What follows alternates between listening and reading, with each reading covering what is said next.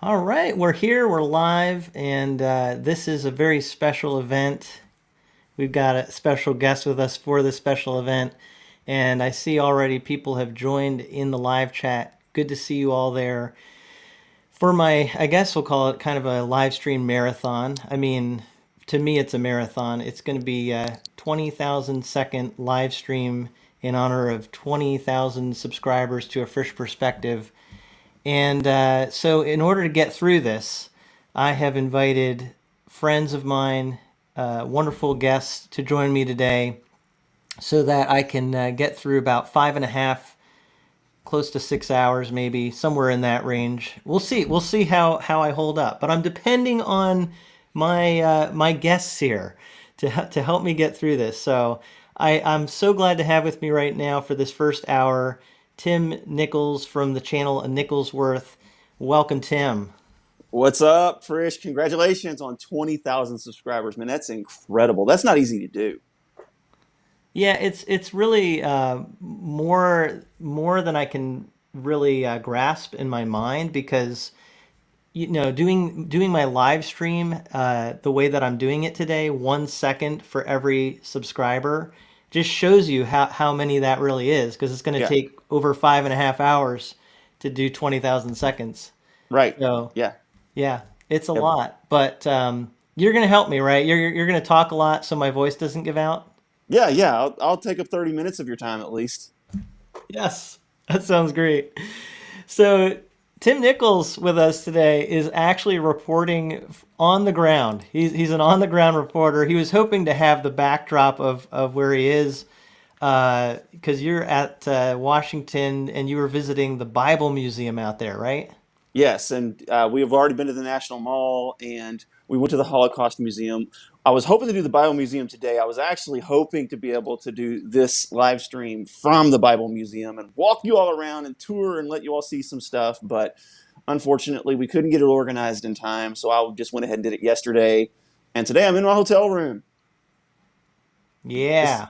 this is not Well, Tim Frisch's basement. This is not a dungeon. This is actually my hotel room. I am not captured. I'm a free man, just so everyone knows. I did I this. made him. I made him turn the light on behind him, so because it looked like you were in a bunker and Yeah. like I had trapped you or something. Yes. So no, he's here of his own free will. He can leave Yes. anytime.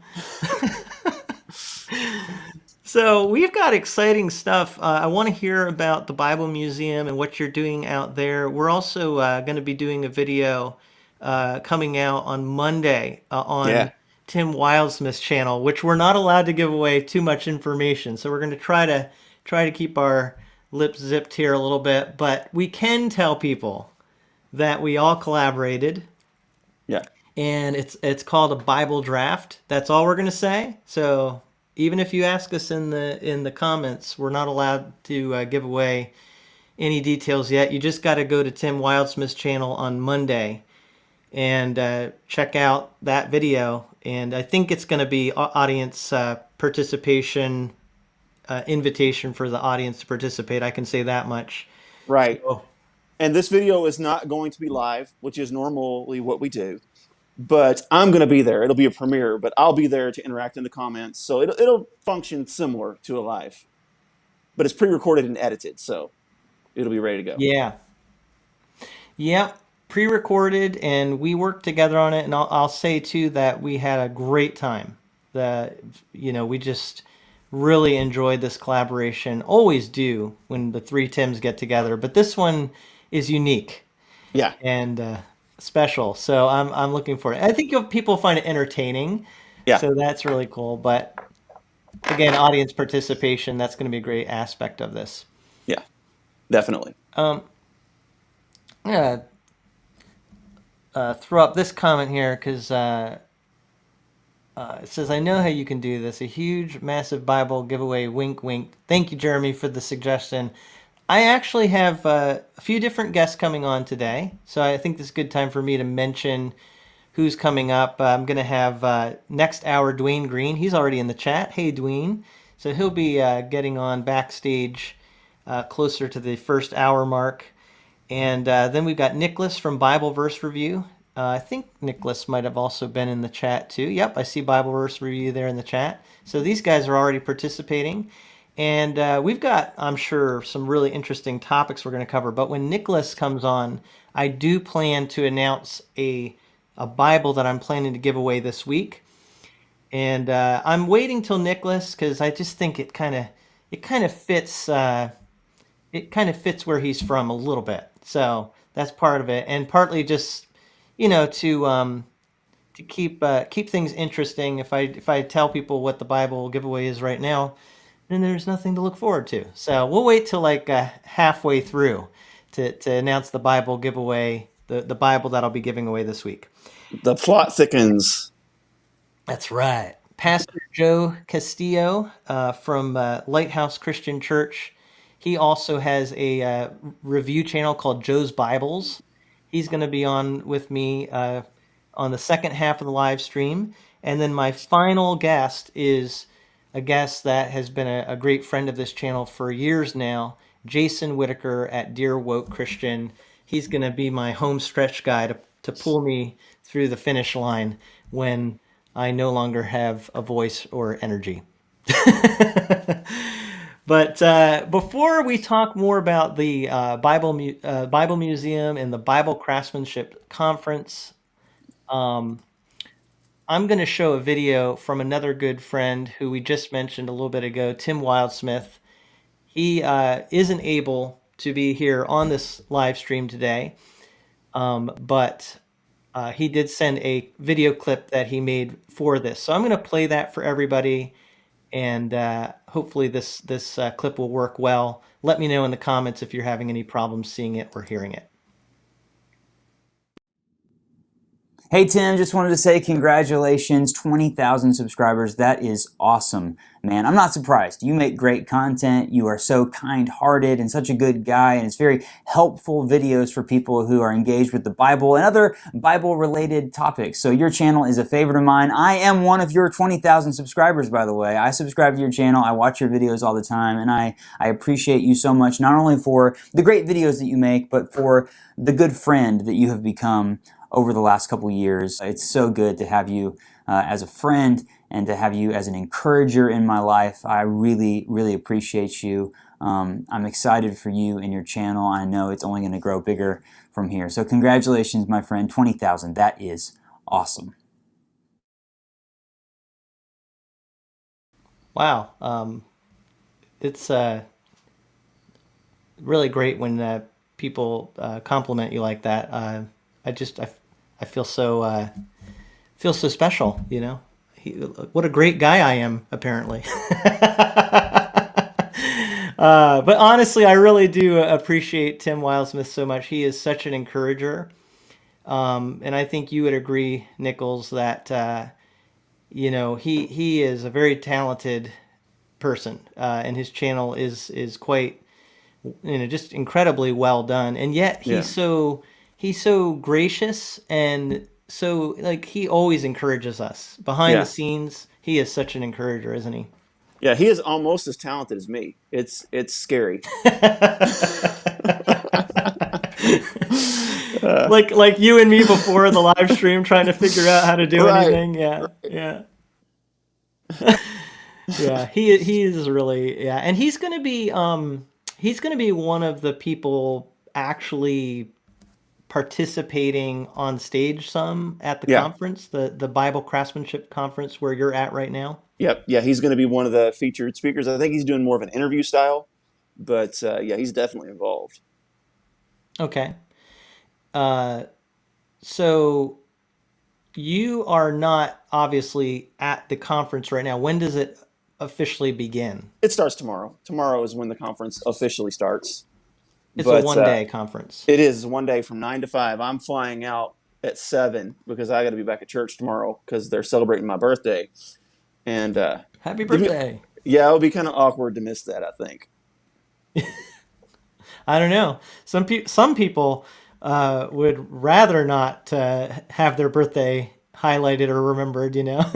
Yeah, I'll be 50. So, Ooh. yeah, yeah, and That's awesome. embrace it. Embrace it. Amen. That's right. I actually look at every milestone as something to be really thankful for, Right. right? There are so many people in history that had their lives cut off short, and to reach a new decade in one sense is really a wonderful thing. Although it does remind us of our mortality and Yes. the brevity of life for sure. Yeah, and But that's one of those things I think becomes more real as each decade passes. Is I think it was Jonathan Edwards that had resolutions, and he talked about several resolutions. He said one resolution was to ponder his death every day, and I think that's a healthy thing. is to Hmm. because number one, it kind of keeps us on task. Andre deGrasse, of all people, who is an atheist, actually talks about the importance of remembering your own mortality and thinking about your own death. And he talked about how it keeps him on task, because he said if you had forever to live, then what motivates you to get out of bed? What motivates you to do anything? He says, the reason I get up, the reason I'm motivated, the reason I work hard is because I know my time's limited. So I think it's a healthy thing. Exactly.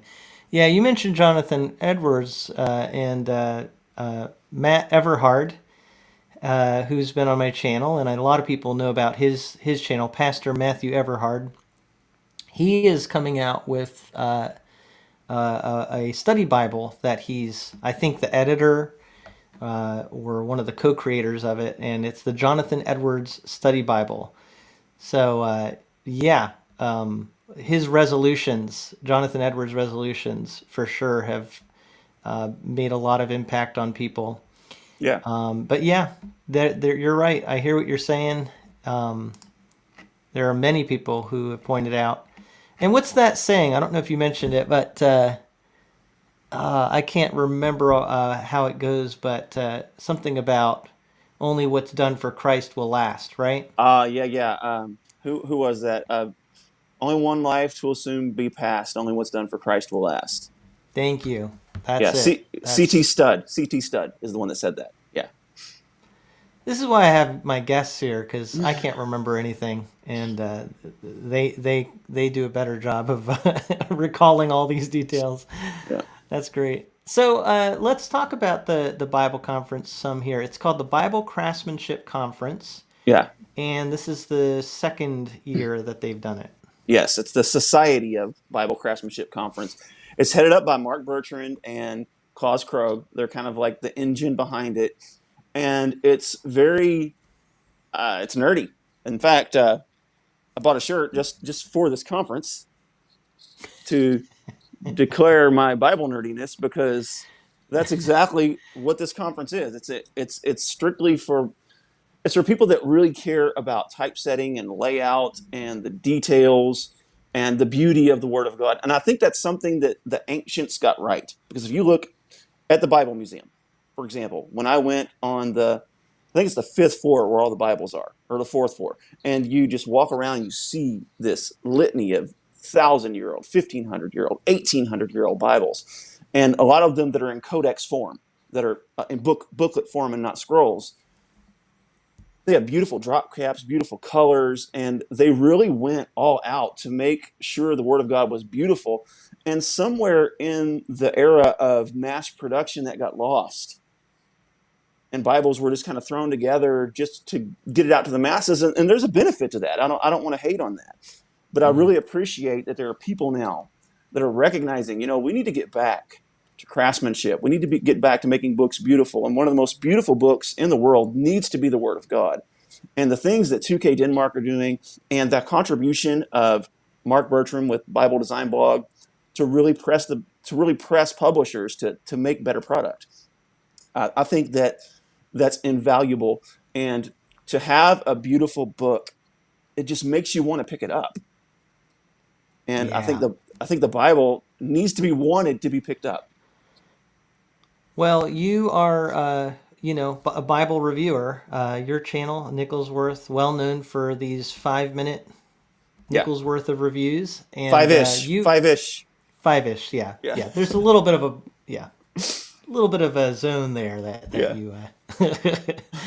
But no, it really you do keep them quite succinct and pack a lot in. Fortunately, you have the gift of being able to talk at a pretty high pace, so that does actually help. I think sometimes your 5 minute videos say as much as my 10 minute videos, to be honest, because I don't speak quickly. Yeah. Yeah. I definitely talk fast. That's good. Yeah. That's good. But you do keep it succinct, and you just did a video on Bible leathers. Yes, that was probably one of the most fun videos I made in recent, and I knew it wasn't going to be one of the more popular ones. Like the one video, I knew that one was going to blow up, because that just sends the Bible community into a frenzy, and it got over 2,000 views in a day. That's not my typical. And this one is a little bit below typical, but the comments, it's gotten about 30 comments, and half of them are like, this was an extremely helpful video because, sometimes you can't get the Bible you want without customizing it. And if you're going to spend $400 or $500 on a rebind, which is standard cost, if you want any bells and whistles, now you can get the most basic of the basic, the lowest end of the leathers, and you can probably escape for $300. But typically speaking, if you get a craftsman to work on your Bible, it's going to take up to $500 to get what you want. And it would be a shame to put all that money in and think, I really don't like this leather. I wish I'd have picked something else. So to be able to, in 5 minutes, give someone an opportunity to look at probably 15 different leathers, just to help someone make that choice, that is super rewarding. Yeah, and the leather that you said was, I mean, I was interested because you were looking at really all great high quality leathers in this particular video. And so they're all really good leather. And I was curious which one, you would say is the best. And it was really a pleasant surprise actually when you came to the conclusion, because I had a rebind that was done for me by Adrian from AE Bibles, and I actually happen to have it here. It's Battle Lassie Carlo, waxy pull-up cowhide, and that was the one, right? That was the leather you Yes. praised most highly. Yeah, so which is strange because it's not the leather on my favorite Bible. So the leather on my favorite Bible is the Horween Burgundy, which is a beautiful leather as well. I'm going to tell you what, when I got to number 3, I don't know if you could see the struggle, but those top 3 were tough to separate. And at that point, it comes down to the text block. So the Yeah. text block won out with that Horween leather. That stuff is awesome. It's the Horween, the Sokoto, and the Battle Lassie. Those, you might as well say 1A, B, and C. Those things are incredible. Yeah, I agree, and it's a preference thing. Yeah. Some people are going to prefer one over the other, but the fact that you at the end of the day kind of edged it out a little bit. I was like, oh, cool. I happen to have a Yeah. Bible in that leather, and it is super nice. I will concur with you that this kind of leather is really nice. And anybody who looks at this in person is always really impressed. Adrian is one of the best rebinders out there.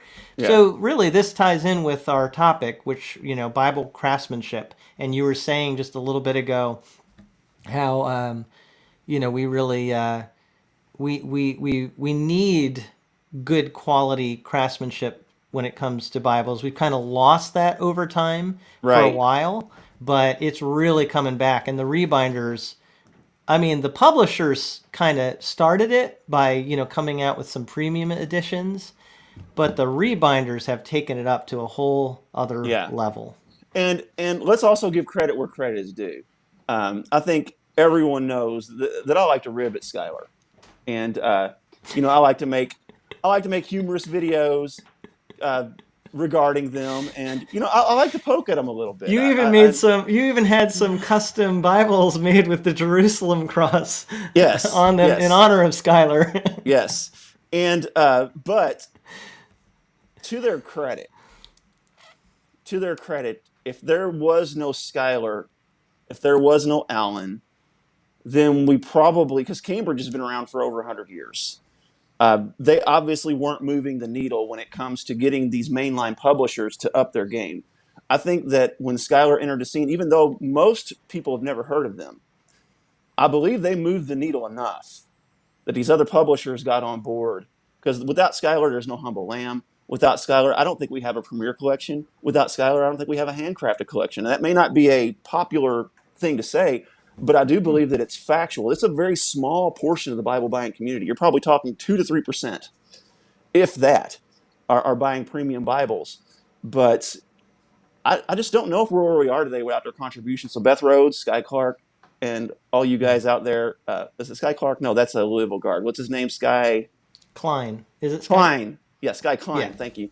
Yeah, not to be confused with the U of L guard that I'm hoping does well this year. Sky Klein, thank you all for your contribution to this end of the spectrum, because and this isn't just about construction either. because I think good Bible construction is important. But I mean, beautiful text blocks, Mm. the drop caps and all the things that Skylar has kind of reintroduced us to. That it's not a new concept. What they're doing is not new concepts, but I think they reintroduced us to a very old concept. And I think one thing they did, if nothing else, is they woke up some of the giants and said, "Hey, there's a market for this." And they began to enter that. And there was some controversy that came along with it, with the sovereign and on and on and on. But I think that the industry overall is better off because people are starting to care about, this should look pretty too. There's nothing wrong with the Word of God being beautiful. Mm. Amen. Actually, it's the best of any book, right? To merit a beautiful copy of it, it's the Bible, because the first Bibles that were ever printed by Gutenberg, if you ever see those were beautiful, Yeah, right? yeah, And you and did see those, right? I did, I did, and I put pictures of them. I put pictures of them on my Facebook page. Also, Hendrickson. Look, Hendrickson does not make premium Bibles, but what Hendrickson does is they preserved like the Geneva Bible, the Matthews Bible, the Coverdale Bible, the Tyndale Bible, and you can get all of these beautiful layouts, and they're facsimiles. They're not, obviously not the real thing, but they look really sharp, really good. Hendrickson also redoes the 1611, but that one's retypeset to the 1901, I think it is. So it's going to have the Times New Roman instead of the original, really fancy. Only the old Zondervan has the original. I think the KJV store actually has one as well. The Zondervan one is missing the Apocrypha, so that's a little disappointing. There's one by Thomas Nelson that's out of print, that's hardback, that is no longer available, but it also is retypeset. But like Hendrickson really does, and I'm talking, these hardbacks are 20, 30, $40, and you can get Bibles from the 1500s and the 1600s that look just like they did with all their beauty. And you can see that, red accents is not a new thing. This Mm. happened 500 years ago. And the fact that we're getting back to these things, I think, is beautiful. Yeah. I do want to make sure we get to this one question I saw from Nicholas Bible Verse Review. Do either of us use any leather maintenance on your Bibles, like leather sprays? My answer is no. The only thing I've ever really done is just handle them, because when I got like my first signature series collection years ago, it actually said on there that your natural oils from your hand will do a lot for the leather.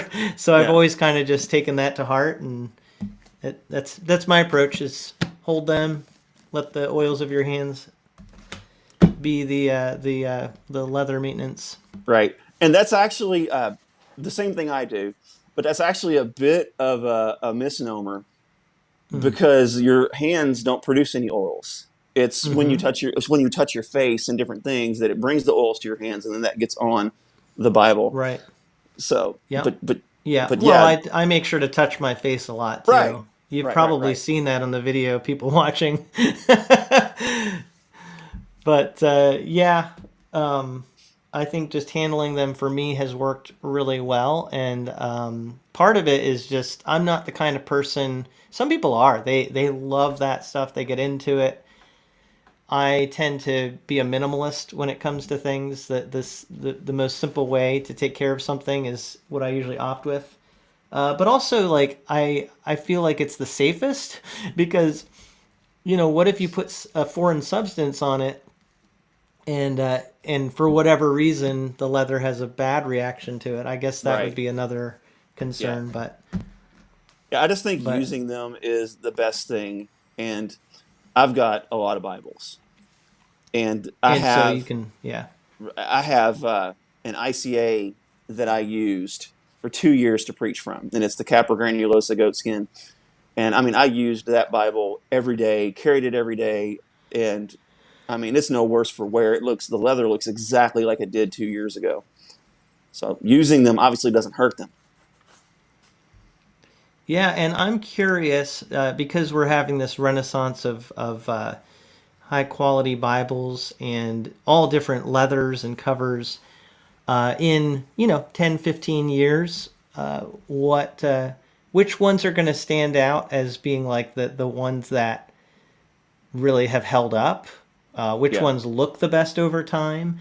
I think this one that you recommended, that you praised, this Badalassi Carlo pull up, is seems like it would look great even in 10, 20 years from now. Yeah. You know. And really, depending on how you want it to look years from now, really needs to depend on what you buy. The Badalassi Carlo is going to age. It's going to show use, but that doesn't necessarily mean that it's damaged or anything's wrong with it. That's how that leather is designed. Your Horween leathers and things like that, they are going to show age. They're going to wrinkle. They're going to scratch, kind of like a boot. Goat skin, that stuff is going to look the same 20, 30 years from now. That's why Steve Speical is so sold on goat skin, is because it doesn't change over time. So that's another video that needs to be made, is, hey, when you're buying leather, you need to know these things about it before you buy it, because there were a lot of people that were paying $320, $330, whatever it was Crossway was charging for those Horweens, and then after 2 or 3 weeks, these things are scratching all up. It's like, that's what they're supposed to do. Yeah. Yeah, and again, that comes down to preference, because some people want something that's going to show the scars, other people want something that's going to hide it. So, we're gonna look at those things differently. But one of the things that came to my mind, though, as we're thinking about Bible craftsmanship, is we focus a lot, even as reviewers. Maybe sometimes I do, to a fault, on the outside of the Bible. uh, but that's because it's what you see, right? That's it's like the outside of a house. That's what you're looking at, and we have the saying, "Don't judge a book by its cover." But the reason people do that is because the cover is what you are going to be first struck by. But I think you and I, many others, agree the inside is incredibly important. Obviously, it's all about the inside, Mm-hmm. and even not just the content, of course, is what it's really all about. But in order to read the content clearly, in order to be able to read it over a long period of time, in order for you to prevent eye strain, and also for you to have a very good, pleasant user experience, the quality of the print and the paper really come into play, right? Yeah, yeah, and that's one area where I really wish Skylar would address, is I wish they would go with the thicker paper. The 36 GSM, I have a 36 GSM NIV Quintel, and I'm telling you, they put that out in the New King James, I'll preach from it. That is a Mm. phenomenal 11-point font. They have the cross references on the bottom. They have the notes in the corner, so they're separated. It's a beautiful layout, but I just cannot. I preached from a 28 GSM NKJV diadem for about a month, and I just stayed frustrated because I couldn't quite get the pages right. I couldn't quite get a hold of them, and I've heard that improves over time, but I don't have to preach out of something for a year before I'm finally used to it. So that Hmm. is why I've landed on that 36 GSM paper with Thomas Nelson, because that paper is so easy to get a hold of. It's so thick and creamy, and the ghosting is very minimal. So that's one area I really wish that Skylar would jump on board with, the thicker paper. I don't think people realize how important paper is, just So the physical paper itself. it's a really interesting situation with Skylar, because they did use 36 GSM paper for a while, and I have one of them, NKJV. I was one of the people who complained, though, that it's a really heavy Bible, Mm-hmm. um, and a lot of 36 GSM proponents, fans, have said it's worth it. It's worth having a heavier Bible to have that 36 GSM. Now, the interesting thing, just so people understand, we're talking about the weight of the paper. The Nelson that you mentioned, that McLaren series, Mm-hmm. that is not heavy as a whole. When you hold that Bible, it's still relatively thin and Mm-hmm. easy to manage. The Skylers had a different issue, and I think it has to do with the page count. I'm Yeah. imagining, and that they use a larger font, and Yes. quite large leading, I suppose. Hmm. And so, as a result, it makes it a difficult call. And it's weird because now they're in a tough spot. Hmm. On the whole, when they switched, when they first brought out their thin tell, it was a hit. It's 28 GSM paper, and they knew they had a hit on their hands, and I think that's why they've consistently gone with it. The sales have pushed them that way. However, there's a group out there that really wants 36 GSM, so it puts them Yeah. in a little bit of an interesting spot. Well, and I think what they could do is they have proven that if you drop the font down to a 10 with the RSV, with the Apocrypha, and the NLT Quintel, they've proven that if you drop that text down to a 10, number one, it makes for a little bit of a smaller Bible, and it doesn't really reduce the experience at all. And it's almost hard to tell that it's a smaller font. That font that they use do they use the Milo? Is that what they use? That's what I know. Some of the earlier editions said. I don't Right. I don't know if it's changed, but And the Milo is very known for being able to be read when it's smaller. And then you go ahead and do that thicker paper. And there's also things, uh, like that concordance that has the really super tiny font. Just in my mind, just get rid of it. so later, Tim, I'm hoping we can have time to do a little bit of a fun thing uh, where we kind of say, okay, if you were this publisher, what would you change? So Okay. we won't do that right this second, but I know the answer for Crossway because everybody says it. But I think there's some things we could do with all the publishers, and it might be fun, but also it would give the publishers some feedback and food for thought. Right. Right. But let me pull up this question that came in from Jeremy Hughes. Thanks, Jeremy, for chiming in. He says, I've noticed that a lot of Bible manufacturers don't do overcast stitching anymore for longevity of the block. Why do you think that all is? And by the way, before we answer this, overcast stitching is extra stitching at the front and or back of the Bible, and you can usually see it. It looks like a row of stitches, and sometimes when people look at that, they think something went wrong because they're not expecting to see stitches near the gutter on the paper there. But that's usually when you see it like that, that's actually called overcast stitching, and it creates a stronger reinforcement of the cover and text block binding. So, do you have an answer from your vantage point, Well, Nicholas? I have noticed like Schuyler, Cambridge, and Crossway, and some of your premium Bible makers do not do the overcast stitch. Thomas Nelson, Zondervan, Holman. I don't think Tyndale does it. But what happens is that first and last signature takes a lot of strain.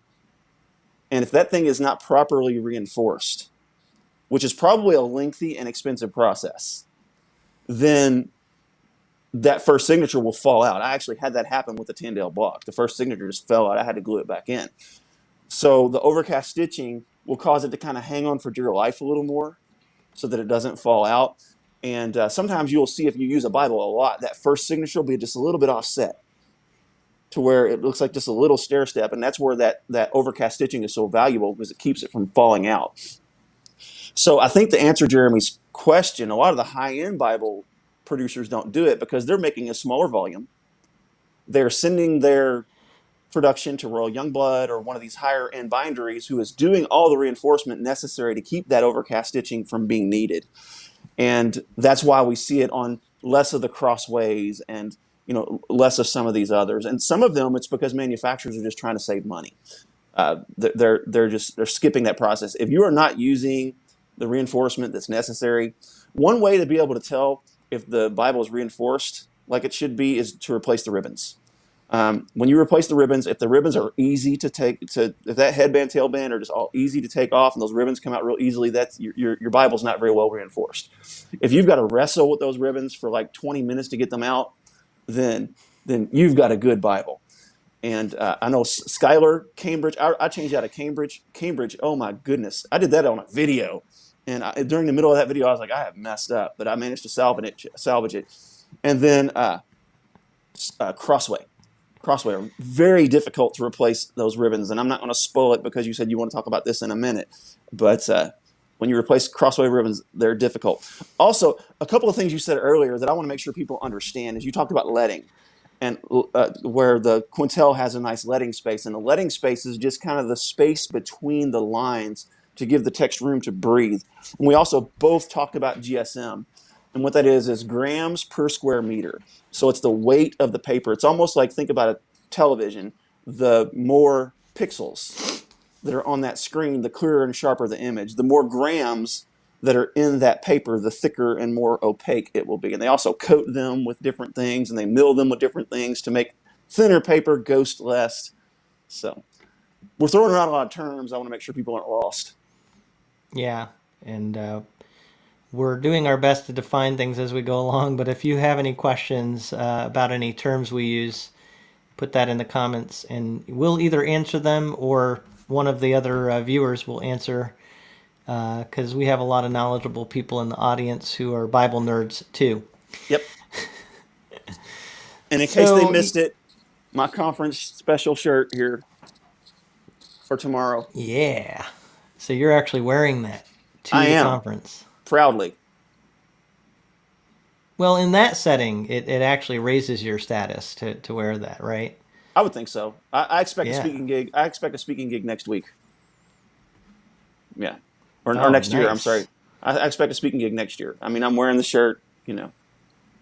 Yeah. That's that's how you're going to get your speaking spot, is by wearing the shirt. And Right, right, right. yeah, I would think your channel would earn you that over time. You know, you're getting your name out there and people know who you are. And I'm sure people have already, if there were people around there for the conference today or yesterday, whenever you were there, there may have been people that already said hi to you and recognized you from your videos. Not yet. Not yet. That has not happened yet. I've only been recognized in public once, and it was the most bizarre situation. I was in Louisville, which is my hometown. I live in Elizabethtown, Kentucky now, and I was at a Half Price Books, just rooting around in the records, because I'm a music enthusiast as well. And some guy comes up and says, "Are you Tim Nichols?" And I'm like, "Yes." And I'm trying to think about how I knew him. I'm like, "Is this guy a childhood friend? Is this somebody I've made mad? What's going on?" He's like, "Yeah, I watch your Bible reviews all the time." And I'm like, "Oh, wow, somebody recognized me in public." That's great. That's great. Yeah. I've had it happen at Christian events, like a conference or something. Never like just randomly where I've been out in public. Hey, I've got one up on you then. That's right. Yeah. Absolutely. All right. So we've talked about covers. We've talked about paper. We should talk a little bit about layout and print, right? Because that's part of the craftsmanship. And Yeah. Klaus Krogh from 2K Denmark, I assume he's going to be presenting. Oh, yeah. He's one of the main features. And what 2K Denmark has done to the typesetting, and even to the typeface, but even to the typesetting, because the difference between typeface is the font. That's what the font looks like. Typesetting is how the font is laid out. And they have contributed a massive amount to that. Like, a lot of people don't realize this, but they do the typeface and typesetting for a lot of the Holman Bibles. They do a lot of Schuyler Bibles, and they do a lot of Tyndale Bibles, but they only do the typeface for Zondervan and Thomas Nelson. Thomas Nelson and Zondervan are so big they have their own typesetters. So when you think about the importance of a font, when you think of the importance of how it's laid out, that's critical. For me, the most important aspect of a font is that it needs to be dark. I don't want it to look gray. I don't want it to be real light. I want the font, and that's where the comfort print that they have made for Thomas Nelson and Zondervan is amazing. And I know the NIV comfort print has taken its beatings, but they have actually improved that over the last couple of years and made it a lot better. My favorite typeface is the KJV comfort print. It is, or NKJV, KJV, they look very similar. They're just beautiful, easy to read.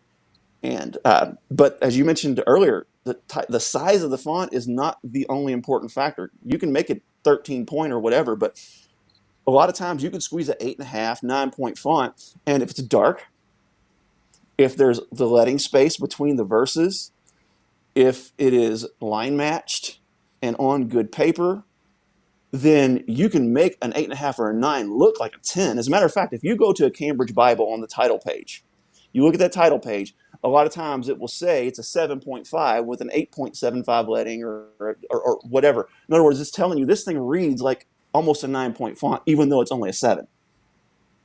So I think that's something really important, is not just, don't go after just font size. Go after layout, typesetting, spacing, and darkness of text, and all those different things. And the rise of red letters in the 1900s, that some people live or die on that hill. I prefer black letters, but I actually like the blue letters in the McLaren. But red letter is so hard to get right. One thing you'll notice on the Strident is the red letters, with the red accents, they'll be really wonky. And the reason for that, maybe the audience knows this, maybe they don't, you cannot print color with a black in that type of setting. You can on your printer, you can on your copier, but when it comes to printing a book, you print the black first, and then you print your accent color next. And if you don't get that set perfectly, you're going to have that wonkiness you have with the Strident. So all these things are critically important when you're talking about setting up a Bible, setting up that page. And way back in the day with the individual letter typeset like the Gutenberg press and all this, man, my hat's off to them. That's, wow. What an incredible thing to be able to do 600-700 years ago, to where we can look at that and we can do that. We can print thousands of Bibles in a matter of hours now, where it would take days for them to complete one or two. In that time, just typesetting each individual page and then making a run of those pages, and you find a mistake, you got to throw them all out, to where now we can edit on a screen. I know I'm kind of off topic, but the typesetting and the layout of the Bible, it is way more important than a cover. Well, we have 5.5, 6 hours that I have to get through, so it's fine. You can go off topic today. I do Well, want to also thank this viewer for a super chat. Seek Things Above TV says, congratulations on reaching 20K. Thanks for your passion for God's Word. Thank you. That's a great encouragement that you would give some donation here toward what I'm doing. Really do appreciate that. I have patrons too on Patreon who I really appreciate. Thank you, all of you, for helping to make it possible. And Tim Nichols and I and a lot of others in our community, that's the bottom line. It is a passion. We really do enjoy talking about this stuff and Yeah. relating to other people on these topics. So it's a joy, isn't it? Yeah, it is. It's a joy. And I don't even have any of that stuff set up because I have an income as a pastor. And, it provides for my needs. And every now and then I'll sell a Bible here and there to kind of take care of some channel expenses. So for me, I don't even do ads. Most of it is because I don't want to deal with the complication it would create on my taxes. I'd love some extra income. I'd love to start a Patreon. I'd love to start this super chat. I'd love to do, but it would make my income so complicated because I have a full-time income through being a pastor. So my church is really gracious to let me do this as a side hustle. So I'm really grateful to be able to do it. Yeah. And everybody does approach it differently. But Yeah. so I did want to mention that. But let's get back to talking about the design of the typeset, the typeface, all of that. And you said something about the Strident being wonky. hmm I might have missed something there. What did you mean by that? Well, because when you have to print in two colors, when you use accent colors, you print the black, It was and in then the was it in the it's in the footnote? references. The It's in the references. references. Okay. Yes. And you can't tell in the type because there's no red letters. The Strident's but like sometimes you'll see a red letter text and you'll see the red verse just slightly off a little bit, and that's because they didn't get that printer set just perfectly. It's very difficult to do. The other thing that's really difficult with red letters is to get them consistent, and I'm not sure why that is. I'm sure there's some big fancy answer through printing, but you'll see some that'll be extremely dark on one page and they'll be a little lighter on another. So red letters just Well, I hard have to a deal with. theory. I mean, Yeah, my theory is it's probably the ink is one factor, because obviously colors of ink are going to have different traits, right? That just the way the molecules are is going to be right. different depending on. And then I would say the difference between a little bit slightly lighter black and darker black, I think to the eye is not as noticeable. I think our brains are able to pick up on color variation more with red than they are with black. That's another Yeah, theory of mine. right. Well, and if you notice, like even things when they're red outside, they tend to fade a lot easier. So there's just something very volatile about the color red as a printing. And claiming Christianity, Steve Van Kulen mentioned that it's not all about premiums, and I think he's responding to someone that's talking about getting reviews started. Um, and that's the truth. It's not all about premiums, but I think the reason that there's such an emphasis on premium Bibles is because of the fact that the covers just last. Those synthetics over time they'll start flaking and falling apart. But get a good text block. That Mm-hmm. that is the key. The text block is the actual pages, the block, the Bible itself. Get something that you're satisfied with, even if it doesn't come with a good cover, because eventually, you can get it recovered, or you can just live with duct tape. At the end of the day, it doesn't matter. I think the reason there's an enthusiast group is because these high end Bibles are called heirlooms. That means they're meant to outlast you, so that you can pass it down from generation to generation because they're meant to be used.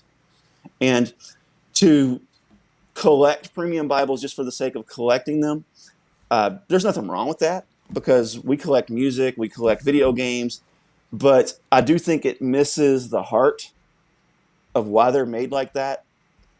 Because, and I'll be honest, I brought a cowhide rough cut NKJV with me to DC. I did not bring one of my super high end premium Bibles because I didn't want to get it messed up. So I'm contributing to the problem as well. But Steve makes a solid point that get something you're going to use and let that be the primary reason you get it. Sorry, Steve. It's all about premiums. That's the only kind of Bible anybody should ever. No, no, you're right. You're right. Absolutely. I was gonna run with you on that, man. And this actually is an interesting thing, kind of getting into printing problems. And Ann McMahon, I think, or A.D. McMahon, thank you for chiming in.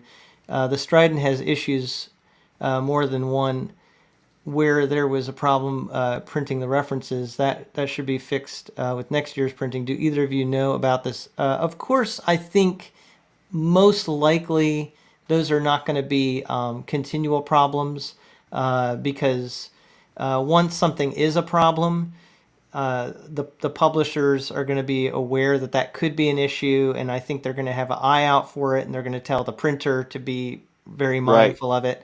But it brings up the issue of, and there's a lot of different types of printing problems that can happen. But something that came to my mind as you were talking about Gutenberg and what he was able to do, they were able to do everything very meticulously by hand. And even back then, there's a famous error, of course, that happened not with Gutenberg's printing, but after the King James was printed. The Adultery Uh, Bible.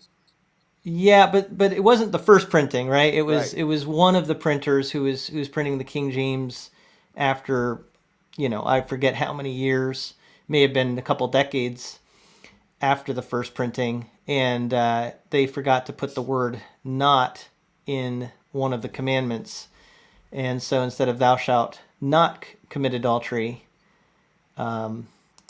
it said the Thou, opposite. yeah, yeah, thou shalt commit adultery. Yeah. Yeah, so known as the Adultery Bible. Yeah, so I hear Dwayne in the background, or I hear Dwayne's audio in the background, so that's a good sign. He's going to be our next speaker. I think he made a muted his computer, but I want to kind of wrap up our time together with Nichols here, and I said that maybe we could do a little bit of a fun exercise here where we talk about if I were this publisher, what would be something I might change, make an improvement. But just to cap off what we were just talking about too, I do want to say the different publishers, because we don't do things by hand anymore, are looking at computers. And I'm referencing Schuyler. I'm referencing Humble Lamb just came out with a Bible, and people are talking about some printing errors with that. Hmm. And what I think is that, and someone else has said this too. I saw it online.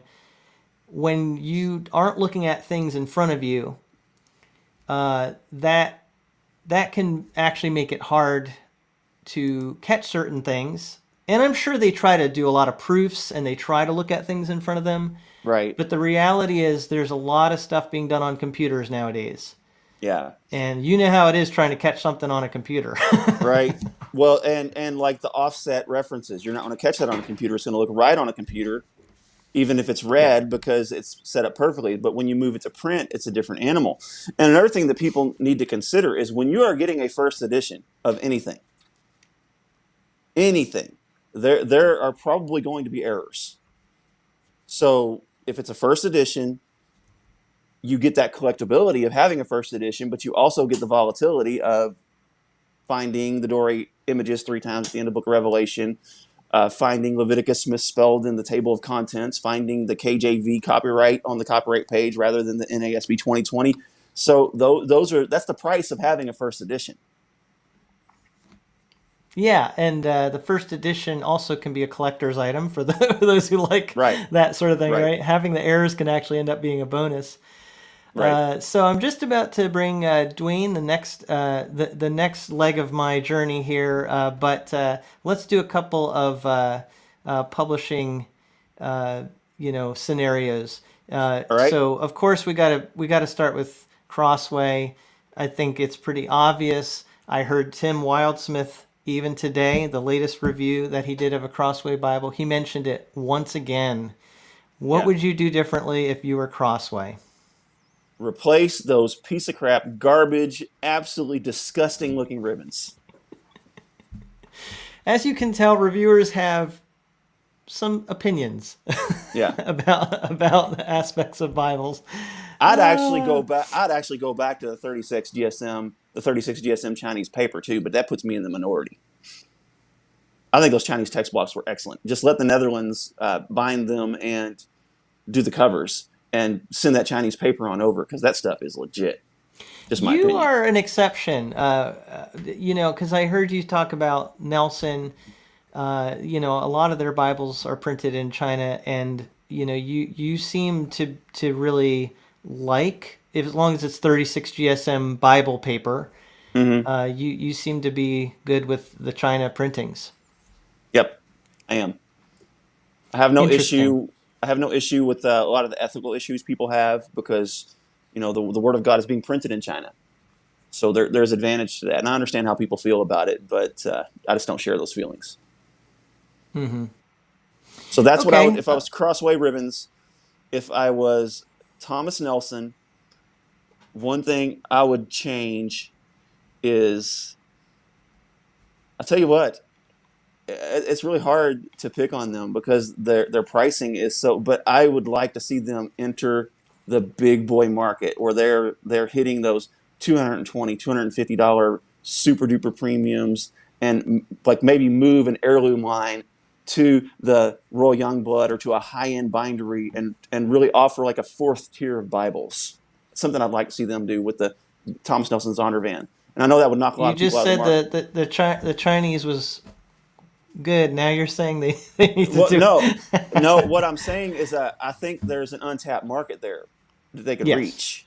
right. Yeah, that's what It's I'm not saying. it's not your preference, but you're Right. saying there is a market. Yeah. I think there's a market for it, and I believe that would put them in that market. By the way, when we were talking about Crossway, Bible Verse Review said he has a very different problem with Crossway.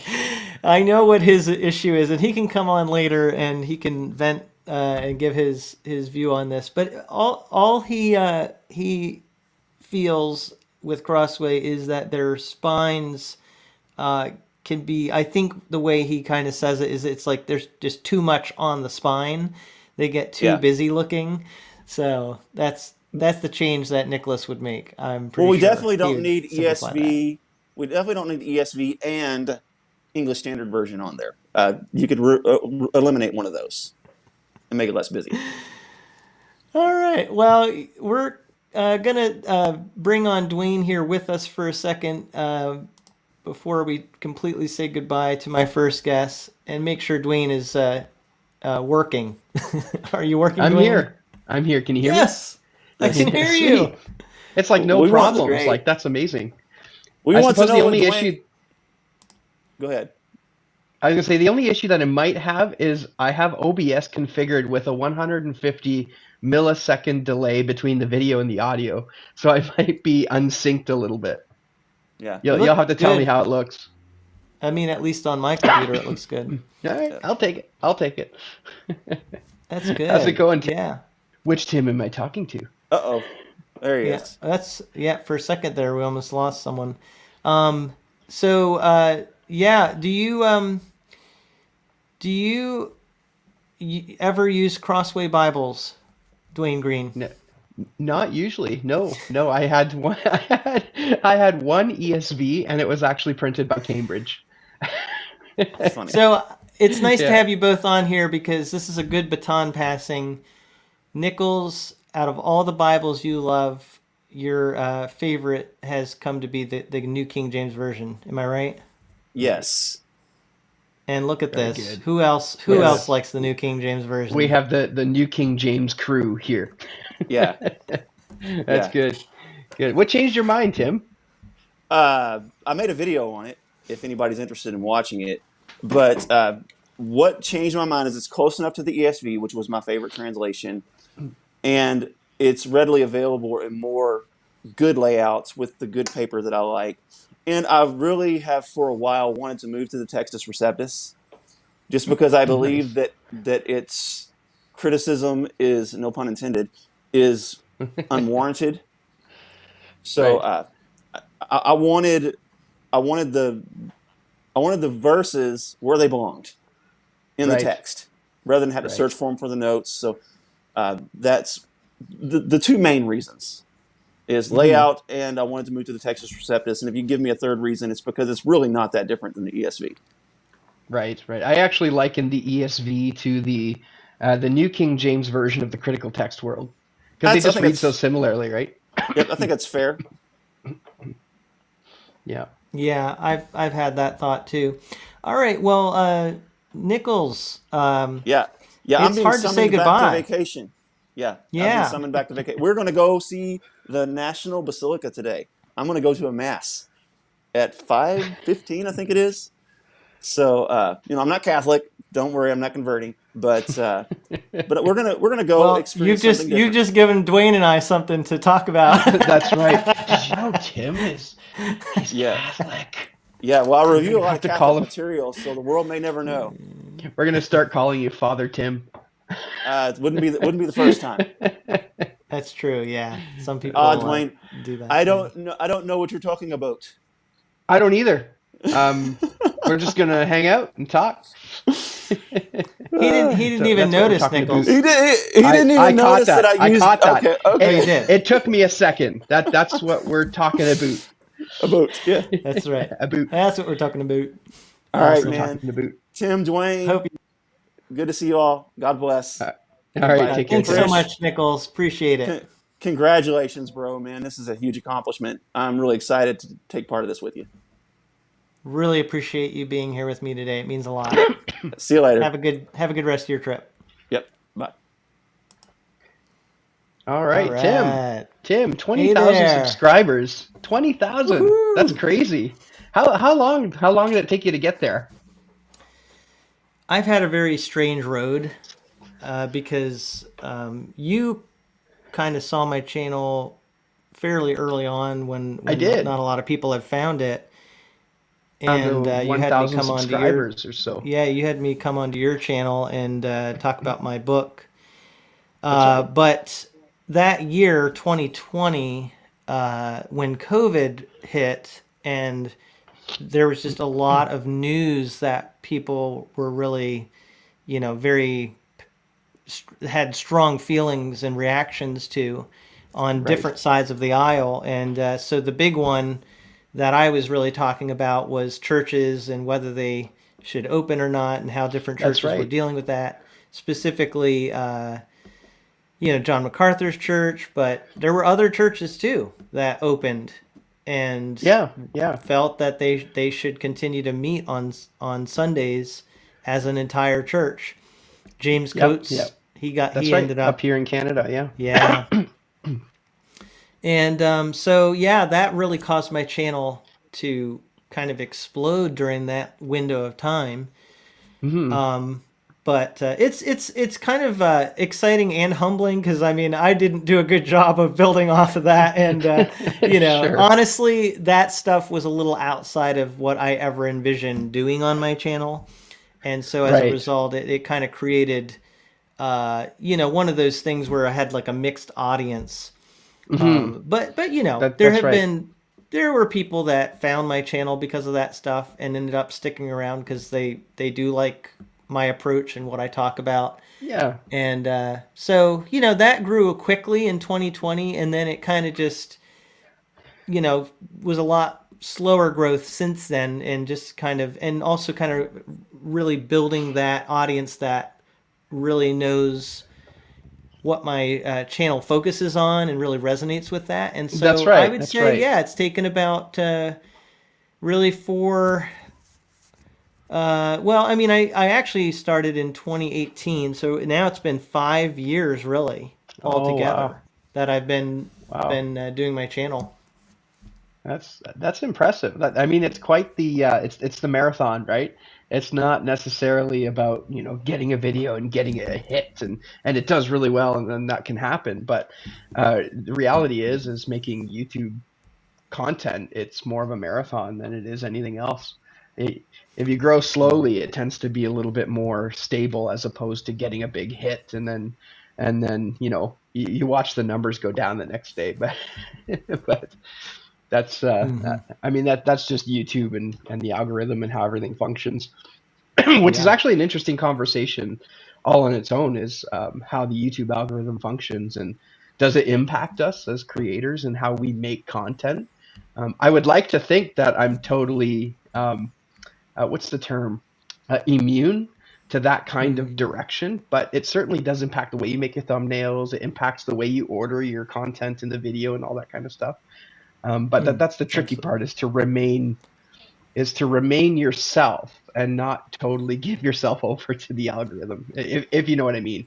It's one of those things I think about rather frequently. Yeah, and I'm just going to put a question that came in here. Sure. Logan said, anyone can answer this. If I were to start a review channel, what softwares should I use, in just in y'all's opinion? And people in the audience can also, chat there and give some of their opinions. I use DaVinci Resolve. They have a free version, kind of their starter version, but it still has really good features as far as editing videos. But Dwayne, you're like an IT guy, so Yeah. you know Yeah. Yeah. Before I was you a pastor, I was software developer. So I mentioned yeah. that in my last So video. I don't know. You may actually sometimes people that are actually really good with computers are bad to ask because they can work with anything. Yeah, we can. Yeah, we can Jimmy rig up a few things. Eh, The jank is and they do, strong with yeah. this one. You can use stuff that's less user friendly than the average person. That's right. That's right. No, but I use DaVinci. Before DaVinci, I was using Filmora. But I found that when I was doing the interviews, they were longer videos, right? So the editing, you would have 2 hours of content in the timeline, and Filmora just couldn't handle it. So I actually had to give that up for something else, and DaVinci has been working out really well. So that's all I use for all the editing and everything I do. And then I record separately in Audacity, and I do some edits and stuff to the audio, and then I port it all in separately. Well, But your like even stuff. my setup here, right? I got this computer's actually running the live stream. that I'm viewing you on, and all the comments, and then I have my camera in behind it with my microphone connected into the PC. So I'm actually surprised that you don't notice any lag between the audio and the video. Yeah, it looks great and sounds good. I hear a little bit of clicking. I don't know if the audience is hearing any kind of a almost like a digital type clicking, but I could be wrong on that. It may not have anything to do with your setup. I had to double check there because I'm actually in the laundry room, so on the other that way it's laundry, and there was Yeah. some laundry running. I totally forgot to make sure it wasn't running, but it's not running, so we're good. Yeah, and I know you may have to leave momentarily at times because the kids are around there somewhere, and I know That's that right. how They're that they're is, upstairs. They're right? right above me. Yeah. So Right we'll now we'll they're we'll playing Goat Simulator, and so that will work for an hour. So Well, I want to let the audience know that Dwayne, my guest here, is a pastor up in Canada, and in a second he can tell us the specific town. But his channel, Dwayne Green's channel, if you haven't seen it, he covers a lot of textual, New Testament textual criticism type issues and which text basis of the New Testament we should be using as Christians. Gets into theological things, and so he's my second guest today. I'm going to try to go 5.5 or 6 hours. He's going to get me through hopefully the second hour here, that's and right. we're going to talk about textual criticism, some different Bible translations, and also he mentioned as an idea talking about the mark of the beast, which I mean, hey, why not, right? Let's That's talk. right. That's right. Let's do it. Certainly an intriguing issue, Yeah. if not controversial. But that'll be a good topic during this hour. And next hour and a half or so, I plan to have Nicholas from Bible Verse Review. He's actually been chiming in. He's a marathoner too. I can Nice. tell. He's already been on with us for a while, and he's going to come on with me next hour. And that's when I'm going to announce my Bible giveaway Bible for this week, and the winner will be announced next week. But next hour, I'll talk about that. And then the fourth hour or fourth and a half hour or so will be Joe Castillo, pastor out in the Seattle area. So it's going to be interesting to Very good. get. I'm covering all different locations. Nicholas is in Northern Ireland. You're up in Canada, and we just talked to Tim Nichols, who right now is in Washington, D.C. So we're going all over the place. And finally, we'll have Jason Whitaker from the channel Deerwoke Christian, who is he lives in Atlanta, Georgia, that area. So we're going Nice. all over the place. Good. All right. So before we get to the mark of the beast, talking about that very simple, straightforward issue. That's right. Very I simple. can't Very wait to simple. watch the live chat just to That's right. light It's up gonna when go we talk nuts. about. Yeah. Let's talk about. Actually, this is cool. I had someone reach out to me, a editor for a Bible translation that we've talked about a little bit, actually. And I Okay. told you that one of my barriers, I guess, to talking about the translation is I tried to reach out to the publisher and I never really heard anything back, and it made me feel like they weren't giving a lot of attention to their translation, like Okay. publishing it, new editions, and um, you know, continuing to just give attention to it. It's the Oh, okay. modern Okay. the Yep. modern English version, and uh, I think his name is Jim or James Lindsay. James Lindsay. Yeah. He he had a review copy sent to me Oh, very of cool. the personal size large print, and he said he would really love for me to review it and talk about the translation on my channel. So that is going to be coming. I am going to talk about this Bible translation and my thoughts on it. Not too much detail today, but we can talk about Yeah, it yeah. a little bit here. Yeah, if I'm not It is. mistaken, I think they're coming out with a second edition shortly. Exactly. Yeah. I Yeah, think yeah, I part know. of they're kind of like a smaller operation, or obviously they're new, but they're not one of the the main publishers out there, like No, Lifeway no. or Zondervan and Nelson, and all of those publishers are incredibly experienced, right? I mean, they've been producing Bibles for hundreds of years, some of them, and then their translations, they just had a lot of money backing them and a lot of Right. personnel and even like people that are well known endorsing their translations. However, this translation when it came out, they got some really good endorsements and Yep. they did some really smart things, and so they do have a following.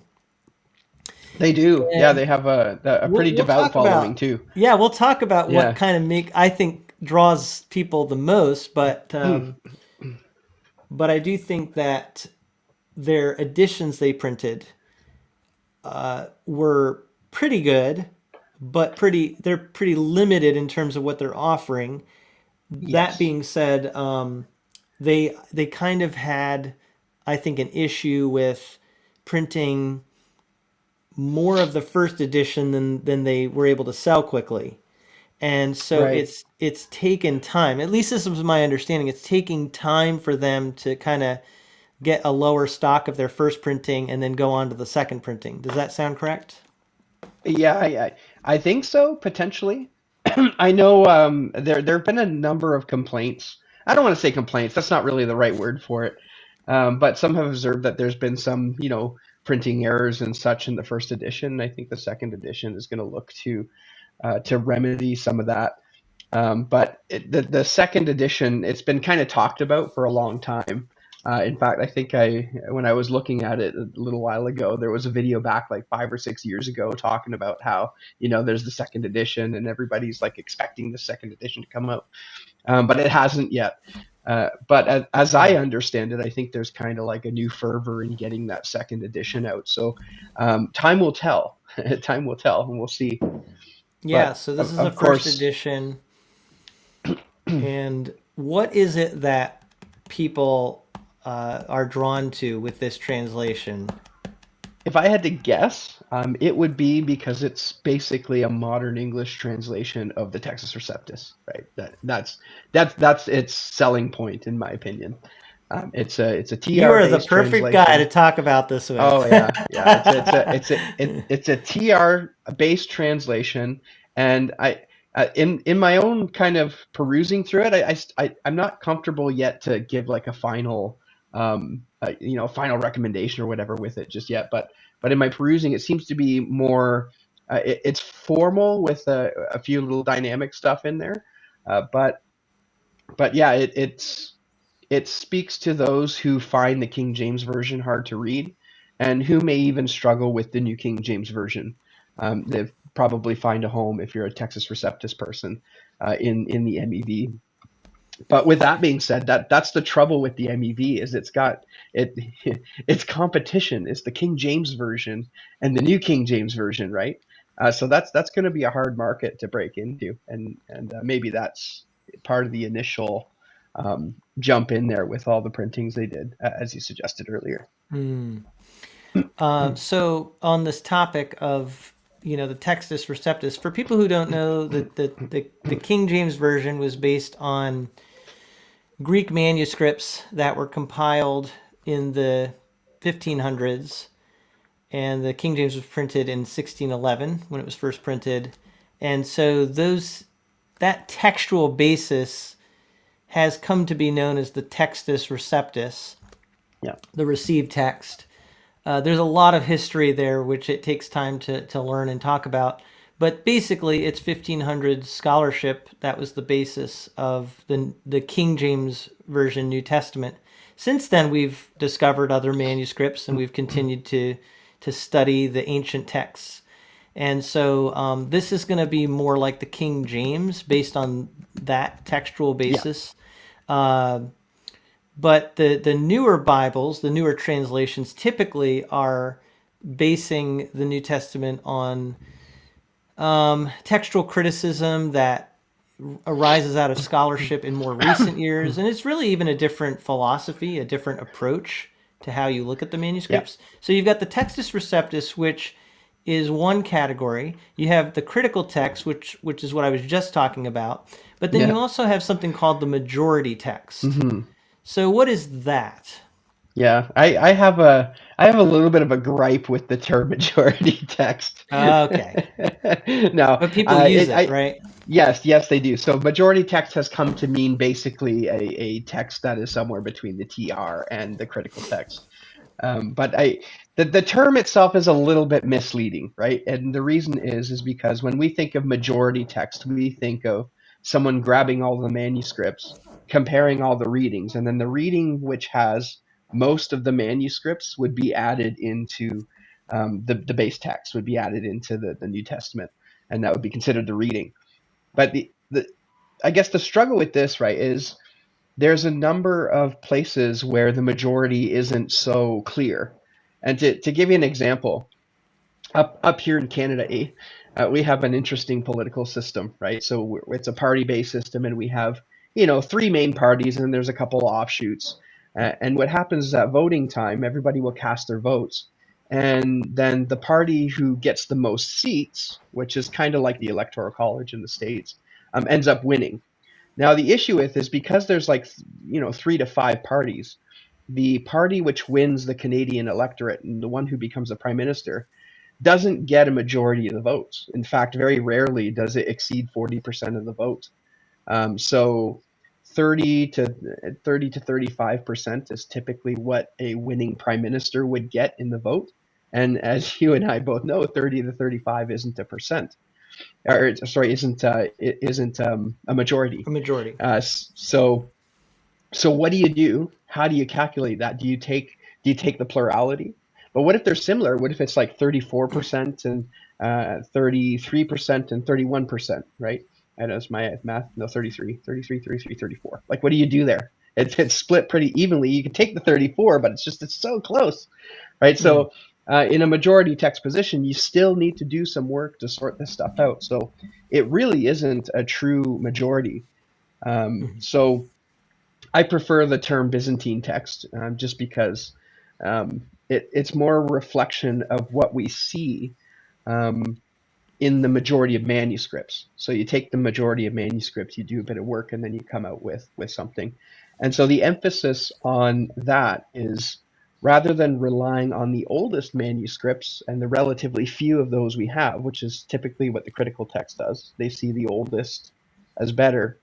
Majority or Byzantine position would see the vast majority of later manuscripts as containing a better reading, and mhm. that's the gist of the argument in Would my would my you opinion. would you distinguish between the would you distinguish between the Textus Receptus and the Byzantine text as you're defining it? Yes, yeah, I would. I actually came under a little bit of fire in one of my videos. I suggested that the TR should be considered a majority text, and for the most part, it matches more closely with the majority or Byzantine text than the critical text.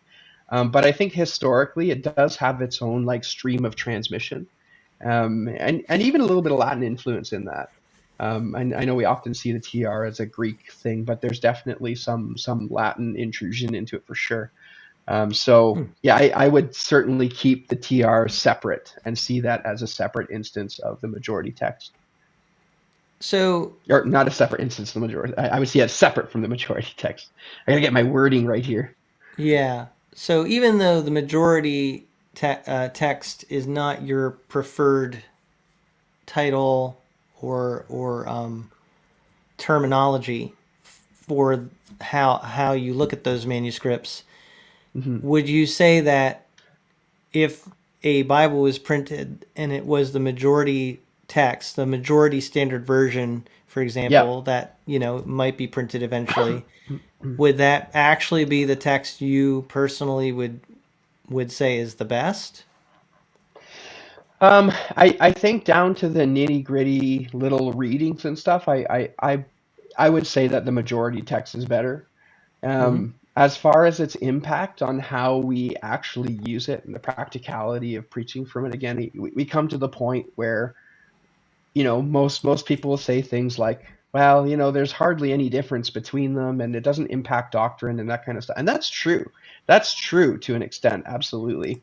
The main themes of the Bible are not impacted really when we talk about the distinctions between the critical text and the Textus Receptus. But Mm-hmm. then when we move into the distinctions between the majority text and the Textus Receptus, well, I mean they're almost identical. I have here a Textus Receptus. This one's really interesting. Maybe we talk about it a little bit. But anyway, a Textus Receptus is relatively new, printed by Grange Press. And I went through and I found all the differences in the book of Galatians. Um, Actually, I didn't really find them myself. I found a document that Maurice Robinson had actually collated and went and compared all the readings in Galatians. And there were only 6 between the Textus Receptus and the Byzantine text form. Just 6. Mm-hmm. And those 6 differences were like, they were nothing. They were nothing. Like one example here, I don't even know if I highlighted it. It was such a small difference, but it was one having to do with orthographics, how it sounds. So you know how we put an N at the end of the letter A when the next word has a vowel? So I would say an apple instead of a apple. Just makes it flow a little better, makes it flow a little nicer. That was Sure. one of the differences that I found in the book of Galatians. It was Yeah. Allah versus al with apostrophe next word. So I mean, they're between the majority and the Textus Receptus, they're essentially the same. Essentially, and you'll find a few differences in Acts 8:37. I think is one that I got to look into, but I'm it's gonna share something I shared, I think, last week too, and I just learned about this. It's Mark Ward worked on it with a team of people, oh yeah, and it's the King called James Online yeah, Bible King James Parallel Parallel. Bible. Let me see if I pull it up here. Please let us know in the comments if you can still hear us. Um, Hopefully you can still hear me now. Please let me know in the comments if there's any issue with hearing us. But can you see this, Dwayne, by any Yeah, chance? I can. I got it. I see it. Okay, and what I wanted to quickly show, Matthew 5 here, I just happened to pull this chapter up, is that this is showing anything that would be different between, on the left is the Textus Receptus, on the right is the critical text. And this kind of shows you, that this chapter here is really similar, you know. Yeah, yeah, And there are going to be some difference. Here's, they have without a cause. Now this is yeah. what I meant by difference in approach, because the question on the left would be the Textus Receptus. Is it more likely that someone put in this phrase to clarify, or is it more likely that someone took it out for some reason, or by mistake took it Right, out, right? So I think right. that's kind of what the crux of the issue is. And And that's difficult to determine without being able to, read the mind of a scribe, right? yeah, So. so I'll be honest with you. Over the years, I've kind of come to more of an agnostic view, because I think, Hmm. we're talking about things that we can't, we're conjecturing as to Right, which way right. it could go. And I find that a lot of these arguments are tainted by, which you can't help, but we're human. So Yeah. if you went to a university where they taught critical text, and that you looked up to these scholars, and they were telling you this is the right way to do textual criticism, of course you're more likely to think, Right. wow, that's really impressive and that's the right way to do it. On the other hand, here I'm a skeptical person, Yeah. analytical. I see a lot of TR people, and a lot of them have come from that background, and they want the TR to be correct. And so I Right. feel like Right. there can be bias. So that example I just gave, in my opinion, this is just very personal. Yeah. It seems to me in that instance, it does seem more likely someone would add that in to Hmm. to clarify, Right. rather Right. than take it out. Now, does that mean all of the critical text is better? No, because I think there might be instances where the majority text. I know we don't want to call it that, but Byzantine Well, I'm readings I'm might. starting to kind of succumb to the idea of calling Sure, it the majority text. I don't but think I'm going to change minds. Byzantine readings It's may okay. be more legitimate Yeah, when on the whole when you look at the evidence. And so I'm hoping over time that this stuff is going to converge. It can take a long time for that to happen, but I actually have sure. heard some critical text people come around a little bit more to like having greater and greater respect for other textual families. And I Oh think yeah, like some of the TR people are starting to go, you know what, maybe TR is a little bit too far, taking some of these mhm, arguments too far based on the King James, and we right. need to be more careful in our study. And that's where I think the Byzantine text view is a little more balanced. And Yeah. so hopefully we can come to better consensus over time. Well, it's rather interesting, right? When you take a look at the ECM. So, for those who don't know, the ECM is the Critica Maior, and it's sort of the latest go around of attempting to apply textual criticism and come out with a New Testament that's closer to the original. So, the ECM, it had actually backtracked about 36 readings and have selected the Byzantine reading versus the Alexandrian reading. Um, Hmm. I I say Alexandrian reading, but the ECM doesn't make that distinction. But it 36 more readings they've shifted over to a more Byzantine type. So there does seem to be a bit more pull on that side. Do you guys We think got the this ECM question will here. change the conversation? Yeah. Undoubtedly. If I'm not mistaken, I think the ECM is using that kind of newer method of CBGM. I say it's newer, but I think it was like developed back in the 70s and then just kind of recently came to a little bit more of a useful state with computer technology and such. I don't understand fully how it works. I had a guest come on to share and explain how CBGM works, coherent space genealogical method. Makes me sound really smart, but it's a way of using computers to validate readings against each other and then categorize them and return to them. It's very complex. I don't fully understand it, but yeah, Okay. with that in play in the ECM, I think that will definitely change the conversation. And as I said, I mean, there's already 36 readings in the Gospel of Mark that have shifted out of the old paradigm into a more Byzantine reading. So Hmm. yeah, All right. but we'll have to mortgage our house to buy it though because it's very expensive. Each volume comes out; they're very, very, very expensive. Well, yeah, that kind of brings up a whole other topic of money and all of that, and Well, yeah. yeah, ECM's pretty niche though, right? Like you're not gonna sell that to the masses, and so economies of scale don't work. that's true. Yeah. That's true. On the other hand, the King James Parallel Bible is free That's online. right. Yeah, that's right. So I mean, I don't get me wrong. I think people should get compensated for their work, Oh, absolutely. but there can be a balance. Sure. So anyway, I mean it's a whole other topic, but I think the point is when it comes to textual issues, the conversation has been around a long time, Yes. and um, it does get shaped by historical factors. And what happens is at moments in time you can look at the conversation one way and kind of Yeah. see, but when you take a step back and you look at the overall trajectory and how things are coming, you can see conversations do shift over time. Yeah. And Yeah. I think critical text in the 1800s was kind of almost a overcorrection, like a course correction Yes. Yeah.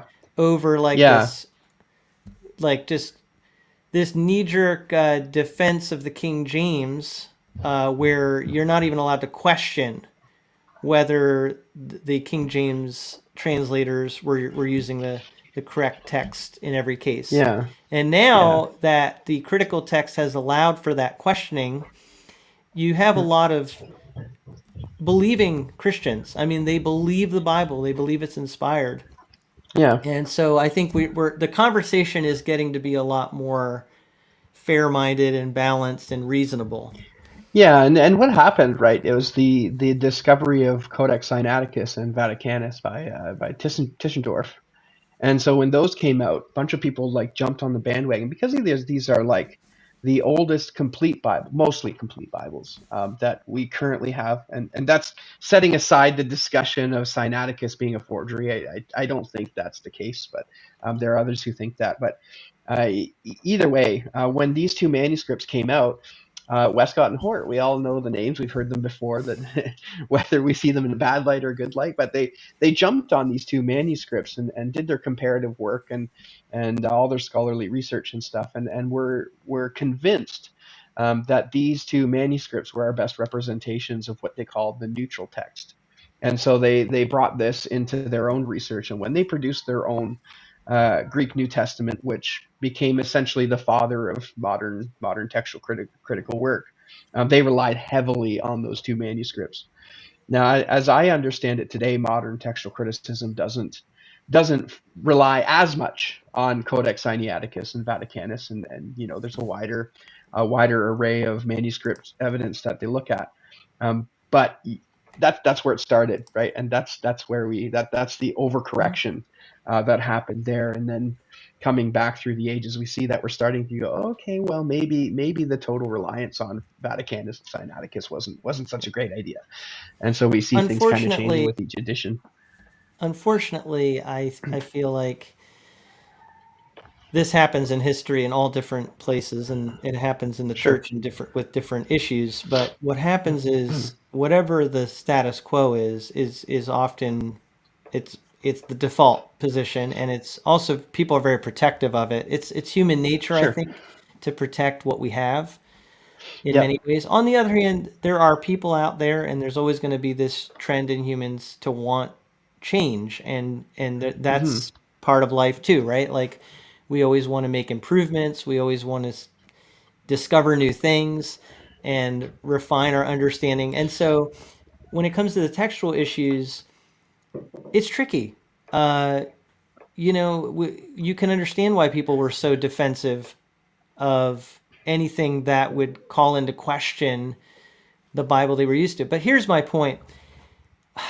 As humans, have you ever sung a song as a child and then heard someone sing it with different words when you were like older? Yeah. And your brain always says they don't sing it the right way Right. because whatever you knew is what's right. And so one frustrating thing to me is I get this all the time on my channel. People will say they took verses out. And you may from your position actually agree with that, but I think a lot of people when they say that, they don't Hmm. even really understand the issues. They Right. are Right. just saying, I know when I read the Bible before it had That's this right. verse and It this had Bible Acts doesn't have it. 8:37. Yeah. Yeah. Yeah. Yeah. So I think that's some of the stuff that we're dealing with is people like what they know and they prefer what they know. Yeah. And that's not all bad. I'm not saying it's bad, but I'm saying it adds a lot of tension, Hmm. almost sometimes unnecessary tension to the conversation. Yeah. Yeah. Yeah, I agree. I mean, I'm of the position that yeah, they probably took some out. Yeah. I don't think they took them all out, right? They definitely took some out. I think there's some passages in there. They're very, very, very little support, but many of the others, right? They have the majority. They have it's in the Byzantine text and all that kind of stuff. So I would typically go that route. But yeah, no, I totally get what you're saying, and I think that's why it's important not to be so dogmatic about it. And as much as we have our Mm. preferences, and my channel is based on talking about textual critical issues with a Byzantine bent, right? But this isn't an essential to the faith in the sense that my salvation doesn't rest on my choice of Bible translation. My salvation doesn't rest on my choice of Greek New Testament. I don't spend a lot of time in the Old Testament, right? That's where my channel is, New Testament textual criticism. But my salvation doesn't depend on whether I'm reading from the Septuagint or the Ben Chaim text. Uh, you know, and I still don't or haven't really come across a textual variant that makes a difference to specific doctrines. Now, we can talk about Mark 16:9 through 20, and it's if it was circulating in Hmm. the first century and it didn't have the long ending, then I would see an issue there. But we have the long ending in in all of our texts, and even some who have put the double brackets and say maybe this isn't scripture, and there's a big discussion about that. It does make it in our Bibles. It is in all of our Sure. translations. Like, we do have it. It's not going anywhere. Um, but even if that were removed, and I don't want to be the one to say let's remove text from the Bible, even if it were, though, there's three other accounts of the resurrection of Jesus, and nothing hinges on that. And when we Right. talk about snakes and scorpions and all that, we see that earlier, right? We see that in other passages of the Bible. That we have Paul with the snake and axe, and Jesus telling us that we'll tread on scorpions, and so on and so forth. So that's probably the biggest one. That and the woman caught in adultery. But what truth is that giving us that is not found elsewhere in the scripture? Hmm. So now, I do want to caution, though, by me saying that doesn't mean that I don't think that it's important and that we ought to, keep those in the scriptures. But I mean, we have to have grace with one another, Yeah. especially in these conversations, because I've heard So life-changing sermons from other viewpoints of the scriptures. So, yes, and one of the questions that's coming to my mind as you're talking about this is because a lot of people were brought up in maybe a very strict point of view, their faith almost rests in having a Bible that they can say, I don't have any doubts as to any single word that right. is the basis for this translation. And Hmm. the idea for some people of any doubt in any place, like the long ending of Mark, almost causes their whole framework to crumble. So my Hmm. question for you is there anything that has been helpful to you or a perspective that you have that kind of is your position when it comes to how do I know that I don't have to throw out the baby with the bathwater, so to speak, and I can know there are certain verses that maybe there's a question mark there as to the Hmm. exact wording or whether it was in all the manuscripts, and I can still have confidence that this is the word of God and that He has preserved it. Yeah, I think. Um, that I mean, I'm a Byzantine guy, right? Like, I just think that the Byzantine has it, and for me that affords enough stability on the text to say that, yeah, God preserved His word.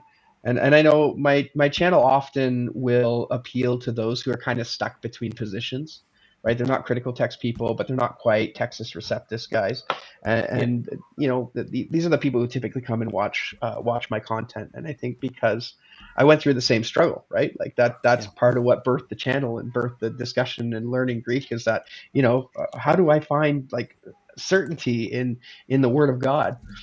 But I ran through, not ran through, but I ran across this teaching from Brian Ross. Actually, he's a King James onlyist.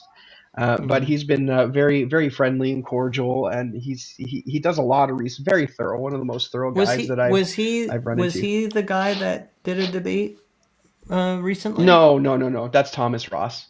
Oh, But Brian oh, Ross, I had these him on the guys need to channel. get I different know, last right? names. It's too Yeah, well, confusing. you guys need to get different first names, Tim, Tim, and Tim. But he put together very well thought out, thorough idea on what he calls verbatim identicality and content equivalence. So when we come across some, now he wouldn't apply it in the same way that I would. He applies it to King James and the TR. But I look at the Byzantine text and I see words that are essentially the same. The words themselves are slightly different, but the final meaning that comes out when you take it all in, it's the same. It's content equivalent. So we don't have to worry about being verbatim identicality, or being verbatim identical, in that every single word has to match and God preserved every jot and tittle. I think that's a misinterpretation of Matthew Mm. 5:18. But Hmm. um, but yeah, the idea that there can be some variance in the words that we see, But the meaning that comes out of the context and the meaning that comes out of everything is identical, and that's where Yeah. you get um, what is it? Identical. What I just said it. It's the words. It's too fancy. It's too fancy. But yeah, I do recommend his content. He's got really good Mm. stuff. He's a King James version onlyist guy, Mm-hmm. but he's really awesome in how thorough he is with his ideas. So certainly check Mm-hmm. him out. But that I found that Yeah, helpful.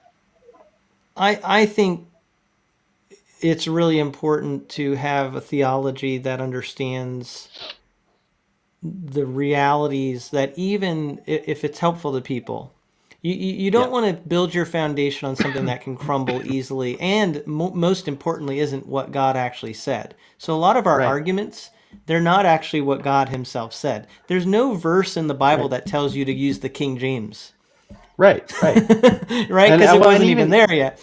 But let's even when take you the New yeah, Testament. The yeah, New Testament, the apostles were basing their understanding of scripture on texts that they had in their day. right. And, a lot of these things weren't as cut and dry from a historical perspective as we wish they would be. In other words, it takes Right. time.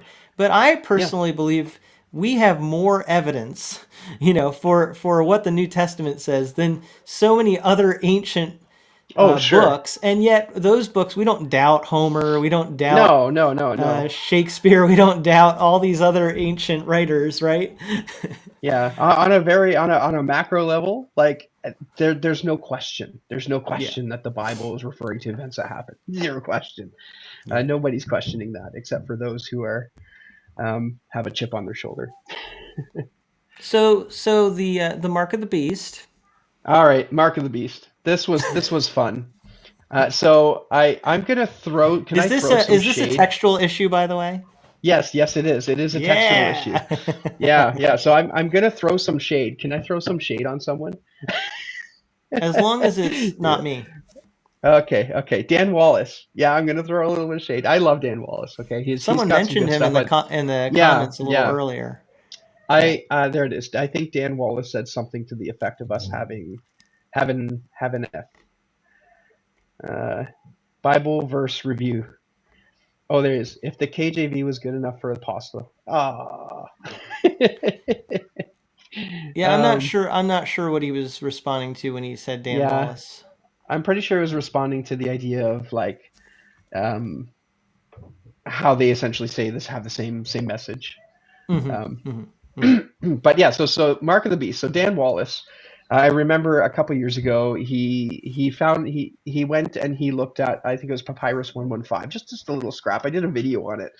Um, and he suggested that maybe the mark of the beast is not 666, but the mark of the beast is 616. I Just as you said remember, that, your video cut out. So yeah, I don't know. Maybe that's a sign, Dwayne. that's funny. That's funny. Doesn't like the number 666 or 616. But yeah, he suggested that possibly, maybe we've got it all wrong, and it's 66. So I went and I did a little bit of research and tried to see things out, and what I discovered was that the reading for 666 is so well established in the like history of the New Testament textual transmission, that it actually surprised me a little bit that Dan Wallace kind of gave the impression that this could be a thing. So Hmm. the CSB has a footnote there, and the CSB says that it's a couple other Greek manuscripts say 616. And when you look into it, there really was only two Greek manuscripts that have 616. One was P115, and that was interesting because it doesn't just say 616, but it has a really weird way of translating it there. And so the one who sort of deciphered it conjectured that it could be that the manuscript could read 666 or 616, like that phrase like that, because there's a little area in the manuscript which is not, it's damaged, and so you can't see what's there. But the word before 616 is the word or. And so no manuscript that we know of in Revelation reads or before 616. And so the conjecture is that it's probably going to be 666 and 616. So the scribe put both the readings in there because maybe he wasn't certain. But then you look at the early church fathers, and Irenaeus was rather outspoken against those who would suggest 616. I think he even suggested that they might be potentially going against the passage in Revelation 22:18 and 19 and damning their souls, right, for using 616. And then everything up from Irenaeus out into the future, most of the church fathers at that point use 666 in all of their writings.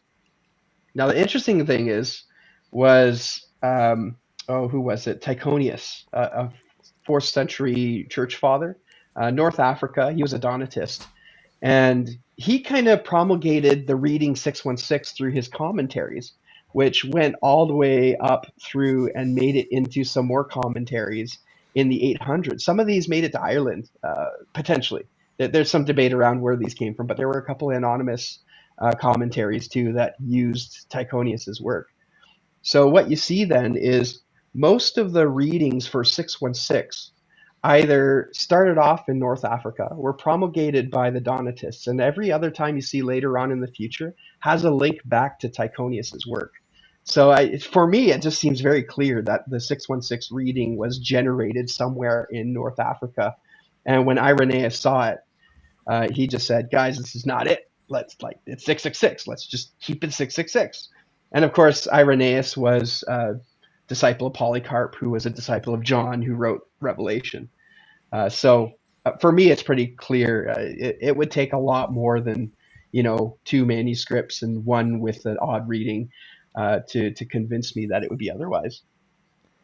So Yeah, there it you would go. also really, it would throw off our cultural use of 666 so much if it ended up being 616. I mean, It even would. people who don't know the Bible know that 666 is a bad number. I know. It'd You be get a whole bunch of hilarious though. Someone's like puts 666 and says something, and no, it's actually 616. That's You right. should be careful of. You'll have all these heavy metal bands who aren't as bad as they think they are. That's not good. No, but Well, yeah, yeah, I that. Go ahead. yeah, I was gonna say, but yeah, I was surprised to see Dan Wallace worked up a little bit over that. I think he said there were some nights where he would go to sleep thinking, and this is in a video somewhere, where he wasn't sure whether it was 616 or 666. I think that it's pretty clear, but again, not to throw shade on Dan Wallace. He's doing some good work with the Center for the Study of New Testament Manuscripts, but Well, yeah, I think he missed it on this one. well, speaking of him, Bible Verse Review was able to finish their thought. Oh, there it is. And Dan Wallace said in regards to variations, it's like putting a 10,000 piece puzzle together or getting a 10,000 piece puzzle. But when you receive it, it actually has 10 extra pieces. That's better than receiving it with only 990 pieces Yeah. of the puzzle. Yeah, It's true enough. Yeah. Yeah. I interesting. mean, there's no doubt about it. At the very least, in the variants, we have the entire Word of God for sure. Again, I would argue for a majority of So them. Red chimes in here. Imagine your hotel room is number 666. Well, now you got to be scared of 666, and if it's 616. Dan Yeah. Wallace, he's scared if it's 616, Six right? one Is that what it six. is? That's right. Oh dear. Yeah. By the way, Dan Wallace, great, academic scholar, and really Hmm. defends from everything I've seen, really defends the Bible, defends the New Testament. But Yes. one comment I want to make about scholars is they're human. They're people. They That's have right. their own perspectives and their influence, just like all of us. I think a lot of you out there, if you're honest, there are days when maybe you're watching the news and certain things are being told to you, and you're like starting to look at things a certain way just because that's where your mind is at, and Yeah. that's the input your brain is getting. And on other days, you have a different perspective depending on your mood and what you've been watching and other That's factors. right. And I think that's unfortunately that's just part of being a human, right? And Hmm. the truth is, academic people aren't infallible, and they know that. They would say that, Yeah. but That's they right. sometimes, just like all of us, they sometimes start to second guess things depending on what information they're looking at. Let me say this, though, kind of in his defense. Yes. Sometimes academics are the best at seeing things before everybody else. Yes. Because just because you're seeing something different doesn't mean you're wrong. Hmm. And I'm not so much talking about the mark of the beast, but I am saying Yeah. there are Yeah. a Yeah. lot of things that academics were the first to discover it, and everybody else was like, no, that's not what we're used to hearing. and Hmm. and then lo and behold, it gets back to our textual criticism. There may have been an overcorrection in the 1800s, and there was too much rationalism, believing in human intellect Yes. over Yeah. understanding God's superintendence of his word. But that didn't mean any type of questioning was wrong. That you Right. can't discover more by looking at more evidence. I mean, Erasmus was looking at the evidence he had, That's right? right. So what's Yep. wrong in the Yep. King James? Let's talk about the King James. The Sure. King James translators put footnotes in the Bible Yes, it did. that, occasionally, not often, but occasionally they would say certain manuscripts say such and such. And Mm. this is a really interesting thing. We all know about the italicized words, but Yeah. there's a verse in First John where like half the verse is Oh italicized. yeah. Five. And Yeah. that's not cuz they just made that up. That's because the manuscript was in question. And so that's how they dealt with it, right? Yeah. Yeah, it's like the interesting thing, like the TR tradition itself, right? So we often hear of the TR as a handful of printed editions, but in reality, there's a very large number of TR printed editions. Um, I I would like to think that it's probably more than 30 at the very least. And we often think of like Stephanus and Beza and Elzevir and Scrivener and name a couple others, but there are a significant amount more. And so in one of my videos, I did a review. So I have this whole playlist where I took the majority text, sorry, the Byzantine text, and compared it with the Textus Receptus. And I went through the book of Matthew. I'm going to be going through Mark shortly. But I found a variant in there that was a variant inside of the TR tradition. So it was a very small variant. I think the distinction was Jesus being set on the donkey, so as in the disciples came and set Jesus on the donkey, versus Jesus sitting on the donkey. That's the variant. Admittedly, it's small, right? Like this isn't going to impact anything, like nothing. It's the same. It's not a big deal. But it is a difference in wording, and Mm, I think there's a difference in tense, whether one was plural or one was singular. mm. So even in the TR tradition, you do have to make decisions on what you're going to finally put into the final edition of the Textus Receptus, and that's what Scrivener did. And of course, he used the King James version in order to help him determine which of those readings were He being he used. reverse But engineered yes, reverse the engineered. That's right. Yeah, that's a whole other conversation. He's got a video on Um, that. Just yeah, wanted to let my audience know Dwayne has a video on that yes. where you clarify that and That's right. explain He your didn't back thinking. translate it. He didn't back translate. He reverse engineered. And there is a distinction there. There's a very important distinction there. So go watch that. You'll Mm. know what I mean. But yeah. So yeah.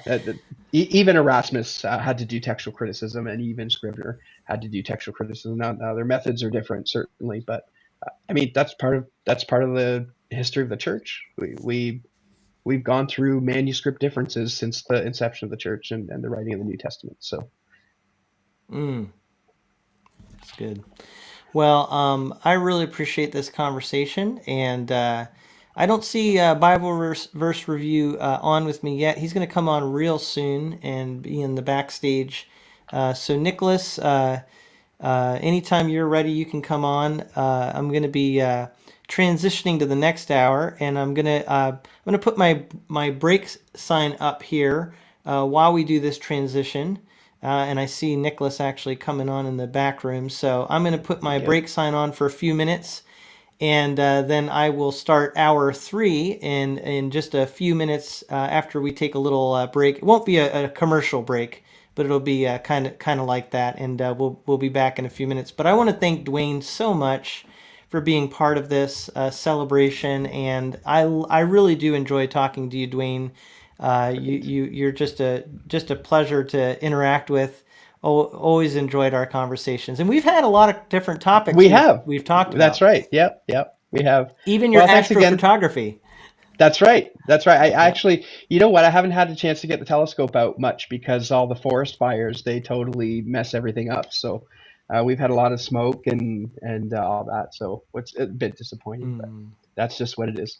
Other people have greater issues with the forest fires than I do trying to take pictures of the sky. So just remember those yeah. guys.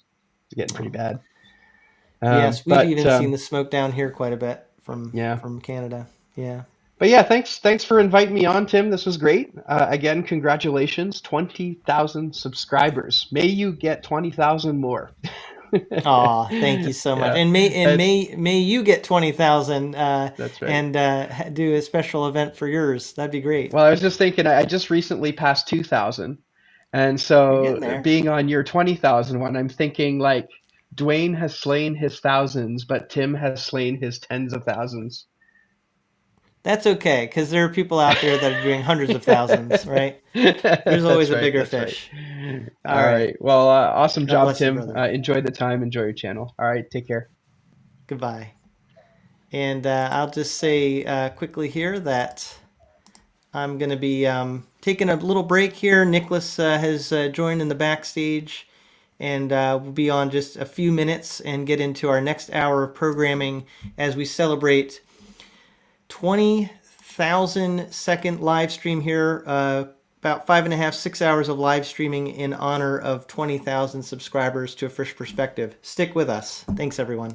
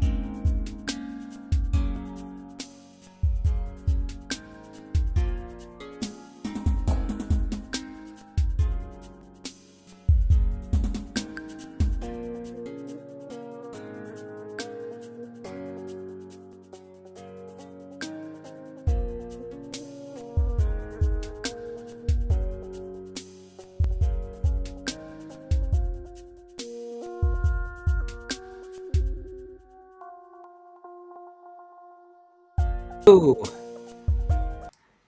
we are back, and as you can see, I'm still alive, and I have a new guest with me, Nicholas from Bible Verse Review. How you doing, Nicholas? I'm good, brother. Thanks very much for having me on. I was just saying to you, congrats on the 20K, by the way. Thank you. I'm so happy you're back with me. We've talked for hours, and I never get tired of talking with you. Same, brother. And Same. it's one of the joys of talking to you is listening to your fake accent. Yeah, yeah. My friend has disappeared. I don't know where he is. He'll maybe come back to me, but yeah, He maybe has a he's got troll. tired of it. Nicholas from Bible Verse Review here has a troll on his channel who regularly, I guess, accuses you of having a fake accent. Is that Yep, right? yep. No matter how many, and like, I have never once like even been slightly rude to the guy. I've just asked him like, what does he mean that he thinks I have a fake accent, and he refuses to answer. So I don't know. Just one of those guys, Tim. Do you Just one of think those I guys. was actually talking to my brother about this. My brother Alan has been in the comments some, so hello to Yeah, my brother. And he had the theory that maybe this was maybe it's someone from Ireland who is like has a kind of has a thing that he's just trying to take a jab at you. yeah. Maybe it's someone down south's like, yeah, I don't like those northern accents. You think that's a possibility? Could well be, could well be. Or to be honest, Tim, maybe he thinks you have paid me to come on with a fake accent or something. I don't know. So Well, and anybody who's questioning, you can go to Nicholas's channel, Bible Verse Review, and you will see, even before he ever talked to me or was on my channel, he has the same accent. So if that is a fake accent, you fooled me too. Because yeah, to be honest, it would be a very hard thing to constantly maintain a fake accent. So I don't know. But Red says here, trolls gonna troll. Yeah, that's right. I agree, Red. I do have kind of a confession or something I would just want to share with the audience that you have a I fake accent. I no, I have a real accent. Well, I don't have an accent. I just speak normal, right? Okay. Yeah, yeah. No, but I actually kind of got you to rewatch, and I think your wife for the first time watched Hmm. Darby O'Gill and the Little People. It's an old Yeah. Disney movie with Sean Connery, and uh, I I I don't know what you really thought of it. I mean, it was probably entertaining to you, right? Yeah, there was definitely certain stereotypes in there. Some were true, some were really overdone. But what was more baffling to me was when you first told me about it, I was off the opinion that I had never heard of it or saw it before. But then when I watched it, I was like, oh, wait, I remember watching this when I was growing up. But it was actually my wife's first time watching it, and she really, really enjoyed it. She got a good laugh at some of the like really over the top stereotypes, but yeah, I do recommend people going and watching it though. It is good. Hey, but a warning. There is a banshee, like a ghost, in that movie that young children could definitely be frightened by. And I will tell you, as a young child watching that, it was it was, you know, nightmare fuel. Like especially for the time that it was made too. Like the effects of it were quite good. Yeah. Yeah, I was talking about this with someone recently. If you watch something as a child that scared you, it it can still produce a Hmm. reaction in you as an adult, even though you don't look at it the same way anymore. Yeah, You remember your brain has that very vivid memory of what it felt like, and you still associate that. So there's two yeah, scenes in my childhood that was the case that I can think of right now. One was the Banshee in Darby O'Gill and the Little People, and the other was Superman 3. There's a woman in there who gets trapped by this supercomputer that's like become sentient essentially, and it sucks her in with like all of its cords, and she turns into this cyborg. And when she opens her eyes, they're no longer eyes; they're just like robot looking eyes, and it's Mhm. kid that was absolutely See, terrifying. I'm gonna have to go and rewatch that now because I know I've watched Superman 3, but I cannot remember the scene for the life of me. So, Yeah. but like I I know, it's a little bit popular in America, but it's more so over here. It's Doctor Who, but the original, like way back when, episodes of Doctor Who were things that were catered towards people with families, and it did traumatize a lot of kids. Yeah, I mean, Doctor Who has stuff in it that's just very unusual and frightening. And my children, a lot of them have watched Doctor Who and have really enjoyed it. And one of my children, my youngest, actually is really fascinated by things that are unusual Hmm. and things that are very, kind of scary, really. Yeah, And so she has like a book that has Doctor Who characters and yeah, pictures, the and aliens, and yeah. she has looked at that so many times. She loves it so much. So Yeah. this is kind of yeah. Doctor Who is from more your neck of the woods, and Yeah. Well, it's kind of gone. I think ever since like David Tennant sort of took over, and I know he's long gone now, but I think it started to go a bit more mainstream around the world. Like it stopped becoming like purely a UK thing. So yeah, your brother saying the Daleks were terrifying. yep. And then Red talked about being for some reason Evil he was Dead. given permission to watch Evil Dead, and that I guess traumatized him as a child. Hmm. Someone mentioned they saw Psycho. Oh, a lot of us have been traumatized by Psycho for sure. But even better, Kathleen mentions Alfred Hitchcock movie. What was the one? Was it called? What was That's the what I one with was the saying. birds? Psycho is an Alfred Hitchcock movie, But what's the one? but Is it there are Birds other or? ones. The Birds is one of them too. Yeah, Yep. it was called The Birds. That was a great movie. Yeah. So Alfred Hitchcock he was British, wasn't he? Yeah, I'm not sure where from, but I know he was. So So we've talked about Doctor Who, Alfred Hitchcock. Man, the Banshee from Darby O'Gill. What is it with frightening images from probably a your lot to do with her pagan history. To be honest, it probably is. Oh, you mean the Banshee isn't in the Bible? It's not... Depends how you would There is the translate. angel of death, right? Yeah, but you would also. I don't know if you've ever listened to them. There's a podcast I listen to. It's called The Haunted Cosmos. It's great. But they talk about like how some terms in our Bible, so jackal, for example,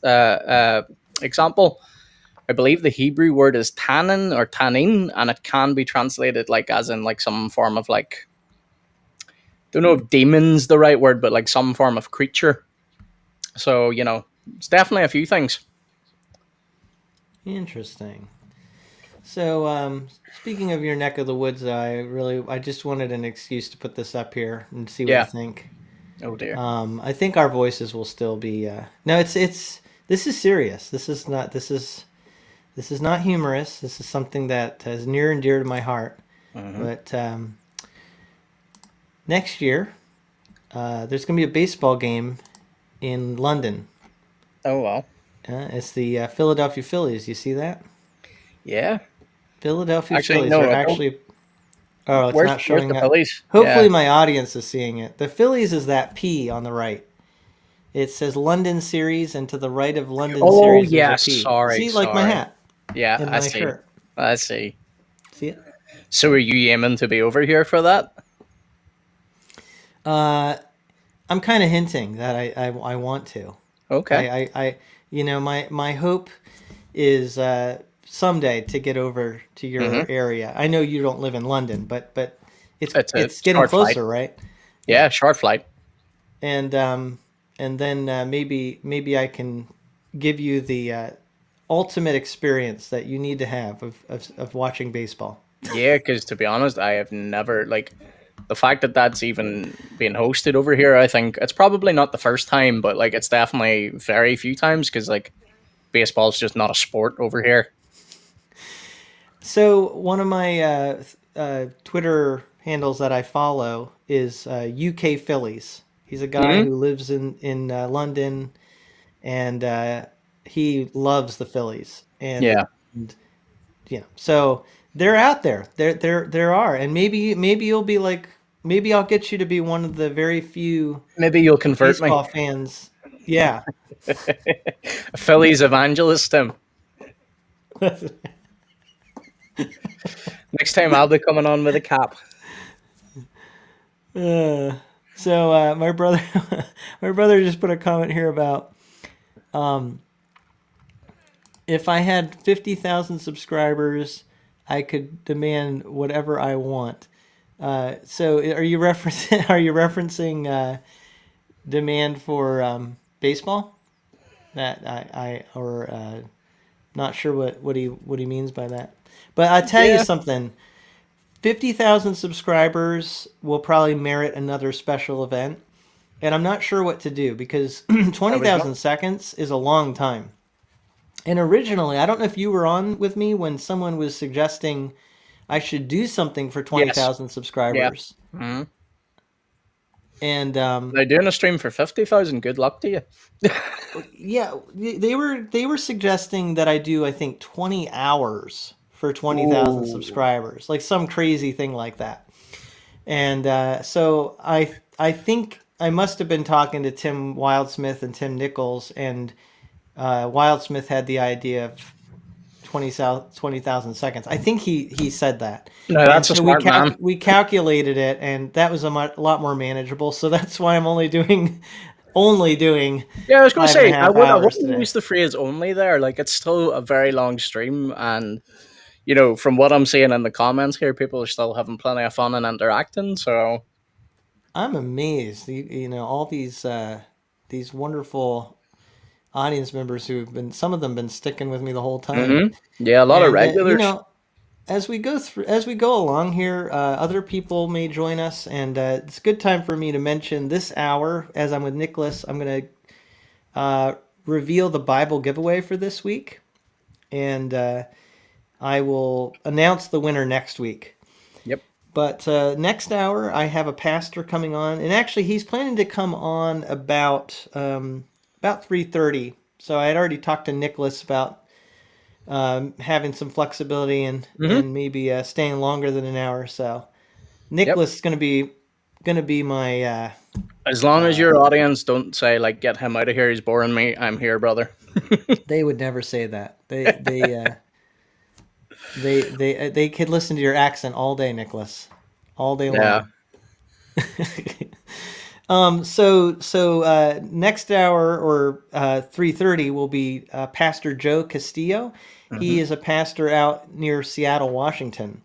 So we're going from 5 hours ahead of me, where you are, Yep. to 3 hours behind me. So You're Nicholas, all over the place, Tim. I think Pastor Joe is probably just getting out of bed right now or something. Well, no, I Mm. guess he's been up for a little while, but you're probably going to be going to bed in a few hours. I don't know.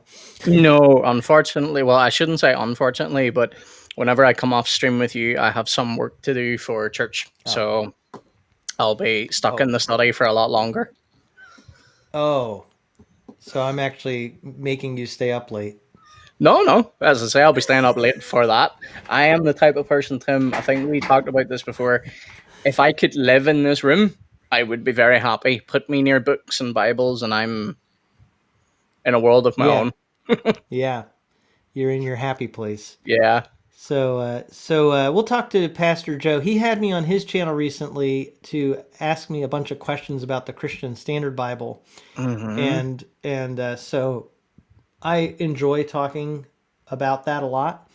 And maybe he'll ask. Maybe he and I will talk more about the Christian Standard Bible today. I talked about the New King James Version, some with Dwayne Hmm. Green, my last guest, and Nicholas. He's a Well, you like different translations, but I know that the New American Standard is Is one that my you've said is primary. probably your favorite, Yeah. which I think is hilarious. I just think it's the New American Standard version. So You would like, as surprising as it is, I think you would be more surprised to see how many people in our churches over here actually carry NASBs. sorry, say that again. Would be surprised. So you think it's surprising how much I like it, but I think you'd be even more surprised to see how many people over in Northern Ireland that carry NASBs to church. There's quite a number of them. That's it's. I guess it's a return for all the King James Bibles that we've carried around in America all these years. Yeah, I You think think about what. it, it's just as ironic. Yeah, oh yeah. I think a lot of people you see really.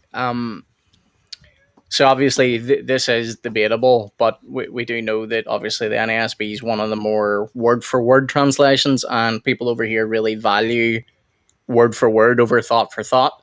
So I think that's one of the primary reasons. So like, yeah, you'll see loads of ESVs as well, but um, I think a lot of people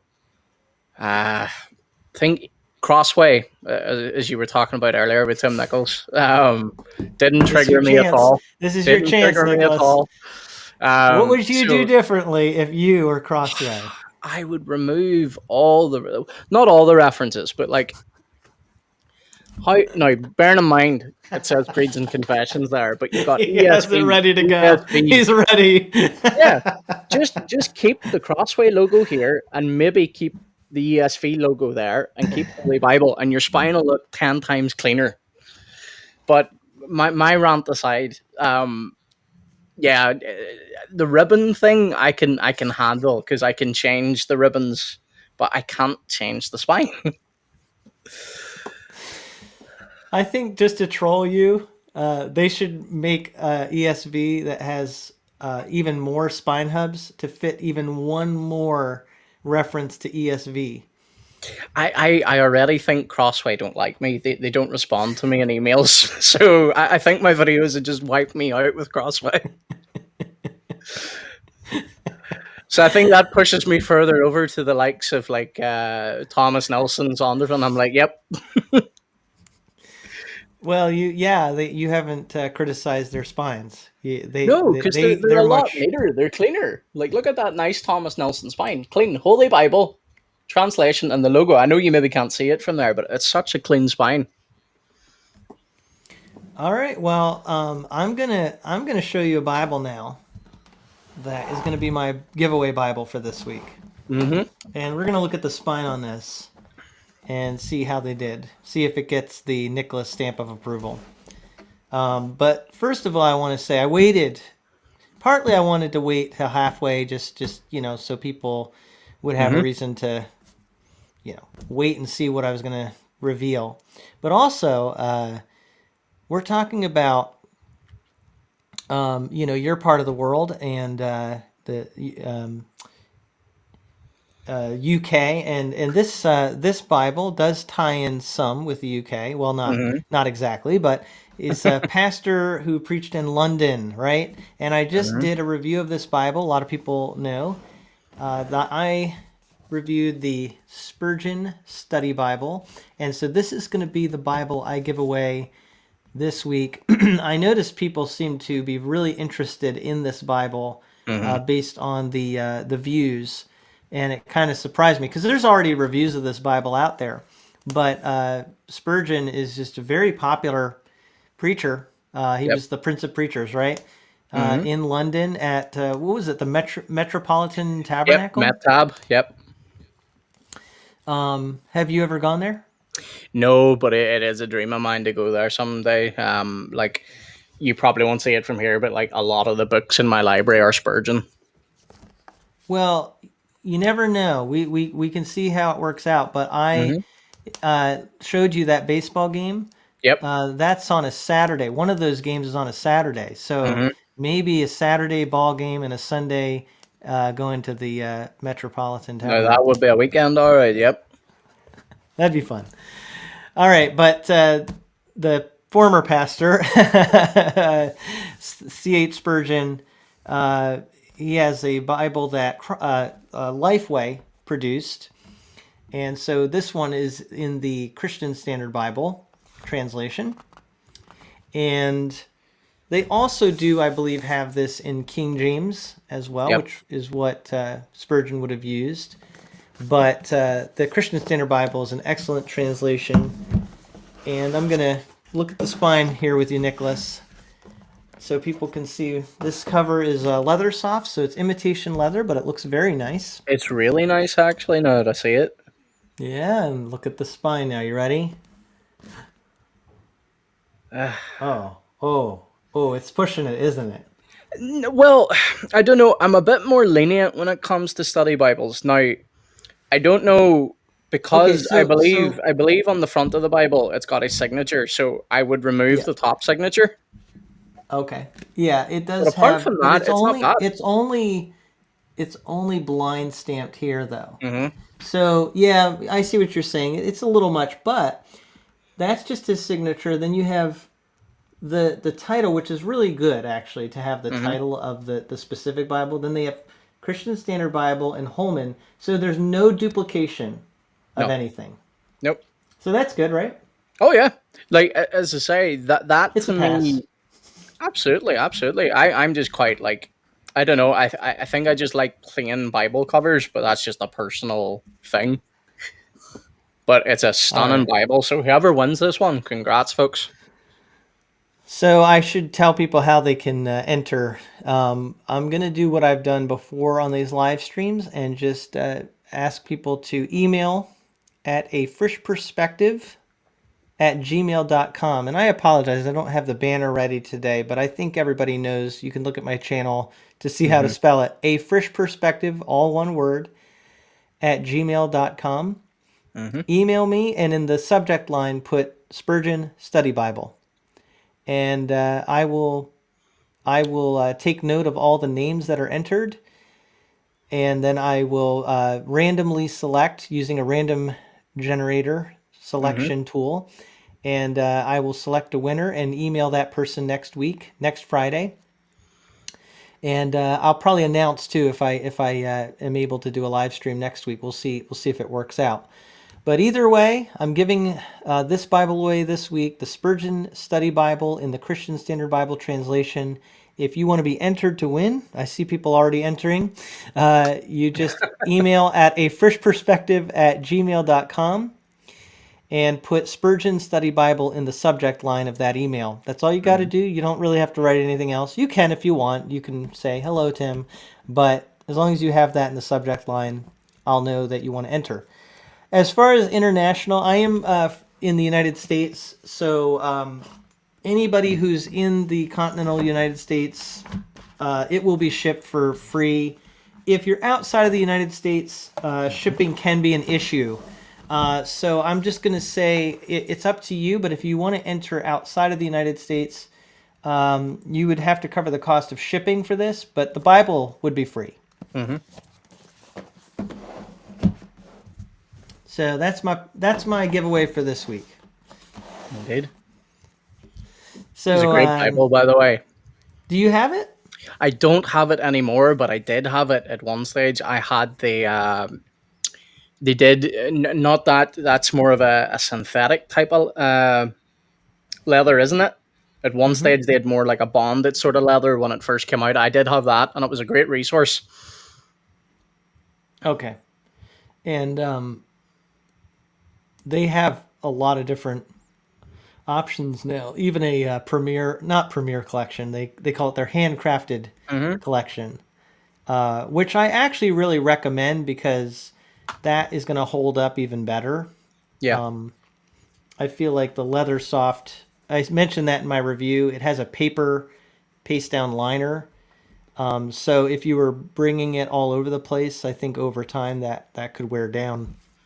But if it was a Bible you were keeping at your desk to reference, it's going to last you a good long time. Yes, and they also have hardcover editions, which is also very affordable. So there are a lot of options, that people can choose from. So I'm gonna actually show everyone this article that I Mm-hmm. wanted to talk about a little bit. See if I can remember how to pull it up here.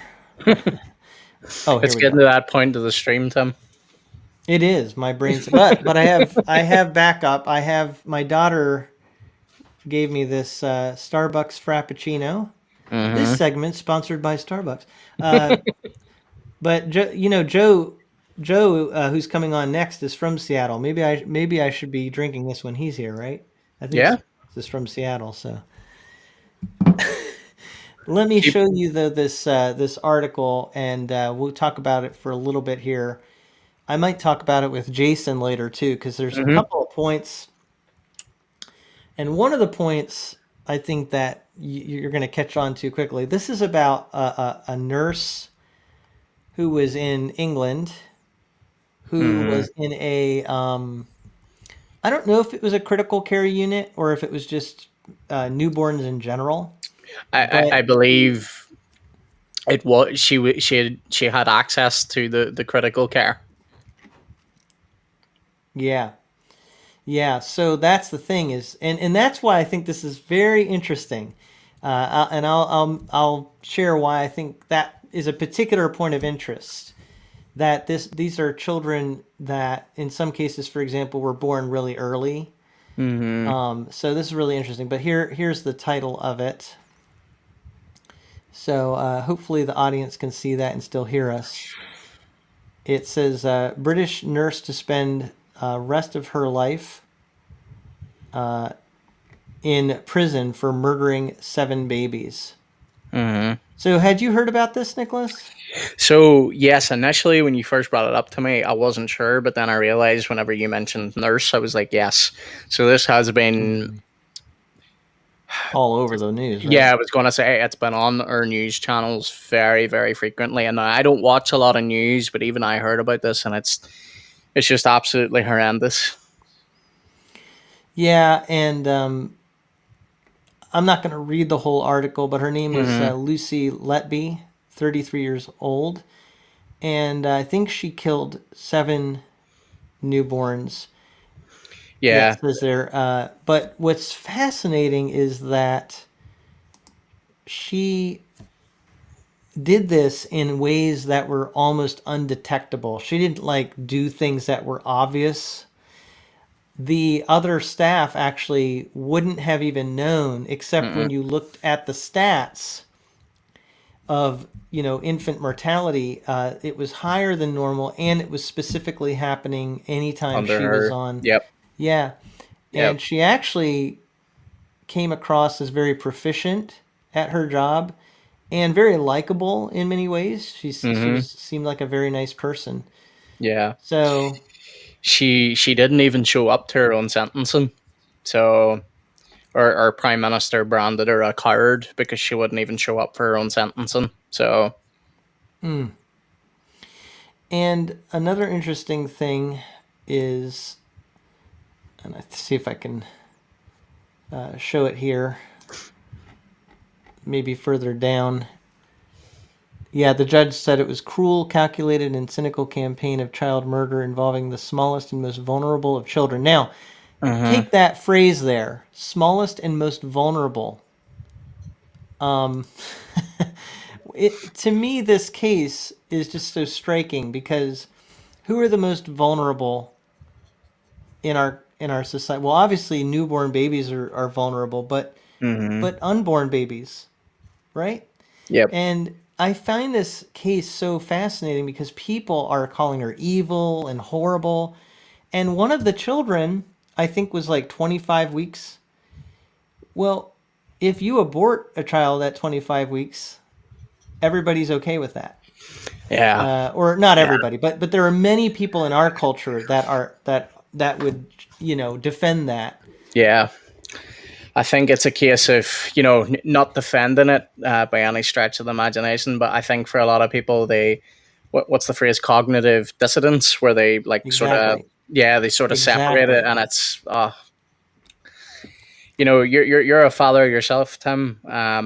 my wife and I are hoping to have kids. A lot of our friends around us at the moment are actually just having their very first children. And, you know, one of my best friends, he's just had a beautiful baby boy recently. And, you know, to actually just hold that little kid in my arms just made me realize how much more I always was pro life, but Mm.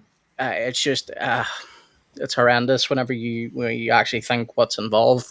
But So all that, right? Now look mm-hmm, at this. I want to show this other tidbit of the article. Uh, this was, I think, in her. She had a series of handwritten notes that were found, and it said, "I don't deserve to live. I killed them on purpose because I'm not good enough to care for them." She wrote in one memo, adding in another, "I'm a horrible, evil person," and in capital letters, "I am evil. I did this." Now, I think in our culture, when people hear that or see that, mm-hmm, they're like, this person had mental health issues, mm-hmm. right? I agree. There's on one level you could say that, but Yeah, but what is it that like comes to your mind when you when you read things like that? Or I don't know oh, if you have the same thought I do. yeah, no, I think we're on the same page. Correct me if I'm wrong, but to me, I think this is a woman that was very clearly in her right mind. Now she's done evil and atrocious things. I don't think mental health. Yes, we can go down the alley of okay, there has to be something quite wrong with you to do that, but I think it's very clear from her letters, or just going to say her letters at the moment. But it's very clear she knew what she was doing was wrong, that it was evil, and that she herself was wicked and evil for doing it. So I personally don't think the mental health card can come into this at all. Yeah, and so when I read that, I actually had the thought that, and let me just show this again for everybody who's watching, just so you know what we're talking about here. But there's a woman in England who was charged with murder of 7 babies, Mm-hmm. and she's been sent for the rest of her life. And from what I understand, this is not like in America we have a life sentence, and it's like I think 20 years, but these sentences mounted up so much that this is like her entire life. Yep. She's going to be in prison for forever. Mm-hmm. Oh yeah, she's And not getting out. she wrote in handwritten notes about doing these things and feeling like she's evil, seeing herself as evil. And I don't know, to me, these are the things that are really the evidence that I think we still see, even though we live in a world that has denied the spiritual so much. When you see someone who recognizes I'm evil, right? Like there's something wrong, and to me, it just seems like there was really demonic activity Yeah, taking place. Red's just actually asked that question. Yeah. So I have been doing, Tim. I think I talked to you about this before. I've been doing a great deal of research on spiritual warfare recently, and it's a topic that I would recommend people not to go into rashly, Mm. because you don't want to be messing with things that you shouldn't be. But like even in the study of it, I am convinced that here in the West we end up in two errors. We either say that it's nothing's Mm. demonic or everything's demonic, and I do think there needs to be a healthy balance. Yeah. So, in regards to Red's question, could she be demon possessed? Could well be. Not sure if that's where I would land. I think that what's very possible sometimes is we just don't recognize how truly wicked we can be. Um, you know, if it wasn't for God's grace restraining us, you know, I think just human nature is capable of very evil and wicked things. And I think when you read her letters, not that I'm expecting her to say that she's demon possessed or anything, and I shouldn't even be laughing at that, but Mm. I think it's more, could there be demonic influence? Sure, has to be, Mm. Mm. but Mm. I don't know. It's a tough Yeah. one. Possession, I'm Well, not sure. Demonic influence, I would say for definite. yeah. My thought is, what Paul says in Ephesians 6:12. Our struggle is not against flesh and blood, Mm-hmm. but against the rulers, against the authorities, against the world forces of this darkness, against the spiritual forces of wickedness in the heavenly places. Yeah, and I think you're hitting on it, Nicholas. That we can go the other direction where we Mm-hmm. don't even acknowledge the spiritual, Yeah. and that's more what I was thinking. It's like, possession is a difficult topic, and sometimes we don't know for sure. But I will say, it seems when you read scripture that people are influenced by demonic activity. It Mm-hmm. does influence the world we live in, Mm-hmm. and it's what we ultimately wrestle against. Yep. So I think that, and what I was getting at is, when I read this stuff, I agree. Human nature can be that evil, Mm-hmm. but at the same time, uh, one of the reasons humans act the way they do is because of things that are influencing them. Mm-hmm. And so, one reason we're not as evil as we could be is because of God's grace, even His Mm-hmm. common grace. Yep. But one reason that people act in very evil ways is because of something demonic.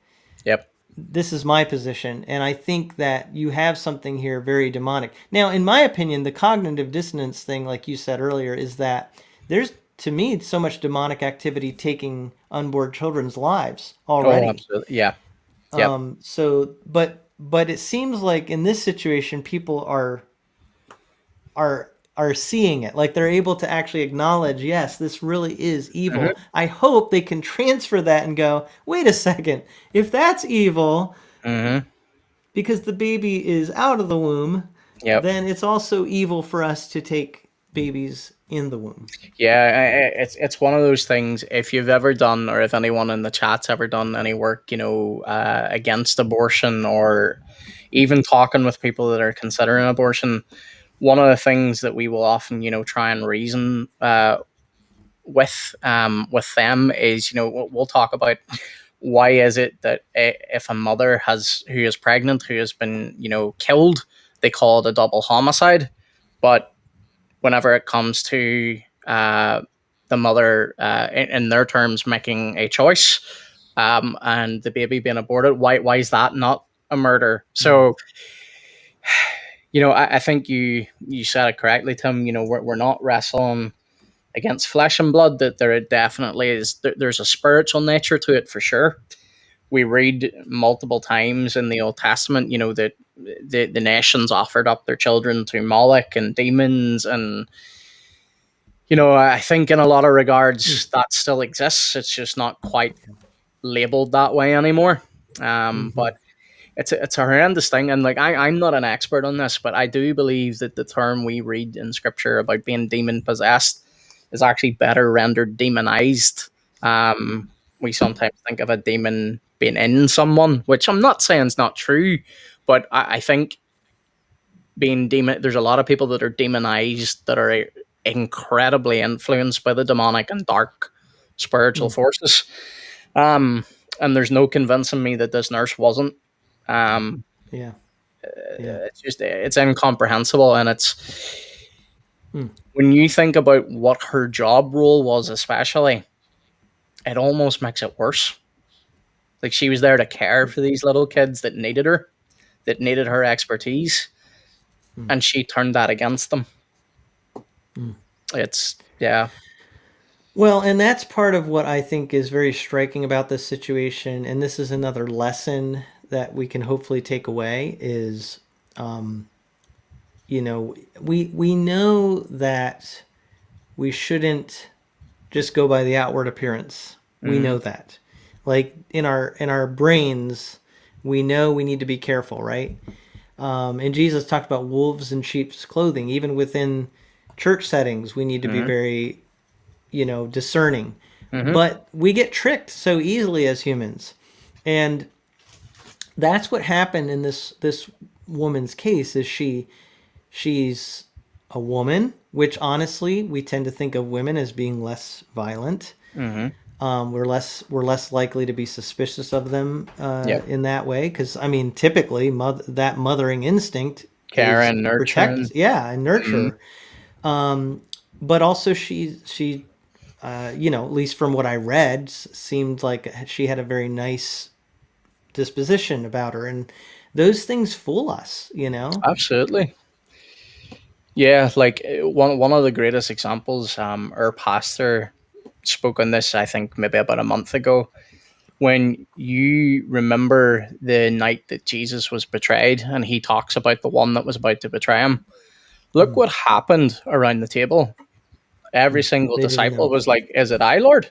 They Mm, didn't know it was Judas. mm, Judas's behavior wasn't apparent to them. It wasn't mm. obvious.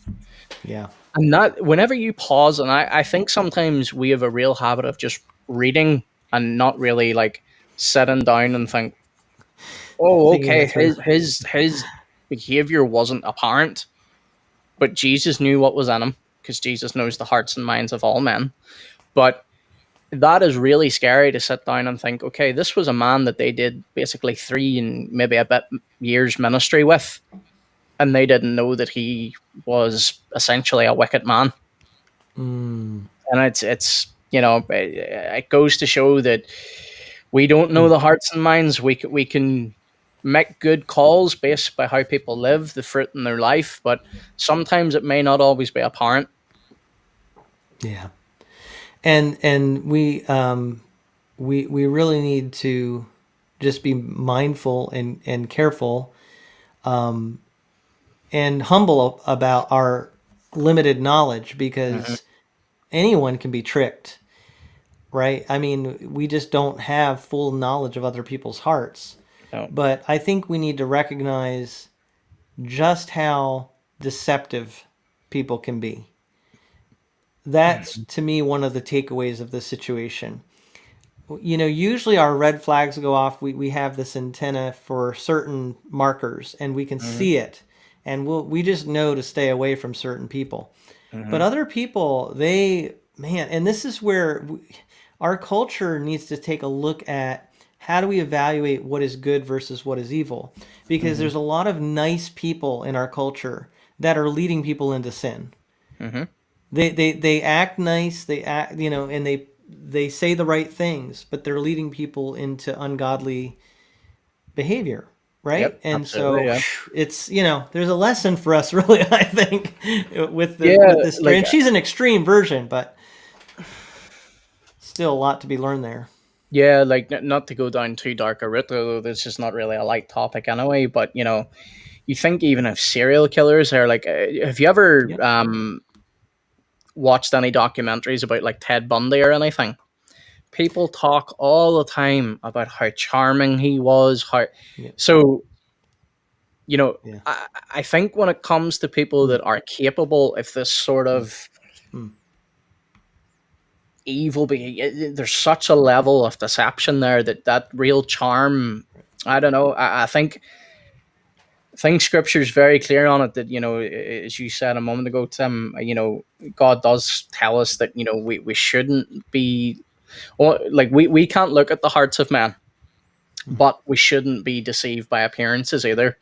Not mm. everyone that's smiley and charming is that way all the time. And By their fruit you mm-hmm, will know them, is mm-hmm, what Jesus said, by the fruit. And I think what's interesting about this situation is there was a doctor who was a whistleblower, and he looked at the chart. So he was looking at all the information, and he saw fairly early on that this was this did not look good to him, and he said something about it. And I don't know if you heard this, but he was actually forced to apologize to her.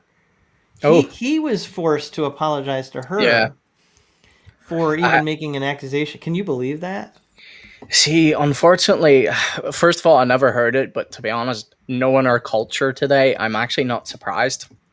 Um, even when people nowadays are found guilty of committing great sins, you almost get chastised by people at times for even calling out certain things and saying, you know, it's just our culture's in a very weird place. But the funny thing about this is, I remember watching a Netflix documentary, maybe about a year ago with my wife, and they're very, very similar case. And I believe this was in Canada, where a nurse had done the exact same thing, but she was doing it to uh, older end of life stage patients.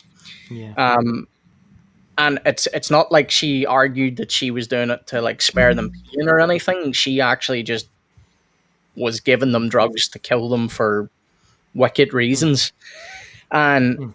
she was smart enough to use a drug that she knew wouldn't show up in normal toxicology reports, but had to have a very specific search filter.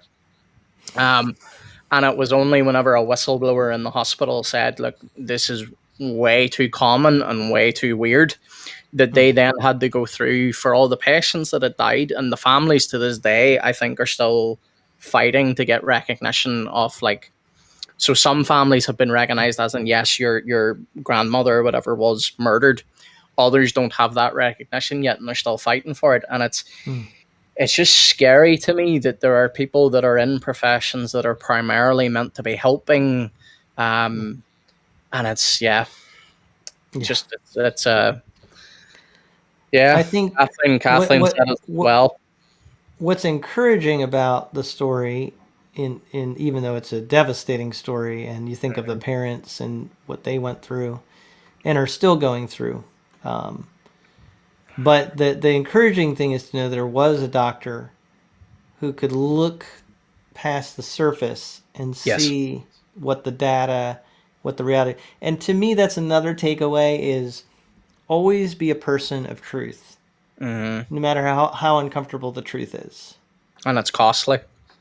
And it's costly because Hmm. it did. I mean, he was forced to apologize. He was always being looked at by the higher ups Yep. at the hospital as the problem. Yeah, And troublemaker or so, boy, this the tables really turned, and now he's seen to be the hero. hmm. But yeah, I mean, for a time he was paying the price, Oh yeah, because and like not to get into all this, but like hospitals don't want like it sounds awful and this baffles a lot of people, but there have been many cases of hospitals being found, to have a member of staff that was maybe not in like this regards where they've murdered someone, but they've been negligent in something.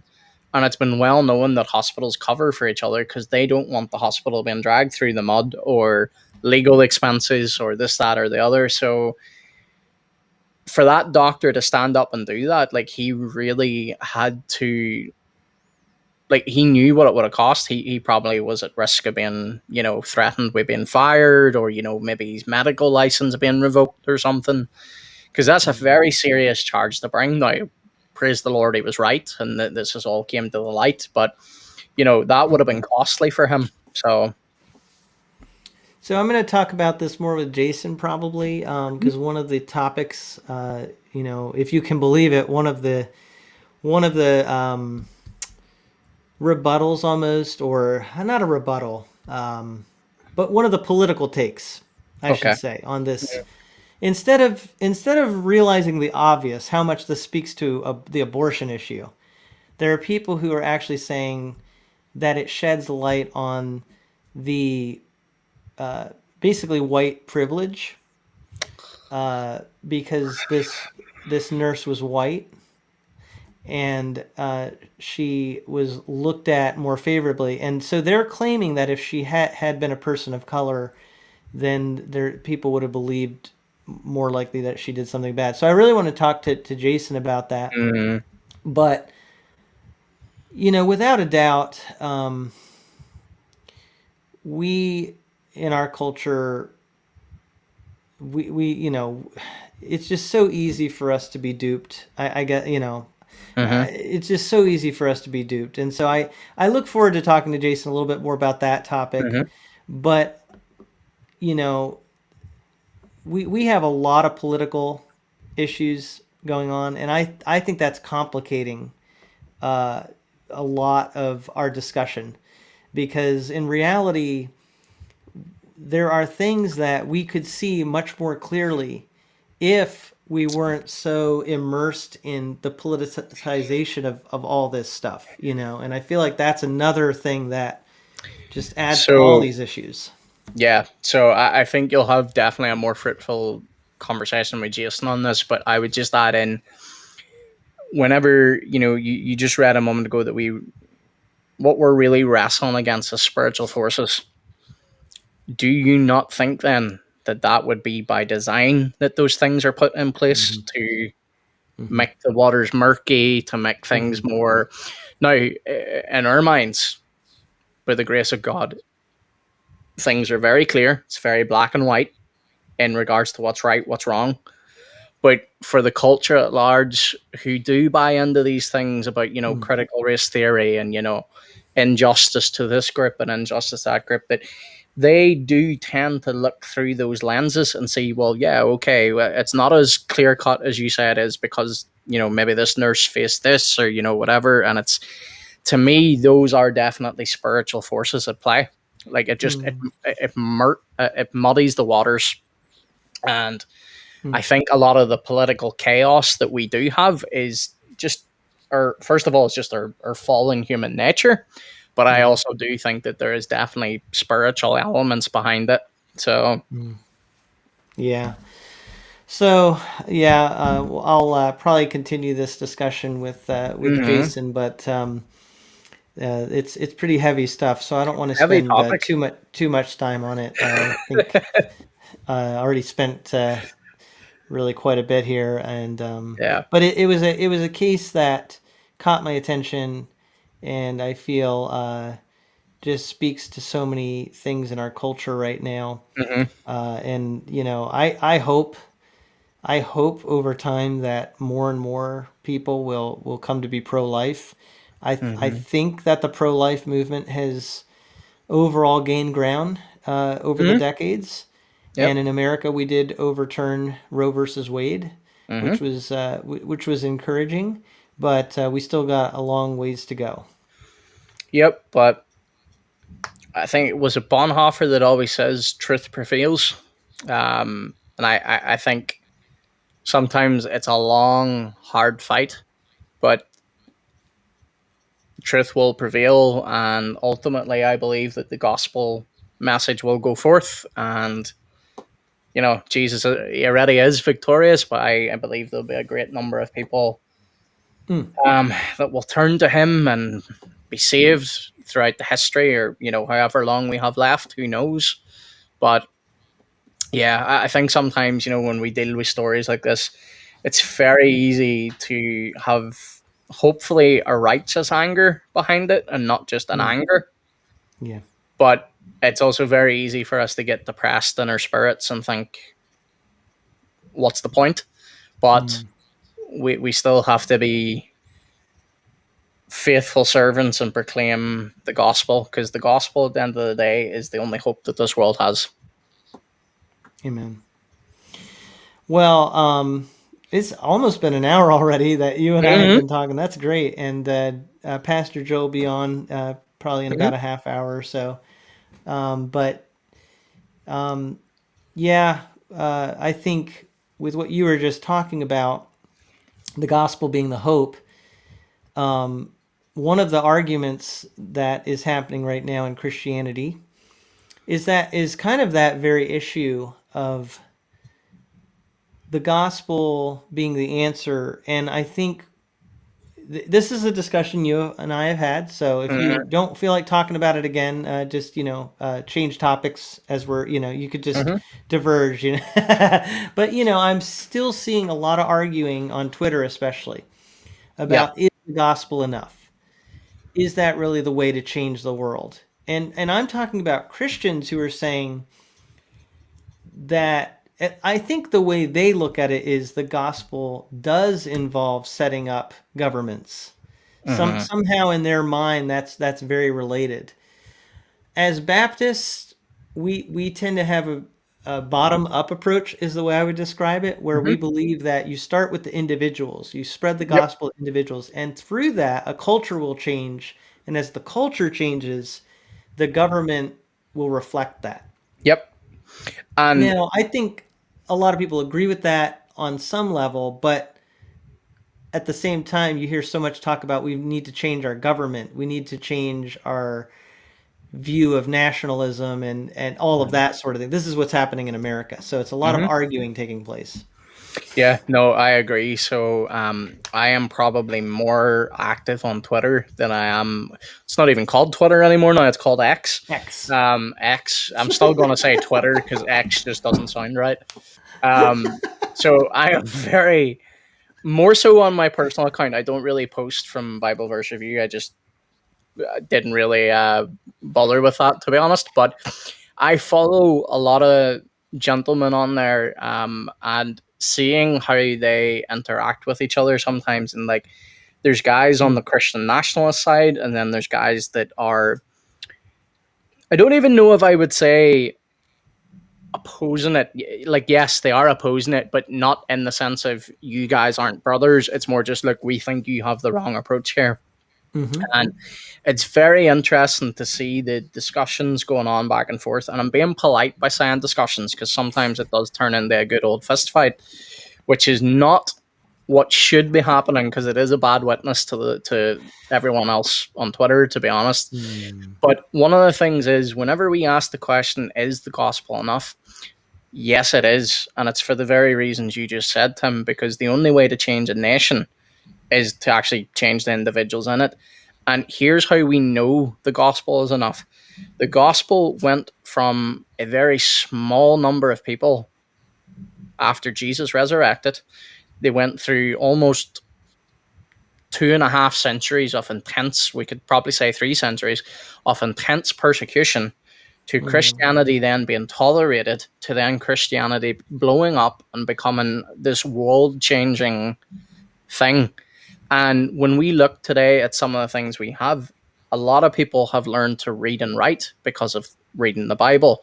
A lot Mm. of hospitals and things like that have been started because of Christian missionaries, because there's so many things that you can point to of Christianity being the source of, but that only came from people having changed lives, desiring to serve God, to be of benefit to their neighbor.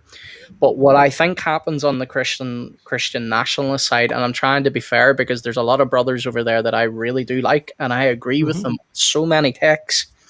But when it comes to this Christian nationalist side, they seem to say, and it doesn't really matter if they're true believers or not, as long as they assent to, laws should be structured this way, laws should be structured that. It seems they want to do what can only be a heart work without the heart Mm-hmm. being changed. So, Mm-hmm. they have this desire to change government and make it Christian, and but they're going about it in the wrong way because they're trying to change government without hearts first being changed. And you know, Mm. on Strachan falls under a lot of criticism at times on Twitter, but Mm-hmm. like, Mm-hmm. I think he put it very powerfully whenever he said the only way that our government will ever change is when men and women in government encounter the living Christ and they bow the knee to him, and then they desire to see laws changed. Mm. So it is a bottom up approach, and it's not top down. You can't just say, Mm-hmm. I'm this, say for example, I'm a Christian president, I'm going to change Congress, Congress is going to change laws, and you're working it down to almost have this sort of Christian state without actual converted Christians, if that makes sense. Yeah. I'm rambling on here, Tim. You take over. No, no, no, no. You're like, talk on. I need a I break. know that you're. I know that you're. Yeah, exactly. I don't need to talk. Um, I think two things that come to my mind when it comes to the Christian nationalist side is I think that they partly feel that there's a defeatist mentality Yes. that a lot of Christians have bought into. Mm-hmm. And even though we say we believe the gospel, that we're acting as if really the Mm-hmm. world's going to burn up and Yep. Jesus is going to come back. And in the meantime, we're just going to have to Mm-hmm.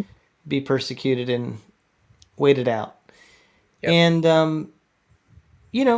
Pastor John MacArthur, he's a big voice among a lot of conservative evangelicals, and I mean he's even said, I think pretty recently, we lose down here. Mm-hmm. So I think the Christian nationalists don't like the pessimism, Yeah. right? The defeatist mentality, and they feel like we need to be more positive, that we can. So that's Mm-hmm. the one thing, and then the second thing is that you and I think, have very much this inside out approach too. But I do see the point that doing certain things can affect your heart. Mm-hmm. That, while I don't want a law that says thou, shalt go to church every week, otherwise, Mm-hmm. you'll be put in jail or something, that to me is ridiculous. But Yep. going to church every week, making the choice to do that, definitely affects you. It is an outward activity, but it Mm-hmm. affects your perspective and it affects your heart. Mm-hmm. So I think that, while I don't agree with the extremes of it, Yep. I think some of them are pulling in a direction that we do need some balance here, because the culture in America is like just way on the side of, you should never expect anybody to do anything that's even remotely related to Christian. It's like, you know what I mean? It's like secularism is now the default. It's the modus operandi by which Mm-hmm. people are expected to just live their lives, and it's actually now more and more Christians who are looked at as the ones that are out of place and even out of line.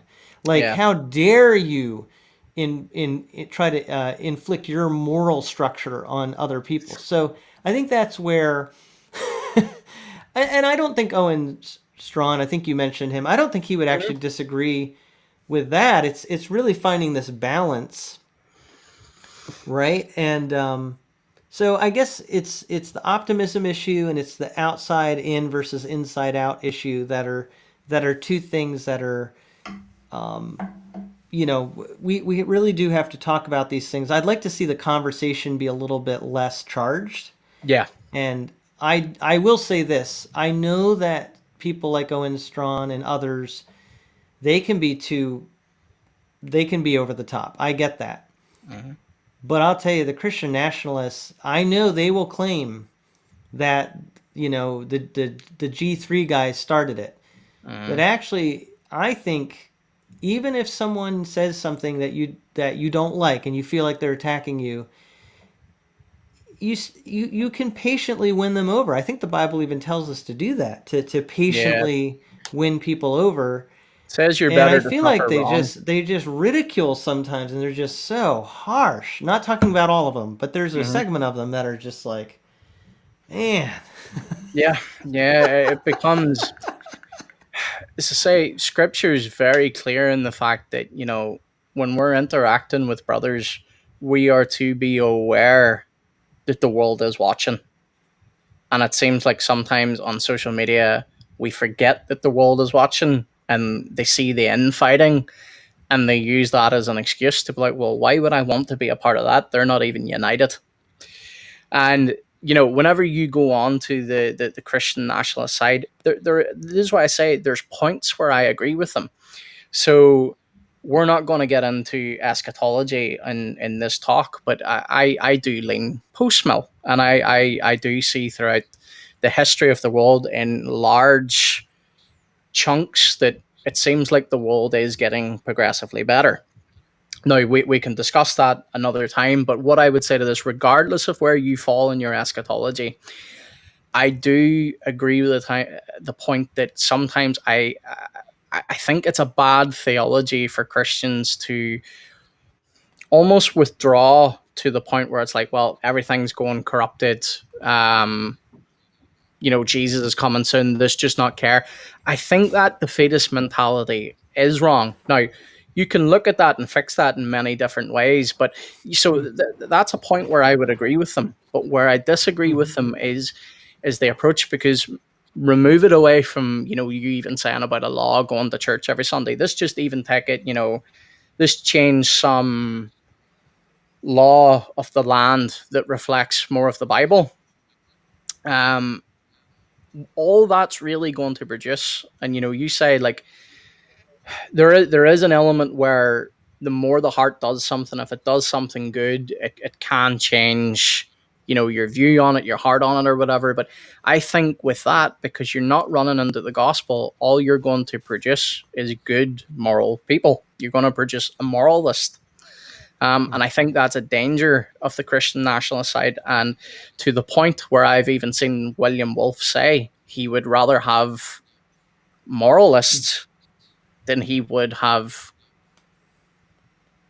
Christians in, say, government or whatever. So it's a topic that becomes very charged, as you said, but it's one that I would like to see. I would rather see a group of them from both sides of the aisle sit down at one big round table and calmly discuss it. Because I think on some issues they're talking past each other. There's definitely issues where there's disagreement, but in a lot of issues, I also think they're just fighting over what they think the other one is saying, and it never seems to come to. Yeah, and I get it. Like, actually, someone in the comments talked about how we talk smack in baseball, and it's like, yeah, there's a certain amount of banter we can have, and it actually can produce, it can stimulate deeper thinking and response. And I guess if things are done in love, we can even be very forthright with people, and and it can be productive at the end of the day. I think especially as men, I don't know if you feel this way, but I grew up with two brothers, and my mom got very tired of the arguing. Even when we were older, it wasn't always like kids arguing. It was like we would have arguments that were pretty actually, debate type arguments. But to us, that was the way to figure things out. That was the way to come to a deeper understanding and be able to defend your position. So I'm all for that. Like, I wouldn't mind if they had debates. I think debates would be great, even if they, on some level, polemically kind of attacked each other. But I guess what I'm saying is there's a lot more consensus they could come to if they weren't so busy just almost just trying to paint the other side in the most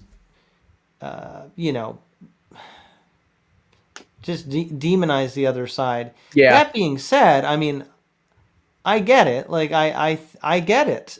I do think that from my perspective, there are things that some of the Christian nationalists say that it does frustrate me to a great deal. And it does cause a reaction in me. Yep.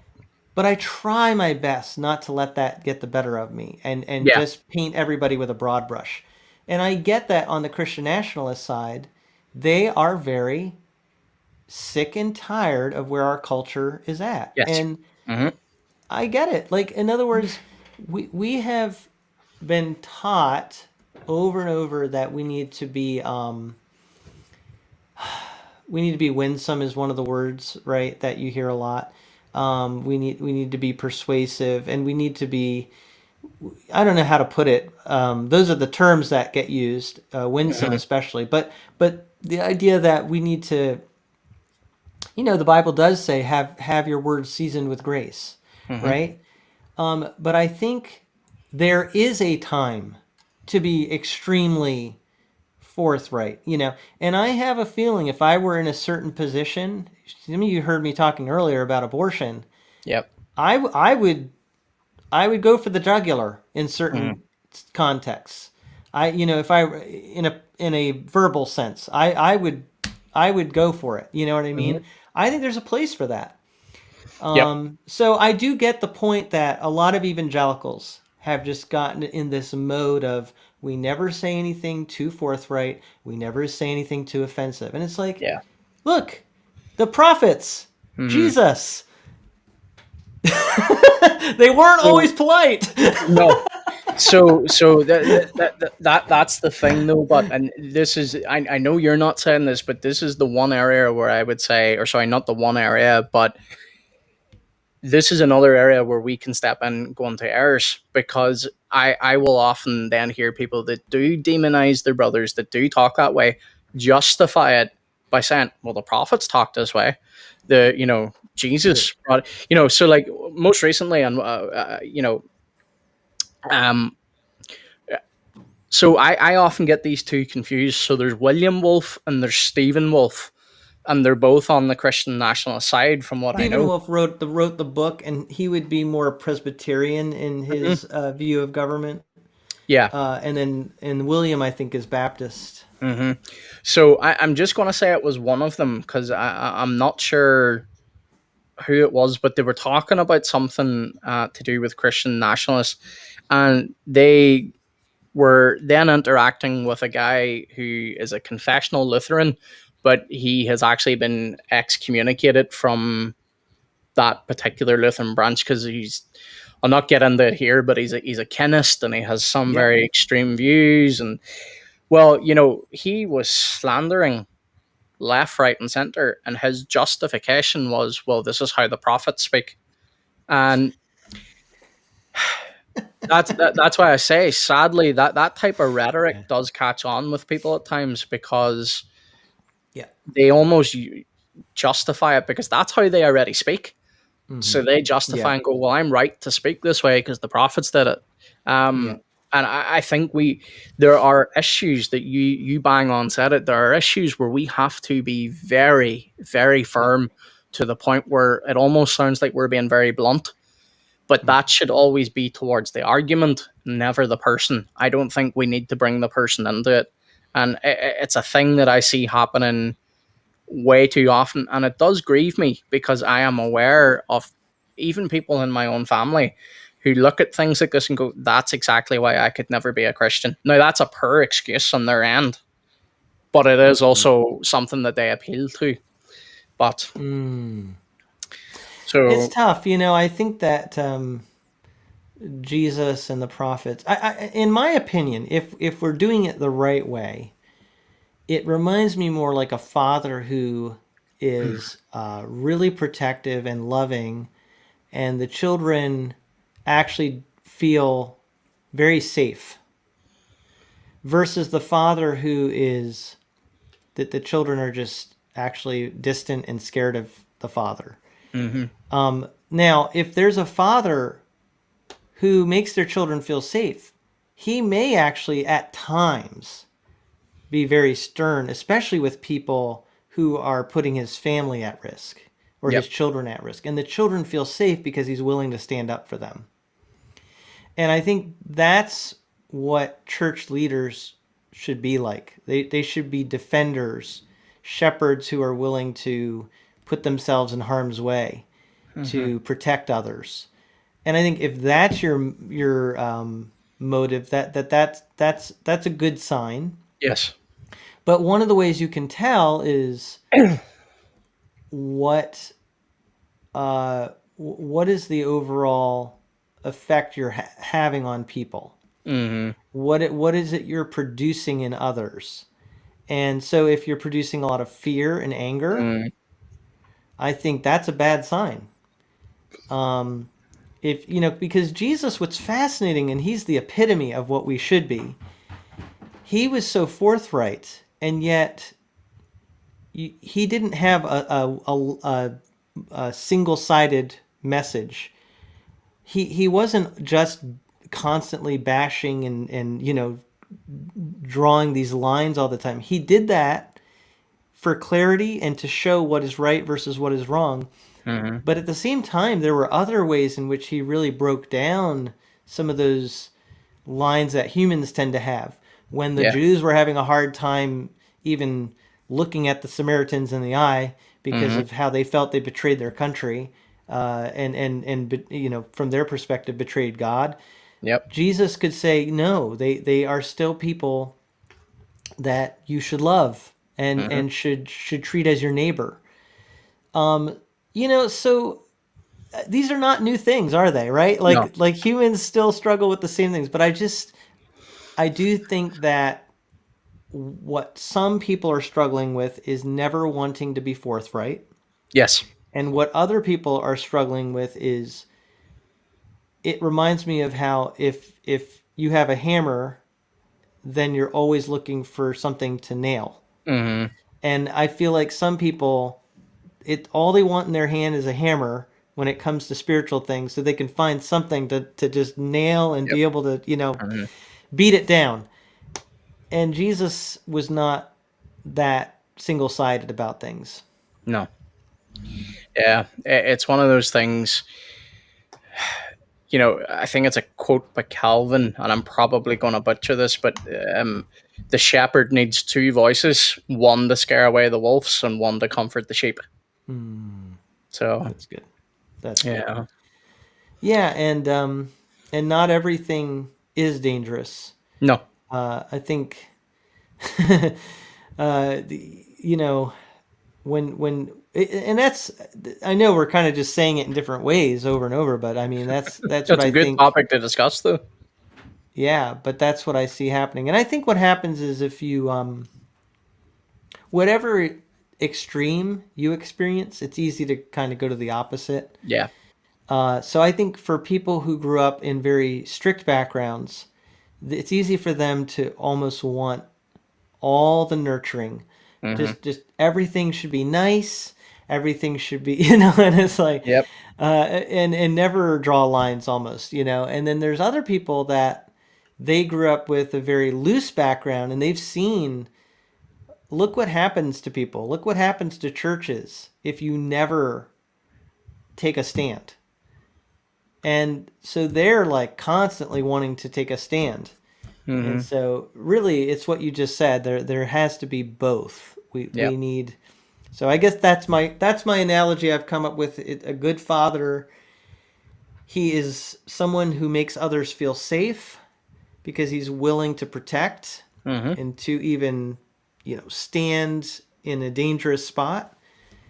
And at the same time, he doesn't foster fear and hatred, because he's someone who has compassion Yeah. and love and is truly taking care of people. So Mm-hmm. Well, I tell you, brother, we've run the gambit on this conversation. yeah, it's been really good. I mean, who knew we would go from Darby O'Gill and the Little People to talking about this? Yep, some deep and dark topics we got to there as well. Yeah, I And you've know. got Joe coming on now in about 6 minutes, I believe. Yep, we'll Yep. we'll hopefully get him in from Seattle. I've got my Starbucks ready to Yep. go into our, what is it? We're going to be Our 3.5 hours yeah, in yeah, just yeah, yeah. 6 minutes. So Here I'll was me I'll trying to cross over work it into out. 4 hours. I was just saying, here's me trying to work out how long you've been on, and then when I look up at the right hand of my screen, it tells me how long you've been on.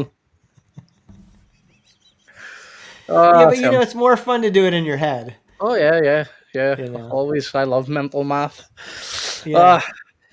Well, I'll Do be you excited to watch the rest of your stream. I have the evening to myself. My wife has took the dogs out for a good run around her parents, so I get now to watch the rest of the stream. That's awesome. Mm-hmm. Yeah. Do you speaking of doing math in your head, uh, do you find that you've adjusted fully to living in the computer age?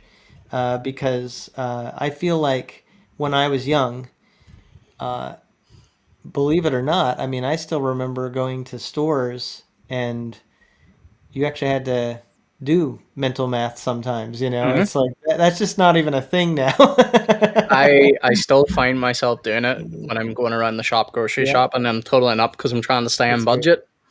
But That's great. I find I've always been a very old soul. I actually prefer pen and paper. I love writing in a journal. I prefer dusty old books compared to like ebooks. Now, don't get me wrong, I will read ebooks because there are some great Hmm. books out there that you just can't get in print anymore. But I am more of an old soul when it turns to reading and writing and Oh, Nothing better that's than that. rough. Nothing better. You So, can't beat the smell of a good book, Tim. so do you use fountain pens? Are you I that do. old? I Old? do. Oh, Hold I've on. learned something new about you. I think my Look at wife might this. have used it recently. We have a very fancy fountain pen. Oh, You know what? I'll bring it up next time we're on stream together okay. because I That's don't fine. know right now where it is. But yes, it's even one that you have to dip into an inkwell. So if we can You get me really on are a old feather and school. quill, I'll be happy. So, do you ever go outside and just look for feathers that have fallen off the birds and like I've got a new pen? See, I don't have to do that because I've Oh, got three very large dogs, and one of them is a husky German Shepherd. And she makes it her mission to go and try and hunt birds. I know that'll probably upset some people here, and I apologize, but um, it's nature, and I can't really stop her because she's very fast. And when she runs it's away, what if she she was made catches to the do. bird, It's what she was made to do. yeah, yeah. But yeah, she'll often sometimes, unfortunately, kill a bird, and I'm like, yep, got a quill. That would be kind of funny actually if you actually use the feather Oh no, I wouldn't. I for wouldn't. you wouldn't do that. You're I not that wouldn't. old school. No, no, no, no, no. Just prefer it. Just prefer it in a lot of ways. I think I told you this story on stream one time, or maybe it was off stream. But I remember being at a church I was at. I would say maybe 5, 6 years ago, and we had a guest speaker come along, and he had brought his iPad with him, and he had his sermon on his iPad. And whatever happened, his iPad died on him, and he was without a sermon. Like he tried his best to piece it together, but it just wasn't quite flowing. And ever since that, I've always been like, I think I'll just stick with pen and paper. So, Ah, boy, that does sound like a nightmare. oh yeah, For yeah, I yeah, couldn't imagine I it. Like I mean, don't use a lot of notes anyway, but I use points, and I just couldn't imagine preaching without them. well, I think I would say there's potential for either to go wrong. So like the most ideal is to have notes on your phone or iPad and have printout of your Mhm. notes or write it out. And that way, if you lose your paper, you have your iPad, or if your iPad shuts down, you have your paper, right? I mean, then that's the most airtight protection I against think anything that's going actually wrong. what Matthew Everhard does. He has both. For those of us who are like real crisis oriented, like always ready for the worst case scenario. Yeah. Yeah. The last thing I would want, the old adage that used to say, people would have used it as an excuse in school. My dog ate my homework.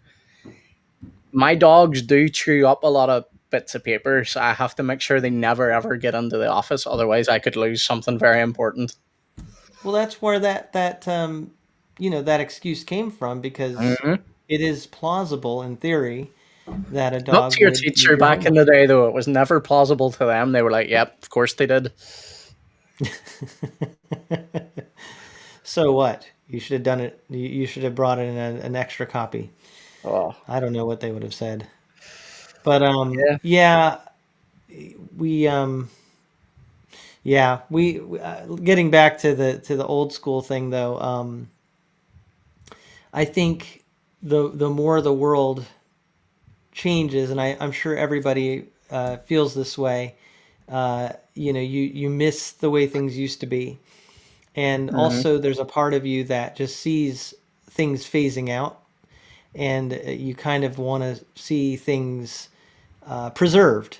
Yeah, So I'm actually in some ways more drawn to some of the old school things than I even used to be growing up. And I think that's partly an age thing for a lot of people because yeah. when you're young, you're exploring the world and you want to see the new and you're kind Mm-hmm. of excited about the changes. But as you get older and you see too many changes, you're like, I'm tired of all these changes. I want to go back to the way things were, you know. Yeah, I think one of the best examples of that is like me and my wife were talking about this recently. vinyl has always been very popular, but like it's undergoing like a real resurgence. Like people love buying vinyl. But do you ever notice there's not a lot of people that want to go back to like CDs? Like you don't really see too many people been like CD collectors or, but vinyl collectors, yes. Yeah. There may come a day, though.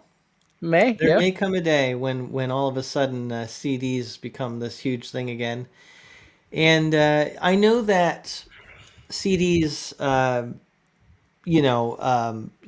it may not be easy to tell, but CDs technically do have the best audio quality out of, I think, all the formats we've ever produced.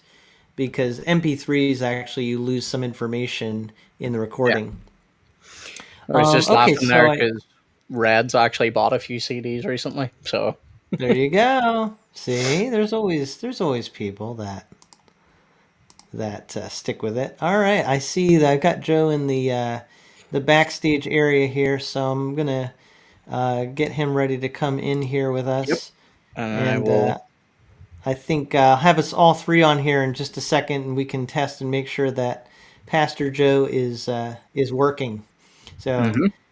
welcome to my next guest as I continue this 20,000-second live stream for 20,000 subscribers on my channel. Oh. We're now 3.5 hours in, and I'd still have a voice. So that's good news. But I have to thank all my guests for talking and keeping the conversation going. So, Joe, Pastor Joe, how are you doing? Hello, Tim. Hello, Nick. Hey, brother. Nicholas.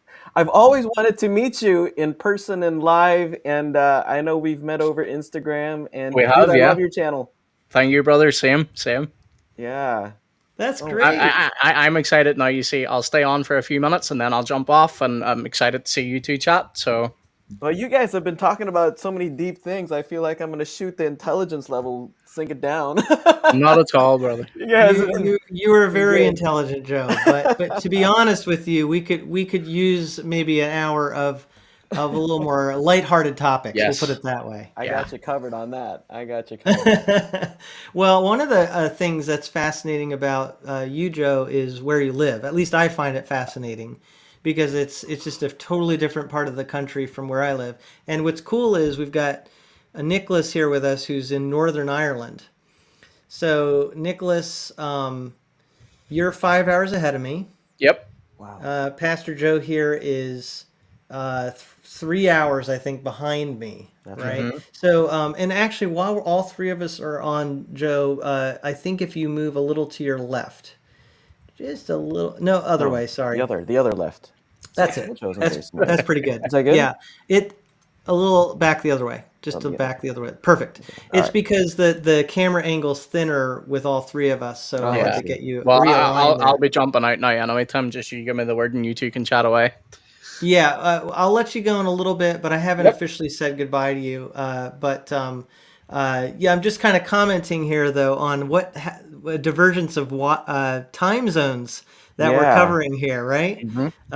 That's like a good part of the way around the world between both of you, and I'm in the middle, so. Yeah. Hey, before you jump off, because I was really enjoying the conversations that you guys were having, particularly in the end there. I do think that we have lost not sort of, I think we have lost civility when it comes to talking about harder things.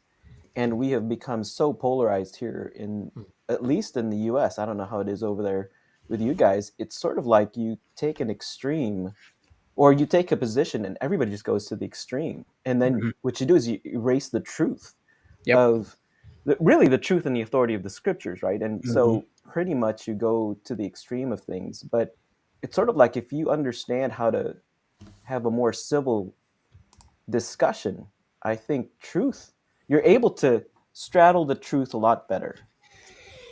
Yeah, I think it's one of those things. I think when you sit down with someone and you know you talk online, it seems like you're this far apart. Right. But whenever you actually sit down and talk together, you realize maybe you're actually this far apart. Right. And I think what often happens, and I can't speak on behalf of everyone, but it's something that I personally try to do, is I remember that when I talk to people that I disagree with, that they are a brother in the Lord. and Mm. how can I then treat them with disrespect? I can't. Mm. And I think what happens with social media is it sets up an invisible barrier, perhaps, in our mind where it's like, you believe this, you're not really, and it just becomes very, I don't know, just very rude and very disrespectful. But Yeah. I like the point you're making, though, Joe. I do think truth is a lot of times more difficult to get at than we admit that it is or that we want it to be. And sometimes, and that's why I mentioned earlier, I used to have like really kind of debate conversations with my brothers, but they were helpful because it Right. forced us to really think through. Because as humans, we just like whatever our opinion is right off the bat, we kind of just assume we're right. Well, yeah, yeah, and I think that that closes us off, right, to what the other Yeah, person might be saying, and it also has, exactly.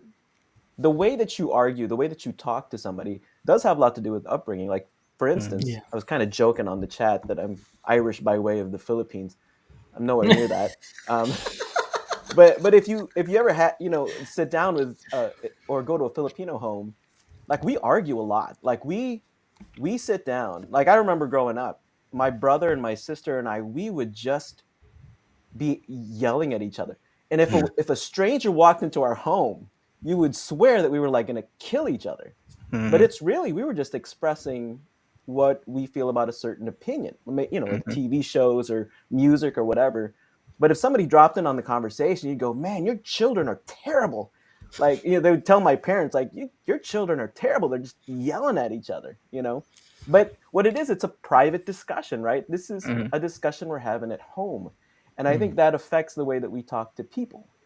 Yeah. Um, Yeah, that's true. Especially to That's strangers, right? Like, we may have a shared understanding that, I love the brother that's sitting across from me, and I don't agree with him, and I could get very passionate about it, Mhm, but I don't dislike you. It's just, I'm very passionate about a subject. mhm. exactly.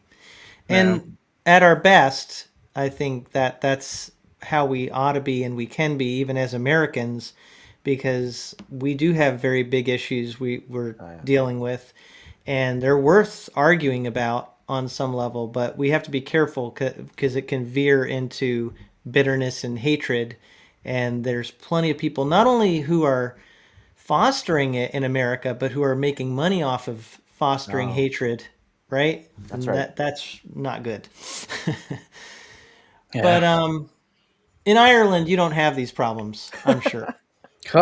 No, we have our own fair share of problems, and one of the things I was laughing about, Joe, is the Irish would actually be very similar. Behind closed doors, families can sound like they're taking each other's heads off. That's right. But anyone outside the family say anything about someone inside the family, it's a Yeah, different kettle of fish. But yeah, I think just when it comes to our online interactions, because more and more ministries are going online, people are online sharing with each other. We need to realize, like Red in the comments said it here, we do need to realize the people we are interacting with online are actual people. that's right. Yeah.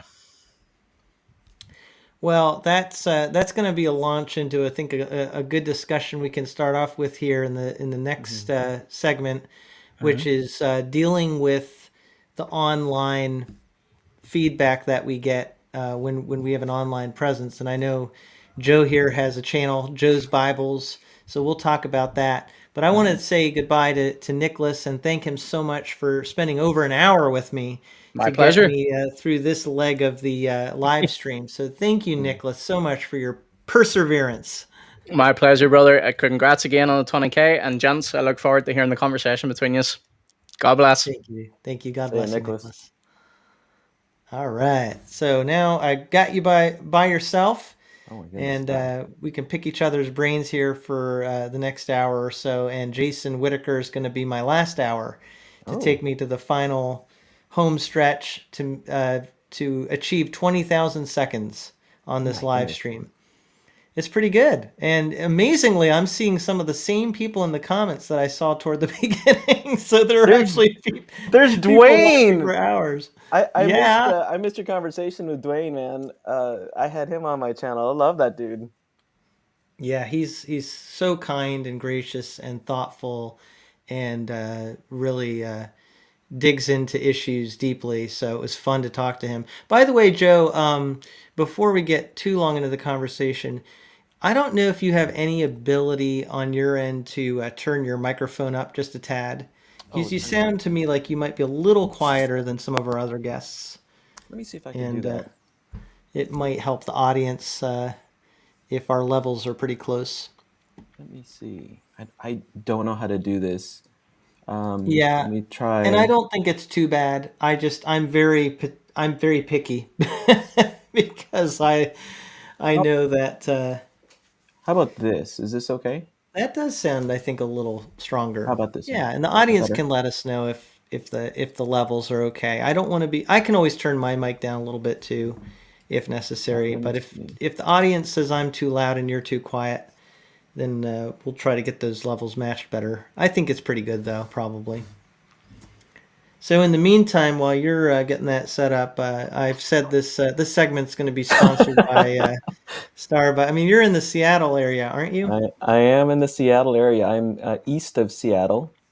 I'm trying to fiddle with this while trying to talk to Yeah, you you. can. Yeah, You I'm on don't. the east side of Seattle, but it is in the Seattle area. That's Okay, where we're at. and so you're not like really in the thick of the city. This No, absolutely not. I'm wearing my Seattle gear today, but uh, I'm a Dodger fan. that's But right. tonight, our church youth group. My kids are in the youth group now. They are going to go see a Mariners game, and so I'm going to go with them to be one of the Hmm. adults that goes with them to the Hmm. game. So I've got my Seattle gear on. Oh, cool. Well, by the way, people are saying the levels are good, so Oh, you okay, don't need cool. to fiddle too much with that. Um, I think I think we're in good shape. So, so you said you're going to a game tonight? Did I I hear that right? am. We are going to a game tonight. Which game is it? I don't even know who the Mariners are playing. But, Well, good uh, for you, because I got to. I took my son down to college just a couple days ago. We went down to the Philly area, and he's going to Cairn University, not far from Philadelphia.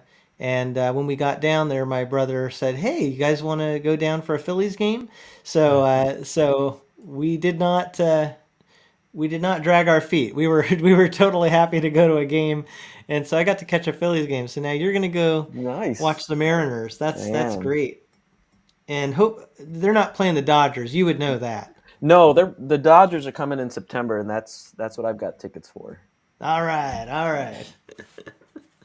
That's great. Well, it's So nice to talk to another baseball fan. yeah. I was trying to get Nicholas interested that Phillies and the Mets are playing in London for a couple Oh, games next year. So I'm kind of plotting that maybe I could get over to London during that time and drag Nicholas to a baseball game. that would be awesome. Would you get him some baseball gear? Oh yeah, I would love to. Anything I could do to he called me the like a Philadelphia Phillies evangelist. He Okay. said something like that. The Phillies evangelist. Nice. Very Yeah, I nice. guess I am. I've tried to convert all my children, and I've done pretty well. I have a pretty good success rate. I'm Great. competing with the Red Sox here, Oh who have had man. some good years since we've lived here. But so I'd like to hear a little bit for the audience sake and for my sake about kind of what you're doing out there. I mean, people may Mm, have seen your channel. You have a great YouTube channel where you talk about Bibles, Joe's Bibles. But you're a pastor. I am. That's your full time position, and you're at it's Lighthouse Christian Church. Is that the correct name? That's right. Okay. Yeah. And this And is I'm in my office today. This is my oh, lunch break, and I've got a perfect. big sign, "Don't disturb," right now. No, I am a pastor at in the Bellevue area, and it's one of the hardest places to minister to. I Mm. think it's, but it's good. I mean, I love our church. I think we're doing the best that we can here to minister Yeah. and to share God's word. But it's not easy here in the Seattle area. It's just rough out here. You're saying that people aren't just like clapping and cheering for you all the time when they hear you're a pastor? Yeah, the conversation will shut down, and it's you get different looks from people. You know, but it's like, Uh-huh. this is what I do. This is God's calling for me, right? So I'm not gonna be ashamed of that. It's like, And you weren't from that area originally, right? no, I was yeah, I was born in the Philippines and then bounced around a lot. I was born in the Philippines, moved to the US. We lived in Chicago for a year. My dad is a huge Cubs fan, and then we moved to LA for a number of years, and that's where I became a Dodger fan. Then we moved back to Chicago. But Oh. basically, I'm Midwest guy, Chicago, and then to Iowa was my first job out of college, and then moved out here Okay. in 2000. So when you say you're Midwest guy, is that kind of Yeah. what you feel is the culture that most shaped you? I believe so. There's something really cool about Midwest culture, and I'm going to say specifically. So I love Chicago and spent formidable years there. But when I say Midwest, I spent formidable years, more formidable ones, spiritually, in Iowa. So I lived in Des Mm. Moines for 3 years, and I was part of a Calvary Chapel back there. I think we were talking about Calvary Chapel um, Mm. a while back, but yeah, as part of Calvary Chapel, they used the New King James, which was totally different for me. I had, became a follower of Jesus using the NIV. And so in the New King James, I was like, what is happening in this text? Wow. Some of these things are just really different. But I would Mm. say I love the Midwest, and I'd probably associate more with the Midwest than well, I don't know. I'd hate to say more than Seattle, but I do love the city. I do love this area, but I would say what really has shaped me is the Midwest. I mean, God working through that. So in you said Iowa? Yeah, Des Moines, Iowa. Okay, I get confused because in our brains when we don't live in that area, just it's Idaho and Iowa Yeah, yeah, meld yeah, yeah. together. So Iowa is more rural setting. Is that what you're saying for It's you? a lot of rule, but I spent time 3 years in the city, so I was in Des Moines, and that's what you would call Right. the big city in Iowa, and I Okay, but you love kind that of area. described it as the way you just said it. At least it sounds like Seattle is much more urban. It Am I is. hearing that right? Yeah. It's very urban. Yeah. But like the Midwest, like in Des Moines, coming from Chicago, which is also really urban. My first year there, I would go to the grocery store, and it would freak me out. People would start talking to me in the grocery store, and I was like, "Why are you talking to me right now, man?" It's like, and then people would leave their doors unlocked, like their houses and their apartments, and people would just walk into our place, like, "Why aren't you locking your door, man?" Yes. Exactly. But there's a real warmth in the Midwest Yeah. that I love. I feel like there's a I don't know, greater sense of family than that I've sensed here in the Pacific Northwest. I think it's a Yeah. different kind of family here. Yeah. Yes. Exactly. I mean, city versus rural or urban versus rural really describes a lot of just the perspective differences that you see in America and in many other places too, I'm sure, throughout the world, because there's a different way of operating when you live. And I'll give you one example is driving. If you drive in a city, now I know not all cities are the same, but typically you do have to be more aggressive. You have to accommodate for the fact there's a lot more traffic.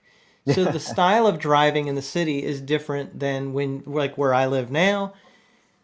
You have so many roads where it's just long roads with the most dangerous thing is hitting a deer probably or a moose or something. Mm, But even in the towns, there's not a lot of traffic. And so when people get to a crosswalk, it's pretty much expected that you're going to stop for them. I mean, it is Right. technically the law too here, but still, it's really just etiquette to stop for the person in the crosswalk. But if you stop for everybody in a crosswalk in the city, you'd be causing major traffic problems. So, you know, and so we look at each other sometimes through those lenses of like, oh, your value system is flawed Hmm. because, you're focusing on such and such a thing. Yeah, but if you live in the country, that makes sense to have those ways of doing things. And I Right. think being very personal with people Hmm. works when you're in a smaller environment because how are you going to thrive as a community? You got to work together. If you're not a big community, you need each other. Right. And you need to stick together and be able to contribute. But if you're in a city, it's actually a problem if you try to connect with too many people or to you in some ways it's more safe if you can find that smaller group and kind of keep everybody else out when you're in the city. And I don't mean that in some sort of a mean way, but like I mean just in terms of like how are you going to even survive day to day Mm. and thrive when there's just millions of people around you. You can't Yeah. stop and talk to everybody for an hour. Well, yeah. And I just think the culture living in Iowa, it was such an eye-opening culture because you do get both of those sort of value systems. So Des Mm, Moines was more of an urban place, even though it wasn't very large. mm, It did have the urban feel. But then you just go outside for about 20 miles or mm, 10 miles and you're in the country. And that served me well. I don't want to yeah, get political, but one of the areas for me yeah, that was eye-opening, having come from Chicago and Los Angeles, was um, I had buddies in on their farms in Iowa, and mm, shooting guns was like it was just a way of life. And coming from more urban areas, mm, we saw guns as that's really dangerous. You don't want to walk around with that. Well, you go mm, out into the farm country, and it's a necessity. And so exactly. I remember thinking like, oh my god, when I was holding somebody's shotgun and somebody handed it to me, I'm like, should I have a license for this? Mm, Um, but I never understood that or never understood that kind of culture until I moved to Iowa and got to see mm, like this really different cultures yeah, that we have that's like next to each other, the urban and then the rural. But yeah. That's really interesting point you're making. Honestly, I can't help but to think of the political, not just the guns, but I'm actually thinking about how guns represent something to Middle America right. that is very, I think, tied into their survival, at least on some level. That the cities have so many people. They're such a, and especially nowadays because Mm, so much of the population has moved to the cities. They really are dominating the politics in many ways. correct. And the problem that you have in a country is we're a big country, we're very diverse. So Right. if the politics of the urban areas are completely dominating the way we think about issues in places like the middle of nowhere in the middle of America, they can feel very threatened by that because it's like, hey, you're kind of hampering on our way of life. Right. And there's a small mindedness that comes from even living in the urban areas and where we think, well, you come from the city, so you must have a wide understanding. Like the common thing is, Mm, well, you're less ignorant because you come from the city. But having lived in both places, you will begin to see that even people who come from a big mm, city have a narrow mindedness. They have a closed mindedness because let's go back to the guns issue, right? Here in the city or in the cities, we think, well, let's get rid of all of them. Let's get rid of all the guns without really understanding that if you go into a more rural area like farm country, mm, you need one. Like my yeah, buddies when yeah, I was living there, the nearest place, the nearest populated area was like 15, 20 miles. Well, you can't, if something ever happened on your farm or even on your property, it's going to take a while for somebody to come and, like the police to come and help you out. You have to protect yourself, right? And so I that's right. think that's what's missing from a lot of the discussion that we have about some of these topics is Mm-hmm. you are educated a certain way if you come from the big city, but your focus and the width of your understanding is limited, and you have to understand that. Mm-hmm. And I don't want to say this very arrogantly, because I came from Chicago, I came from LA, and I understood, like, yeah, there's a certain way of thinking about certain issues, but it was eye-opening for me to go to a place where it was very different from an urban setting. It really was eye-opening, like, oh, I didn't understand that about this issue, you Yeah. know? And we're Yeah. just talking about guns here, but I mean, it spills into all sorts of other It issues as does. well. It totally does, and that's exactly what I was driving at is your way of thriving in Hmm. different environments is going to be dependent on how you engage those specific set of circumstances Right. and the set of circumstances that you face when you're in a very rural remote area. It's a very different set of circumstances, and beyond that, I mean, New England, I'm in a rural area. By and large, it's quite rural up here, and it's cold. Uh, so that is also a factor in how people have, for generations here, had to Right. survive, where they Right. had to cut their own wood to make it through the winter, and they had to make do with as a lot of limited resources and really make sure that they could go far with those resources. So to this day, New Englanders, uh, many of them are very frugal people, Ah, and very good with, saving their money, saving their necessities, that's but it's how they hilarious. survived here. Yeah. But you're talking about weather and how it's different from different cultures, right? So here, being a pastor at our church, we have a policy for worship, for people leading worship. Don't wear like shorts on stage, and don't wear, midriffs. Don't wear what do you call, like, tank tops. Well, we have people from our church, because it's a predominantly Asian American church. We have people from our church who come from Hawaii, and their style of dress is totally different from Hmm. here.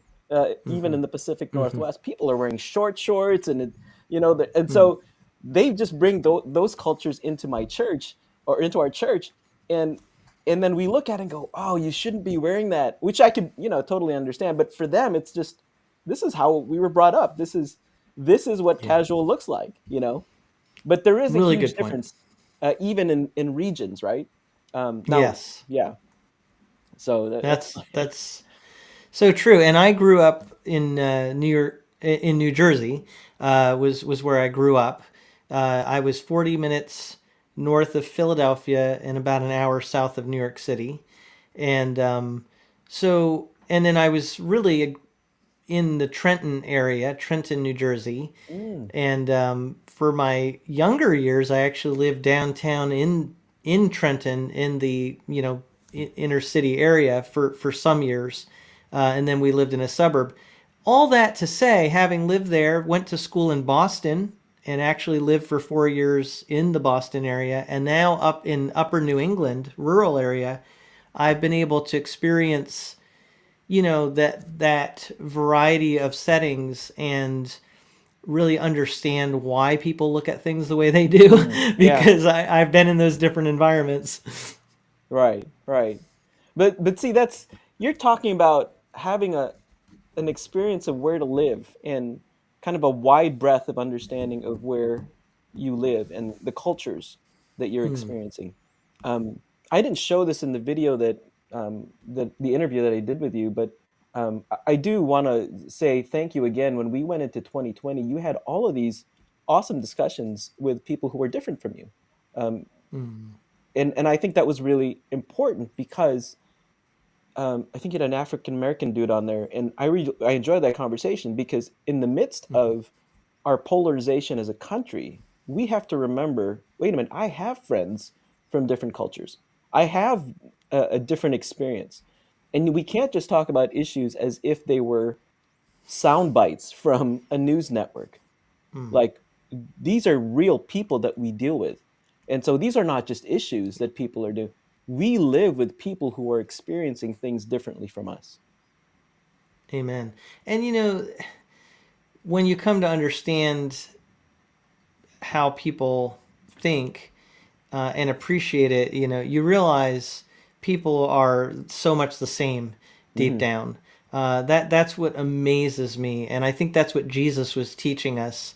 Not that we shouldn't draw moral lines, because I do think Jesus drew lines and made clear what is Right. right and wrong. But when it came to how we treat people, there were so many people in his culture that didn't even want to associate, didn't even want to get close to certain people, Right. and they stopped looking at them as people.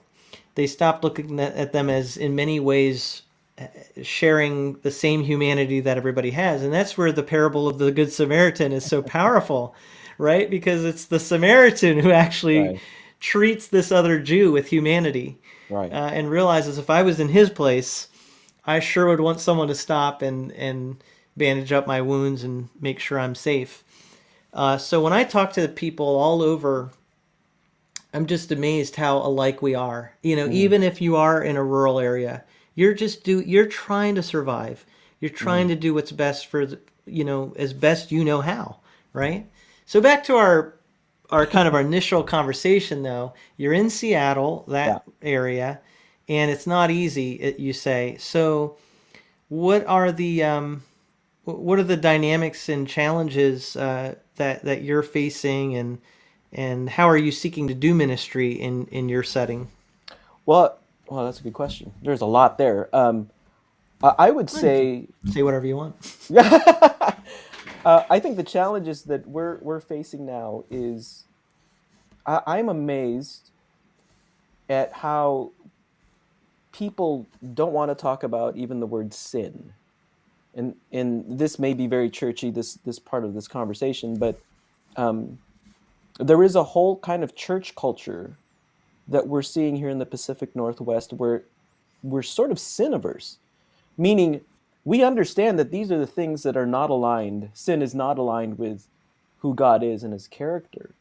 But even to mention that tiny 3-letter word in a worship service, it's sort of like, why are we skirting around that? And so, and I get it, right? I think when people hear the word sin, people want to rephrase it in a way that people might understand. I get that. But if we preach the scriptures, and even Jesus himself says, go and sin no more, well, we have to have some understanding of what that is. And so we can't get to that place unless we define it, unless we talk about it, unless it's brought up in a sermon. And so Mm, I guess what I'm saying is there's such an overly sensitive way of talking about religious things here in the Pacific Northwest that we never get to really the heart of the gospel. Well, Jesus is the heart of the gospel, but what he came to do.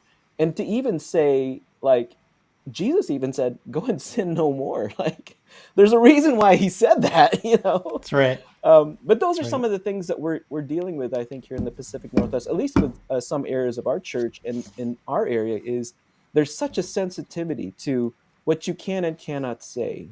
Mm, And mm, and then mm. it hampers you, right? It puts this really bad boundary on what you can and can't say at church. And that's what Yeah. I'm having to fight with now is if it says sin in the scriptures, let's call it sin. If Yeah. this isn't in there, well, don't bring it up. It's merely your opinion.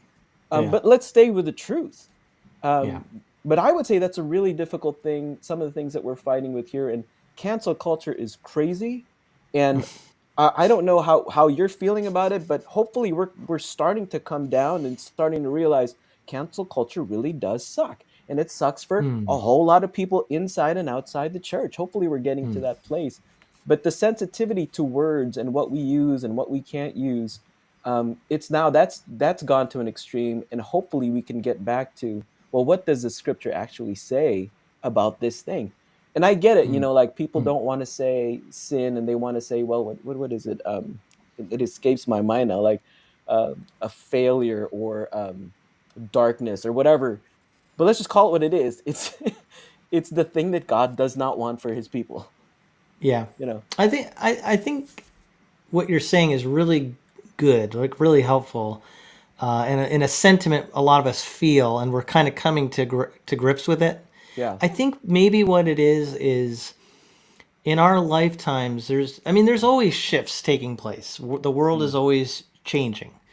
You can see as you look back, but when you're in it, it's so slow and so subtle.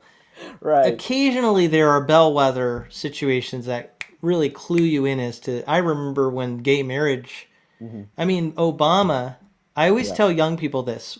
In 2008, he was the one who said marriage is between a Right. man and a woman. Oh, I didn't That's know what it that. is. I just remember Yeah. 2013 when the bill passed. So in 2012, probably around that time when he was reelected, he said his views were evolving.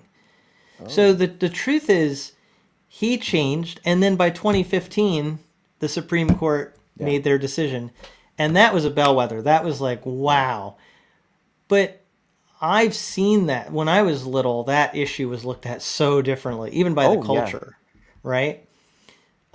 So what we have to face is that as Christians, our value system and our worldview has become the minority Right. position. Even Right. if people don't say it, because there's Right. still a lot of people saying they believe in God, but in practice, that's not how they're living. Right. And because we're the minority position, we have to learn a new way to be at peace with not to it's not going to be peaceful. Actually, we have to be at peace with the fact that we're not going to be accepted the way we used to be, Right. And the truth is, we are living in a post-Christendom world, at least here in the U.S.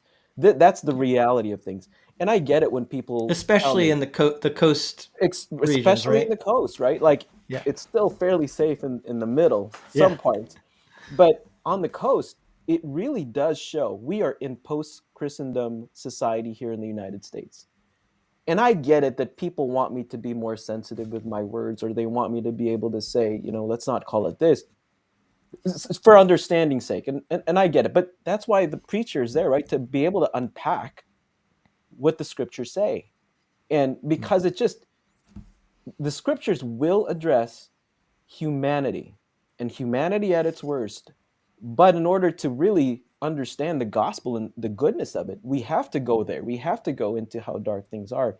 But I understand there's cultural sensitivities. I do, again, just say that we are Mm. in post Christendom, and who we Yeah. are as believers now on the coast, it's not what it was 20 years ago.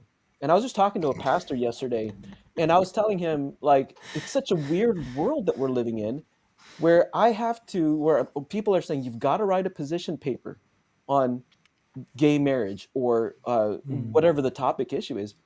Whereas 20 years ago, we just understood this is what marriage is supposed to be between a man and a Yeah. woman. But it's the culture that we're living in now. And it's sort Yeah. of like, how do we deal with this? And I think that's what we're dealing with a lot of the different churches here. A lot of the conservative churches that I see eye to eye with here on the West Coast, where we are shocked a little bit. We're not super surprised that we're living in post Christianity, but we are a little bit astounded. Like, we have to write a paper so that people can know our position or where we stand on marriage. Like, that's so weird, But that's the reality of it, right? It's the reality of where we Yeah. live. Now, when you say you have to write a position, are you saying as a church leadership for almost legal reasons, that sort of thing? Well, no, hopefully not for legal reasons, but one of the amazing things that we have here in our church is we have a lot of young people that are looking to know where we stand as a church with these issues, not because they want to contradict us, but because they're Mm. looking for support. Like the young people the Christians in our church, they enter into the workforce and the people that they're in, and they have different values from what we see in the Yeah. scriptures. And so they want to know from me, and they want to know from the church, do you support us? And I have to have Mm. these private conversations with them, or one-on-one conversations, and it's becoming more and more where it's like, well, maybe we should just put it on our website, or just Mm. talk to our young people like this is what the Yeah. scriptures say, you know Yeah. or even about life, right? I think people, not to go into abortion, but I'm Mm. amazed that I we're already even. did earlier, so. Oh, yeah. But I mean, to talk about life and the value of it, Mm. it's so bizarre living in this Mm. world. But yeah, not for legal reasons. It's more Okay. to give an understanding and help people be supported navigating through a post-Christian world. Yeah. Well, while we're on this topic, I was planning to mention that we had a great conversation on your channel, and it was Mm. about the Christian Standard Bible. Oh yeah. And believe it or not, Bible translations are very much reflective. And I know you know this, Joe, but just speaking to the audience and people who might be listening, a lot of people think translations are it's just like this academic thing. Like, how do you translate it? Do you want to do it this way? Do you want to do that? It's actually very much wrapped up though in, it's not done in a vacuum is the way Right. I would put it, right? Translation is shaped by culture. So actually the King James version is a really good example of, it is a product of a certain time. And I think it's one of the reasons it stood the test of time is because it came right at the time when I think England set a course Hmm. that was very powerful and a position of great influence in the world for hundreds of years. And their spirituality had really come into its own, how Hmm. they expressed their Christianity. And the King James Version is really much the epitome of that, and of a certain Hmm. reflection of English culture that had wide influence in the world. But the English Empire, the British Empire, didn't stay strong forever, and Hmm. American culture has now become incredibly pervasive throughout the world. But the reality is, the culture we live in today is very different than the culture of the King James world. Right. And so the way you do translation back then is going to look different than the way you're going to do translation now. And it's not just a matter of literal Hmm. versus less literal. It's also even the sound of it. There are still many people who love that more formal sound. Yeah. But when we talk about translation, one of the things that we're dealing with in our culture is, what is the place of formality Hmm. in when it comes to the Bible and our translations, and when it comes to how we express ourselves in a church setting. And I find myself, because of the background that I have, I'm like right on the fence. I appreciate formality and I love the King James because I grew up with it. But on the other hand, not only has our culture shifted, but I have to also look at what was the language of the Bible writers. Was Right. it like high and formal, Right. or was it more converse? And it probably depends on the author and in the situation that they were writing in, and the form of their writing. But I do think that the Christian Standard Bible, Yeah. Yeah. our specific translation, it's not as formal sounding as the King James or the New King James or even the English Standard Version. But that's not necessarily bad. I think No. that translation nowadays is really at an opportunity to kind of be able to do something that is going to be really helpful. Oh, I hear Jason in the background. By the way, I'm just going to say hi to him, Oh. but I'm gonna turn that sound off. Yeah, yeah, you're not added in, Jason. Don't worry. But anyway, I do think there's a real cool opportunity right now taking place Yeah. with Bible translations, and it's kind of a good thing and a bad thing, because honestly there are too many Bible translations in English right now.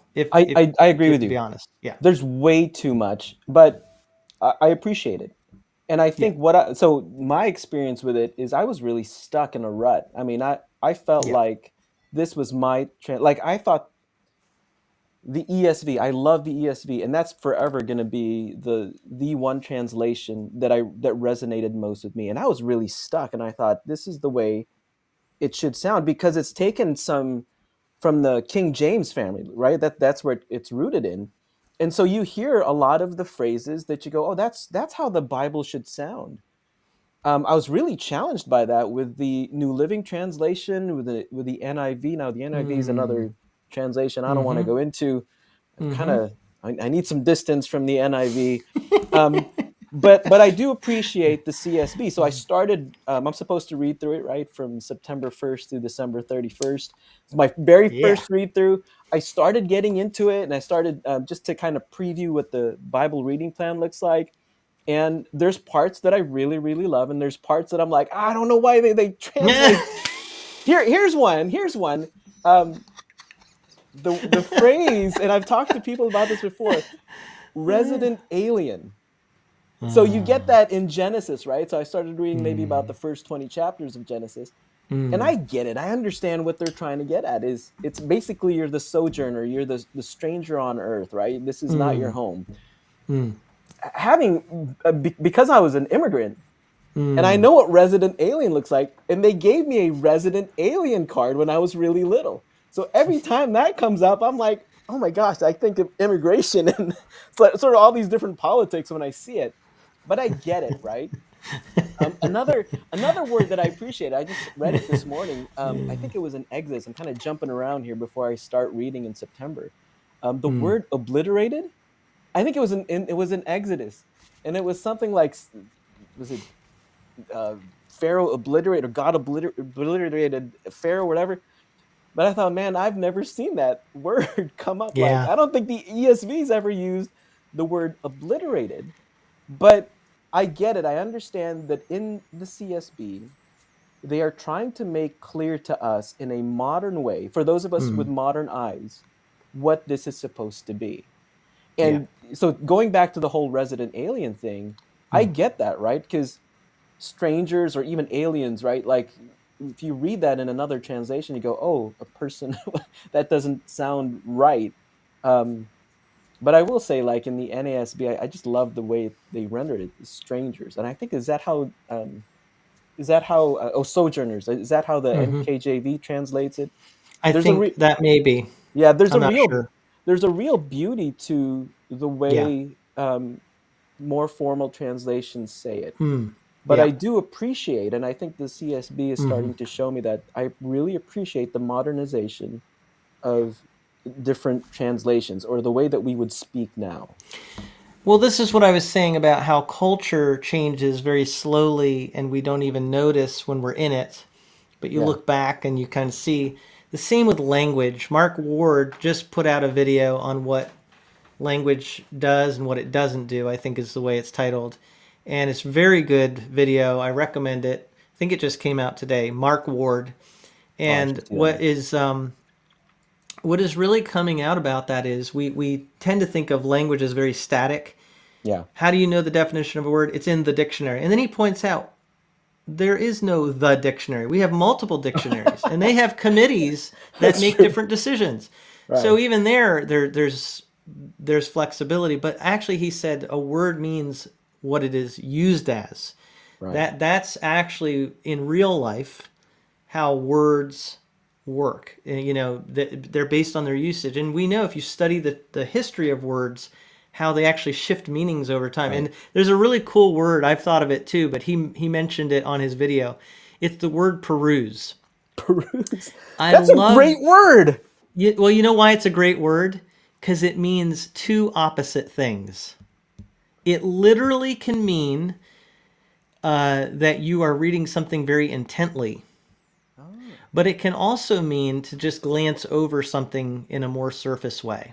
Yeah. And depending on the context, it means one or the other. It's the Oh, that's same interesting. word. I'm Yeah. so used to the latter definition, peruse, just kind of like glancing, kind of surfacey looking at things. That's how I would take a look at it. I do want to say, I'm looking at the chat. There's nothing wrong with the NIV. Totally agree with you.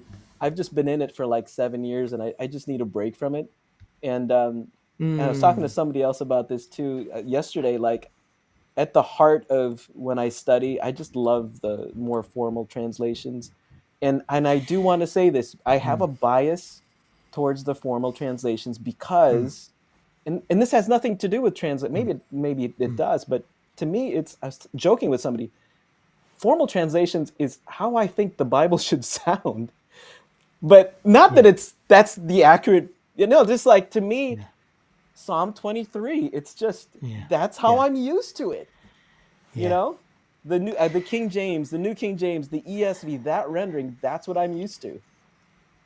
I think we have to, again, learning to be at peace with our current context. Right. And just like we have to get used to being in a world that's not Christian, predominantly Christian as much as it used to be, especially in places like where you and I live, we also have to get used to a world where translations don't hold the place of permanent fixture that they used to hold. Right. Because the King James was that for so long. And I think for a long time there was the search for what will replace the King James. And here's the answer: nothing is, in my opinion, at least nothing soon. So Yeah. we're gonna live for a long time with having a lot of translations at our disposal. There's a lot of reasons for that. One of the reasons is the internet. Yeah. It's just easy, and we don't depend on print forms anymore. So if you're in your service and you're preaching a passage and you know this translation is the best in this particular passage, why not put it up on the screen? Yeah. It's easy to do that. Why not do that? So I think we have to learn to be at peace with living in an environment where a lot of translations are at our disposal and are probably going to be used simultaneously a lot more than ever in the past. And that has a disadvantage because now we don't have shared language. Yeah. There is no correct way to say Psalm 23:1, but there's an advantage, which is you're no longer stuck on a particular wording Right. of a certain passage. So now you have the freedom, hopefully, not to pick the translation that you just happen to like it Right. or you think it says what you want, but the one that you think most clearly conveys to your audience Yeah. exactly what the original author was saying. And that's a real tough one. And I think so let's take Psalm 23 as the example. For the longest time, I was used to the King James, New King James, ESV rendering, even though I walked through the valley of the shadow of death. When the 2011 NIV came out, it was so jarring. It was so different, like through the darkest valleys. I think that's how they render it. But that's the literal, I think, translation. But the meaning of it is, the poetic meaning is what the King James was getting at. It's as if you were walking through the valley of the shadow of death. That's how dark it is. Now, if I were to complain, do I like the 2011 NIV or the King James or the New King James or the ESV? It's personal preference, but if it's poetry, Yeah, I would go with the ESV because absolutely. that's what you're trying to go for Yep. poetic language. Now, it's much clearer in the NIV, and I get it. Okay, what he's saying is a dark valley, but it's more poetic to say. It's like I feel like I'm walking through the valley of the shadow of death. Like that's poetic, man. That's gold, right? Like I Yeah. would go with that. But I guess what I'm trying to say is we should take advantage of the different translations that we have. And I Yeah. think what I'm finding with the Yeah. CSB is Yep. I prefer that. Nothing wrong with the NIV. I think I'm starting to prefer the CSB over the NIV in terms of that middle of the road translation, not formal, not quite informal. Um, some of it is, I think we talked a little bit about this. There's a real freshness to it. And I do like the mercy seat rendering in Romans. I feel like Yeah. that is amazing for them to Yep. be that strong to say, we're going to leave it in here. And they could Yep. have translated in a sort, the way everybody translated it. But you need Yeah. that. You need that translation to make sense of the other ones and to use it in tandem with each other. Right. So there's a good side to this. We actually have a lot of tools at our disposal as teachers now, and a lot of accessibility that we didn't have in years past. That even people in our congregation can have access to if we say, "Hey, go online and look at this translation. Read the passage in this translation." They can do that right away. Yeah. I also want to mention too, which we don't have enough time, Mm. unfortunately, to get even deeper into this. But maybe I'll have you back on the channel, or I could come back on yours, and we could talk more about the Love gender that. issue. The Yeah. gender language is one of those areas where, like it or not, English has changed. Right. That's something that in our lifetime has happened. Man used to be used a lot more to talk about humans in general. When I was young, you would still read that sometimes. Man does this. Right. now man doesn't, we're more likely to say humanity or Right. mankind, maybe. So the NIV and the CSB, frankly, because they're trying to speak to our language, how do you say things today? They actually have to grapple even more with gender issues than really literal translations, Right. which don't care as much about how people say it today. As long as people understand it, good enough, right? Although I would say that when we say guys, right, like, hey guys, come over here, like it's real informal. I don't think there's a lot of pushback towards that. Even my daughter. Okay. In general. Right. Not in general. I've Right. had, I think, even my daughters tease me though. All right. If I happen to say, "Hey guys," and there's no guy among them, they're like, Yeah. "We're not guys," Yeah. But I like, this is where I'm landing with the whole gender issue in translations. I feel like if Paul is addressing men and women in the church, say brothers and sisters, but if it's clear, I think it was the James passage where he's addressing teachers, and teachers are men, yeah, definitely say brothers or use the masculine. But the difficulty with the English language is, I wish we could all just say brothers and we all understand. But in the original language, that meant the word brothers, right? Adelphoi, it meant men and women. And I wish we could get back to that. And I think we talked a little bit about this, Tim, where I feel like the New King James and the NASB, the 95, they have the Yeah. best rendering for Adelphoi. I think brethren is great. Like, it will capture both. It retains the masculinity of that word, but it's not limited to men. We understand it. The only thing about the word brethren is I can't take that to the pulpit. Like, not in my context, right? Like, I got to say brothers and sisters because everybody's going to, well, every time I use the word brethren, I've got to explain it. It's not going to be the same way if I go to another part of the country. But I think that's where I'm landing. I prefer translations now, where I do feel like if you're going to say, if Paul is addressing men and women, make sure it's brothers and sisters. But if it's just going to be generalization, I think I'm okay with brothers. I'm okay with the masculine he, because that's the world of the scriptures. Like, that's the time and age. And I feel like we've got to retain some of that in the way that we render things in the scriptures. It's a We're in a masculine tough time. word. We're in a tough situation. We're in Yeah. transition times right now, and that's why I said we don't have as much time as I'd like because I'm reading about it, and it's neat because one of the books I'm reading said if you look in the American Heritage Dictionary, it says that it can refer generically to anybody. Yeah. And that was written in 2005 is when that book was written. You look up Oh. the American Heritage Dictionary today and it says something different. It says Oh. it used to refer to people generically.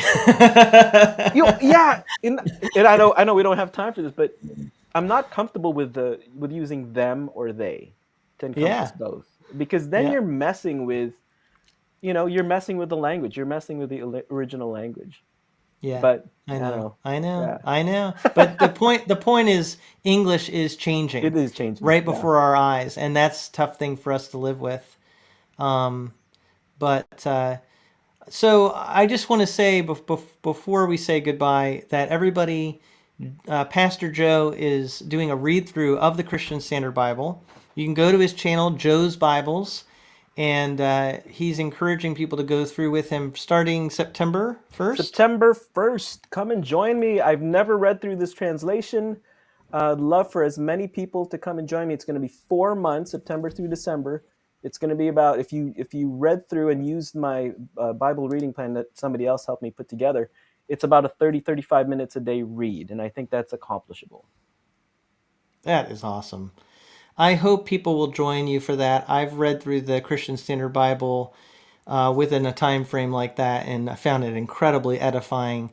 It's a great translation, so if you want to check out this translation, this gives you a really good opportunity Yes. to check it out. But also, all of us need to be reading the Bible, so this is an encouragement to be part of a community that will help you read through the Bible.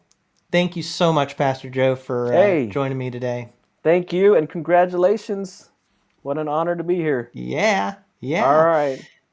I will in a moment put up my return soon screen because I'm going to take a little break while I bring Jason on, and then in a few minutes I'll start my final segment where I talk with Jason Whitaker and reach 20,000 seconds for Wow. 20,000 subscribers. Thank you, everybody, and Wow. I'll be back in a few minutes. And thank you again, Joe.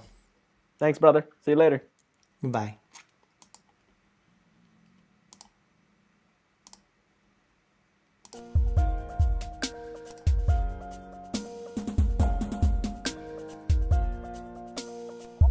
How are you doing? I can't believe that it's actually gone as smoothly as it has. I hope my my camera does okay here. You're looking good. However, because of the way my it's cropping the screen, you're right now far to the left side of the screen. So if there's a way you can center the yeah, you're getting closer. Yep. And I'm gonna just take a quick bathroom break and be back in just a minute.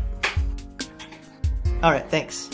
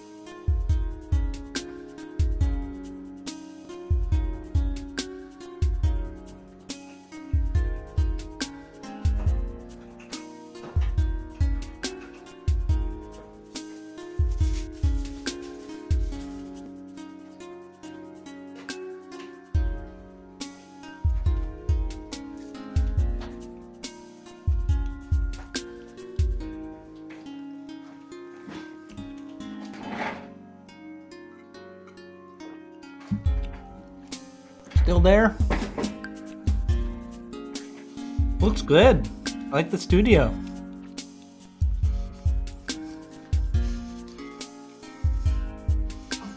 Does my camera look weird to you? Oh. Oh, really?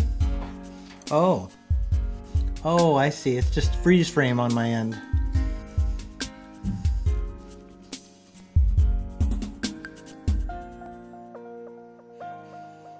You are the finale.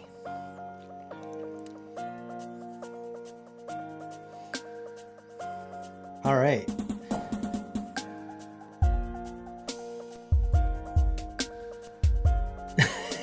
It's just one of the longer songs they had for on EV Mux, so that's why I chose it. It's kind of calm too, which is good.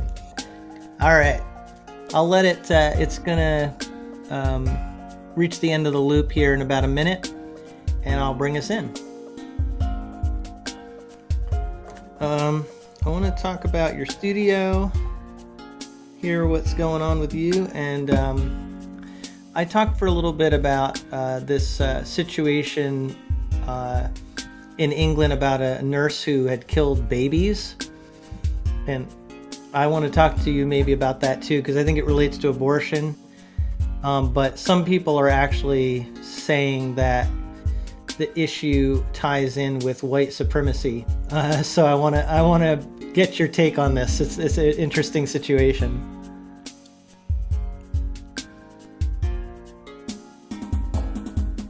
No. But they were saying the reason she wasn't caught earlier is because she was white.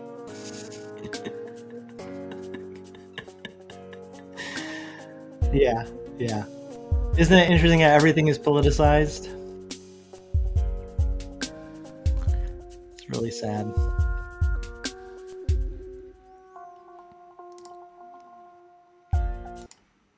All right. We are here still and still kicking, still able to talk at the moment. Thanks to all of my wonderful guests who have carried me through by talking and conserving my vocal energy throughout this. Now it's going to be going on 5 hours here pretty soon. I'm so excited that we've done this. 20,000 seconds for 20,000 subscribers. And I have now as my final guest for the home stretch, Jason Whitaker from Dear Woke Christian. How you doing, Jason? Mighty fine, Tim. Thanks so much for having me, man. Congratulations on 20,000 subscribers. Well earned, well earned. So I'm glad to be here to celebrate with you. Well, you are a big part of this. You did many live streams with me, especially the year of COVID, right? I think is when we met. And we started. More. So I was wondering if maybe I had messed up my opportunity. I don't know, but I'm glad to be here. Yeah, no, we've always just enjoyed our friendship and mutual edification. And I see people in the audience saying hi, so Hey, good to it's see going to you. be fun to talk for the next hour or so. And you're, can you slide over a little bit more to your left, I To think? my left? Okay, not a problem. Yeah. I have Yeah. room here. If I need to, I You can move over. do. Yeah, you're at a new studio. I I think am at a new people who have seen you on my channel before remember you used to have your bookshelf in the background. This is a totally new set. You don't have your coworker with you, though, the coworker of the plant. My coworker, the plant, is not. The coworker, the plant, is still in my home studio. This is actually my office studio. I actually opened up a podcast or content creator studio earlier this year, actually a month ago, with a good friend of mine, solid brother, who also saw the vision of what I wanted to create. So this is our office, so to speak. So we work here most of the day and record and slice up and dice up and put out content. That's what we do. Okay, so you're a content creator and you have other content creators there? Right. So what we do is Podium Studios. I just dropped the link in the chat if you like to follow Yeah, us and check perfect. us out. Podium Studio. And first of all, mine centered right. Oh, I look good. Okay, great. Great job, man, Devin. My man. So Podium Studio is meant for those who want to create content, those who desire to put out some form of digital or audio content, but they just don't want to worry about a camera or a microphone or proper lighting. So we have a studio here where our members actually come in several times a month. They record their content, they take it home and do whatever they're going to do with it, or we edit it for them and help them upload it and such like that, and then analyze their analytics and see how well or successful it was, and then we do it again the next month. That's what we do. Wow. Well, you're already proving you're really doing good advertisement here because you were off-centered, and then you had like a studio assistant there who like perfectly centered you. So See, Devin is sitting literally across the table from me. He's working diligently on some project. So he ran over real quick, thankfully, and set that mic right. I'm sorry, the camera correct. So I was in the right way. So see, if I have a camera that's not centered, I have to walk over myself and do it all by. I'm not I'm not at your level, Jason. I know this place where you don't even have to worry about that, Tim. You just I just have to fly down to Atlanta, sit down right? here and record and walk out the door. We'll take care of you, man. I did drive to Atlanta once You and had the did. pleasure of spending time with you down there. That was fun, man. Well, so what are we doing? Oh, besides the fact that I didn't know that I was supposed to wear like a baseball jersey or a hat. Like, what's going on with that, man? I did not get that part of the memo at all. I thought you knew by now. I'm a little offended. A little You offended. know me, Jason. You know me. How often do I wear my baseball hats? All the time. And so Pretty my much. intent, my intent was to actually go home and put on another shirt and get dressed up a little bit more. But a 16-year-old and a 13-year-old ruined it for me. So, lo and behold, I'm here in my t-shirt without a hat even. I don't even have a hat on. That's okay. It's all good. That's okay. I accept it. And it just lets people look at my hat, which is the one I want them to look at, is the Phillies hat. Wow. How petty is this? Well, wait, hold on. Come on. The Braves are doing pretty well this year. Now we got to. You're right. They're ahead of the Phillies. Well, there you go. That's where they should be. Yeah. So though you have the hat on, we have the lead. So there you go. Yeah. Well, that's why I don't want you wearing your Atlanta hat. There you go. I'm gonna ask. Don't do it, Jason. I was Don't gonna do ask it. Devin, like, don't we have a hat somewhere around here? Your feed might somehow cut out by mistake if you Oh start wearing no. that. No. Okay. Hey, you know how I feel about that. I got, YouTube pulled me off of YouTube a week ago. Oh yeah, that's still actually common something thread. I wanted to bring up to our audience. Is Yes. Jason is a renegade. Oh my gosh. He's an outlaw. He was kicked off YouTube for a little while there. Now you did a video, so people can get all the specifics of it. But how long were you kicked out of your channel? I was off my channel. YouTube took my channel for 6 days. And so, so story long short, I did a live stream, and usually I make it subscribers only, but I was literally right here, right across the table, and I set up the live stream on my phone. And you can't, when you're in your phone, you can't get into the minutia and set up the, do subscriber only. And I told myself, oh yeah, I'll do it when I get home. I'll do it when I get home. Lo and behold, I got home and I didn't do it. Now, what happened was, the reason you want to set subscribers only is because bots will come onto your live stream and post naughty stuff on your live stream, whether it be links or whatever. But for me, they actually posted pictures in their avatars. Their profile pictures were things that were not acceptable. And so while I was talking to the gentleman, keeping my composure, I was like, oh, this is something. So I'm trying to multitask, but the comments were kind of running up.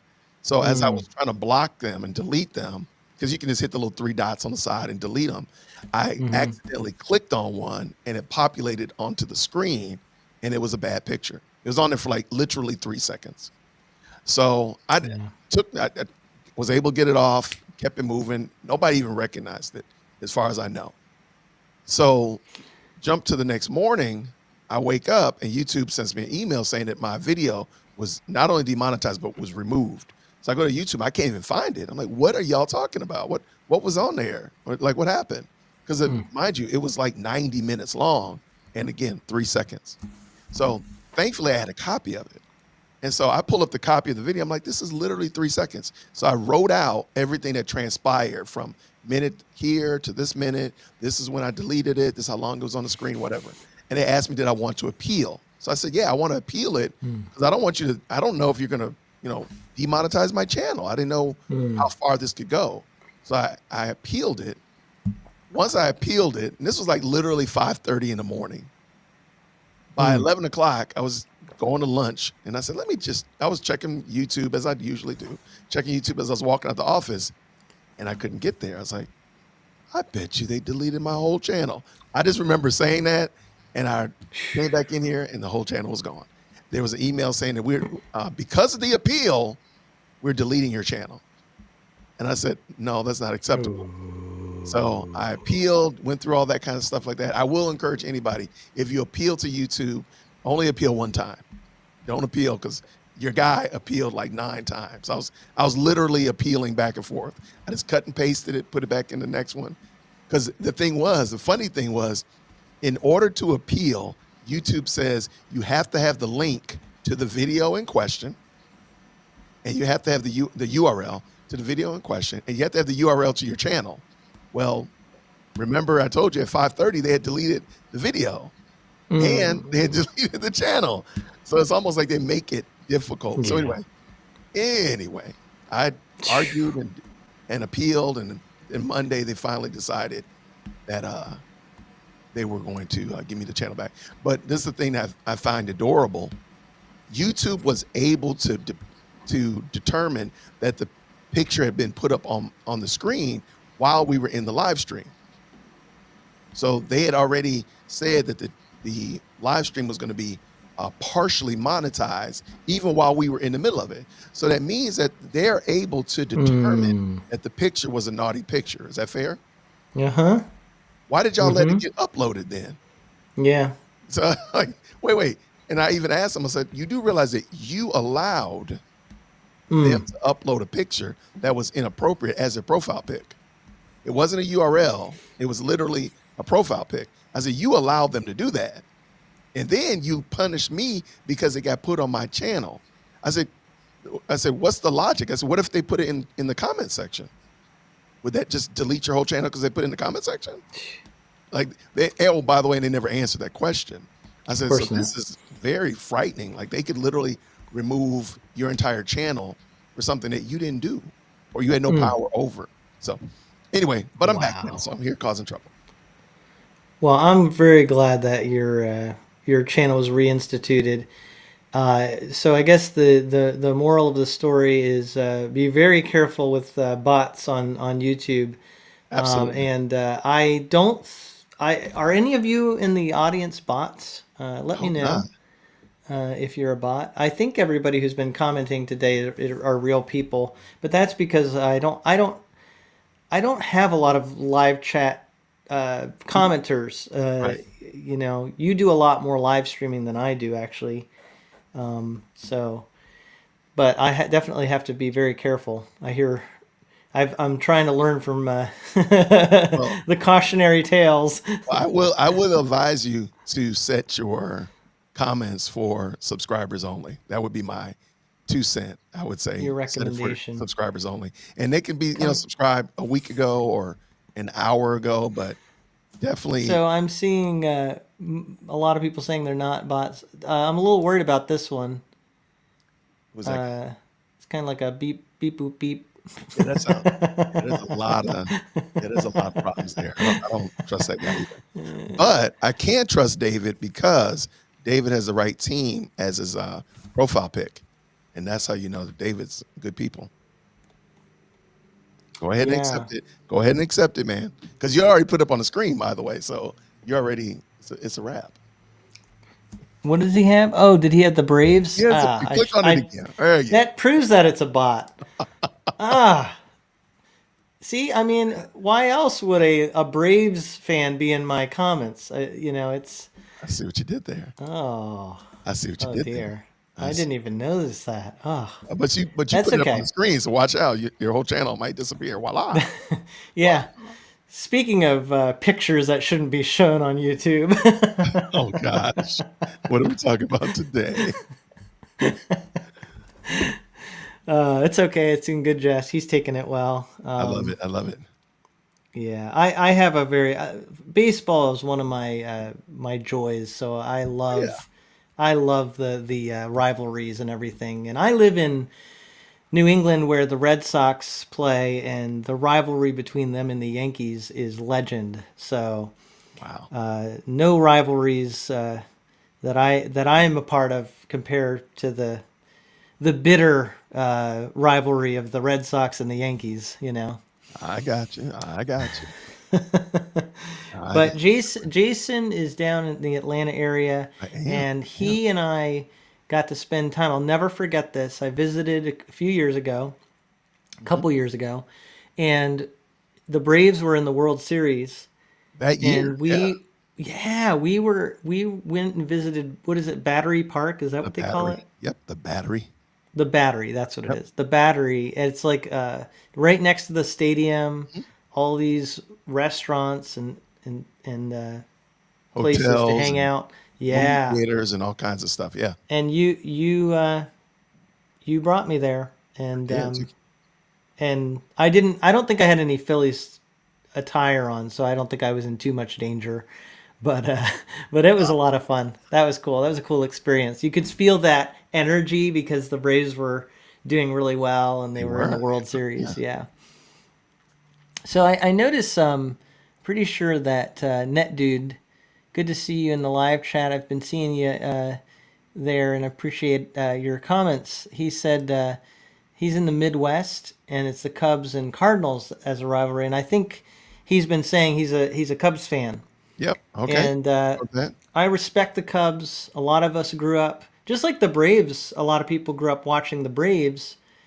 A lot of people grew up watching the Cubs because they were on TV a lot on WGN, I think it is. Yep. And that's broadcast, or used to be at least, all over the country. So Cubs are a classic team, and the Wrigley Field is iconic. And I actually got to take my son a few years ago to Wrigley Field. So Very cool. thumbs up to the Cubs.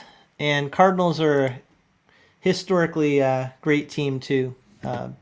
They've actually won. Cardinals won, I think, the second most amount of World Series behind the Yankees.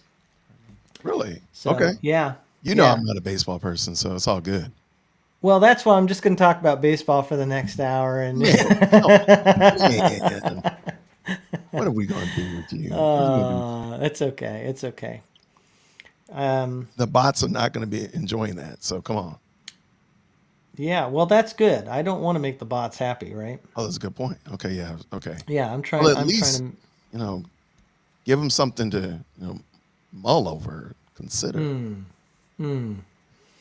So, so you got your channel back, and what is going on with your channel? Like, what kinds of stuff are you tackling these days? Okay, so this Sunday I'll be doing. I've been kind of out of sync because I have been doing so much here at the studio for other people. So this Sunday I'm getting back in my usual flow. So I usually do Sunday evening live stream. So I'll be doing Sunday. I'm going through a ton of TikToks. I have a subscriber who probably sends me maybe 4 or 5, sometimes a day, of some of these wild TikToks. So So you're watching TikToks. You're not doing TikTok. well, that is true, right? I'm not Okay. doing TikTok. However, Okay. I'm gonna do a review of just some of the weird stuff that comes through in TikTok in the name of the church, and then get back to a regular Monday, Wednesday, Friday, and sometimes on Saturday format. However, one of the things I learned during my 6 days of isolation, 6 days of being ostracized from YouTube, is that I put entirely too many eggs are in one basket, so to speak. So one of the things I'm working on also is just building a community off of YouTube. So outside of the whole YouTube space, I don't want somebody to be able to put a bot on my channel and cause me to lose my livelihood if I were like receiving a real income from YouTube. I mean, it's horrible. So, and then also another thing that people don't realize is if you've gotten real comfortable using your YouTube channel as like for your manager subscriptions, when they pull you off of YouTube, you have no access to those. So you actually don't like, well, who do I watch? Like, what channels do I watch? Like, you're completely without.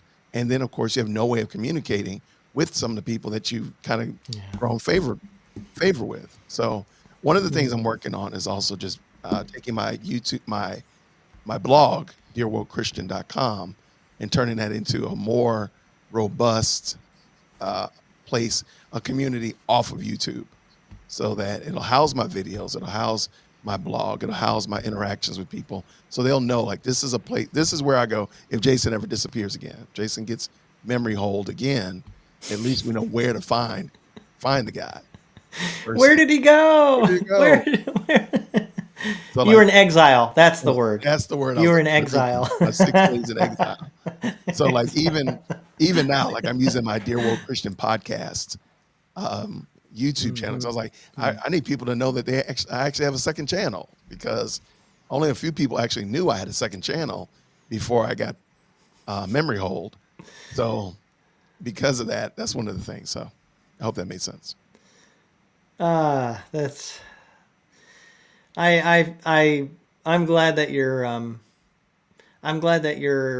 kind of pivoting a little bit and making the best of it. I felt bad for you because you told me like the day or day after when Yeah. it happened, and I was really pretty impressed with how calm you were, because that is so unsettling when you put so much work into building a channel and then they can just in the snap of a finger decide they want to take your channel down without warning. Yeah. It's crazy. And you don't even realize, like, another thing you don't realize, like, how many times you refer back to your YouTube channel in just normal everyday conversation. So let's say you had a Hmm. really compelling conversation with an editor about a new translation. You're like, oh yeah, that was really great. And you refer it to people when somebody's talking to you about a translation, like, oh yeah, I talked to John Smith from XYZ publisher. You should check that video out. Here's a link, whatever like that. You don't even realize how often you do that. But then when Yeah. your channel is memory hold, you're like, oh yeah, you should check them out. Never mind. Video's gone. And you probably feel this way, Jason. I think all of us do. As people trying to build a presence on YouTube and have staying presence, to maintain that presence. You do feel sometimes worried that you're not being treated fairly for various reasons, because you know that our beliefs are so contrary to what's acceptable. And YouTube, even if it's not like they're targeting you in an ideological sense, they can still be targeting you out of self-preservation, Oh my goodness. because they are scared of our culture, right? And so it, as Christians, it puts us in a precarious spot, because if we're going to continue to say what we believe and the culture more and more is at odds with what we believe, and YouTube just wants to make money, then we're not very safe. And so, but they also have other ways that they can tinker with the system. And so I don't know if you feel sometimes like, do you Oh, feel like you're being targeted? oh no. Literally from April to July, my channel was demonetized. So I made no AdSense at all for my channel at all. And of course, um, YouTube was, they demonetized my channel for reuse content, and they never give you a description of what that term means, reuse content. I do plenty of reactions to sermons and lectures and spiritual TED Talks. So I'm like, well, what does that mean? They gave you no explanation. But the thing that was even worse was watching how the interaction on the channel started to suffer. So they took away the AdSense. So I was making zero on any video. Okay, fine. I'll try to roll with that. However, the views started going down, and then the subscriptions started going in the negative direction. And I reached out to YouTube and said, "Hey, is it possible that I've been shadow banned?" And that's just kind of like where they don't really say that they've banned you, but they really have banned you. So YouTube said, of course, they have not. I described to them, I said, hey, my subscribers, I would be, getting 10, 12, sometimes upwards of 50 a day. And now I'm getting 2. I said, I used to have multiple thousands of views every day. And now I can have a video sit for 4 hours and get nothing. I said, is it possible that I've been shadow banned? Of course, they said no. So I ended up doing a video asking Chat GPT what is shadow banning. And it gives you like a really great list of what a shadow ban is on YouTube. And I just go through my channel and explain, like, this is happening to me, check. This is Did happening to me, it check. did ChatGPT specifically mention Dear Woke Christian It as said, an example? it said, if you would like to see a perfect example of shadow banning, please go see Dear Woke Dear Christian Woke Christian, on YouTube. No, which you won't be able to find actually well because now, they're shadow banned. right, because you shadow banned them. But no, I totally believe that sometimes YouTube puts their thumb on the scale, and that's why I think we as Christians, again, I have zero issue with us doing content on YouTube, because again, it is the 900-pound gorilla. There's no way to get around that. There's no other way to slice or dice it. This is the place that most people go, probably 9, 10, 20 times a day. There's not many other places people go there except the restroom, probably. So I think it's fair to, and even while they're probably on YouTube. So I said, even in that, we probably it's good to be on YouTube, but I think we should also start making plans to not be on YouTube. So actually, I'm doing there's a young man that's actually building my website for me. He and I are going to do a class on what should Christian content creators do before they get canceled off of YouTube, and like preparation. If it ever happens, if it becomes ubiquitous, at least you've already got some things in place before it happens. That's good. And I think you're taking the right approach, which is kind of a both and. I think you should have a backup and just like a lot of things in life, diversify your investments, right? Right, Don't absolutely. put all your eggs in one basket, because it's just puts yourself in a vulnerable position. But that being said, I totally agree with you. YouTube is, at least right now at this current time, it is kind of like the most wide net marketplace of ideas, Mhm. long form conversations happening. And Absolutely. so as Christians, like I said earlier, we are in a precarious position more and more, but we also have a message we want to bring, and this is a great place to do it. And one of the approaches that I understand why people do it, but they'll be like, well, because YouTube makes me feel threatened, I'm just going to take all my stuff and put it on this particular platform. But they're going to end up missing the opportunity to reach a certain audience and reach That's right. people that need to hear. That's what I like about YouTube, is I know there's a lot of people who disagree with what we think, and I want them to engage with our ideas too. But I agree with you. If all you do is depend on YouTube, whew, you Yeah, you never really know when it's going to be gone. you never know, and I feel like if we would be wise to just spread it out some. Again, I'm not even saying go to Rumble, or I tried that during my time of exile, AdSense exile back in April. It's hard. Rumble is not a very. It's not. It hasn't um, crest the hill yet at all. It's very hard to do. It's hard to do live streams on there and such like that. So I understand that part, and they do make it very easy to do all your content here on YouTube. If nothing else, just make sure you download everything. I have Yeah. all my videos. I could have just started, if YouTube did not give me back my channel, I was just going to start uploading them to this channel. So I mean, I understand.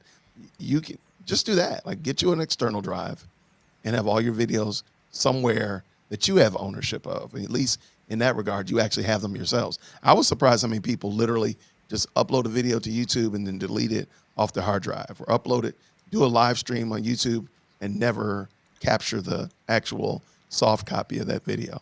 I was surprised. Yeah. But that'd be Well, I don't save everything myself, and I Tim, do come a pretty. on. I know I do a pretty bad job of having the safety net that I should have, to be honest. But it's one of those things. I think if I sensed that some of my content was starting to become more targeted, Yeah. then I think I probably would try to be getting ready for something.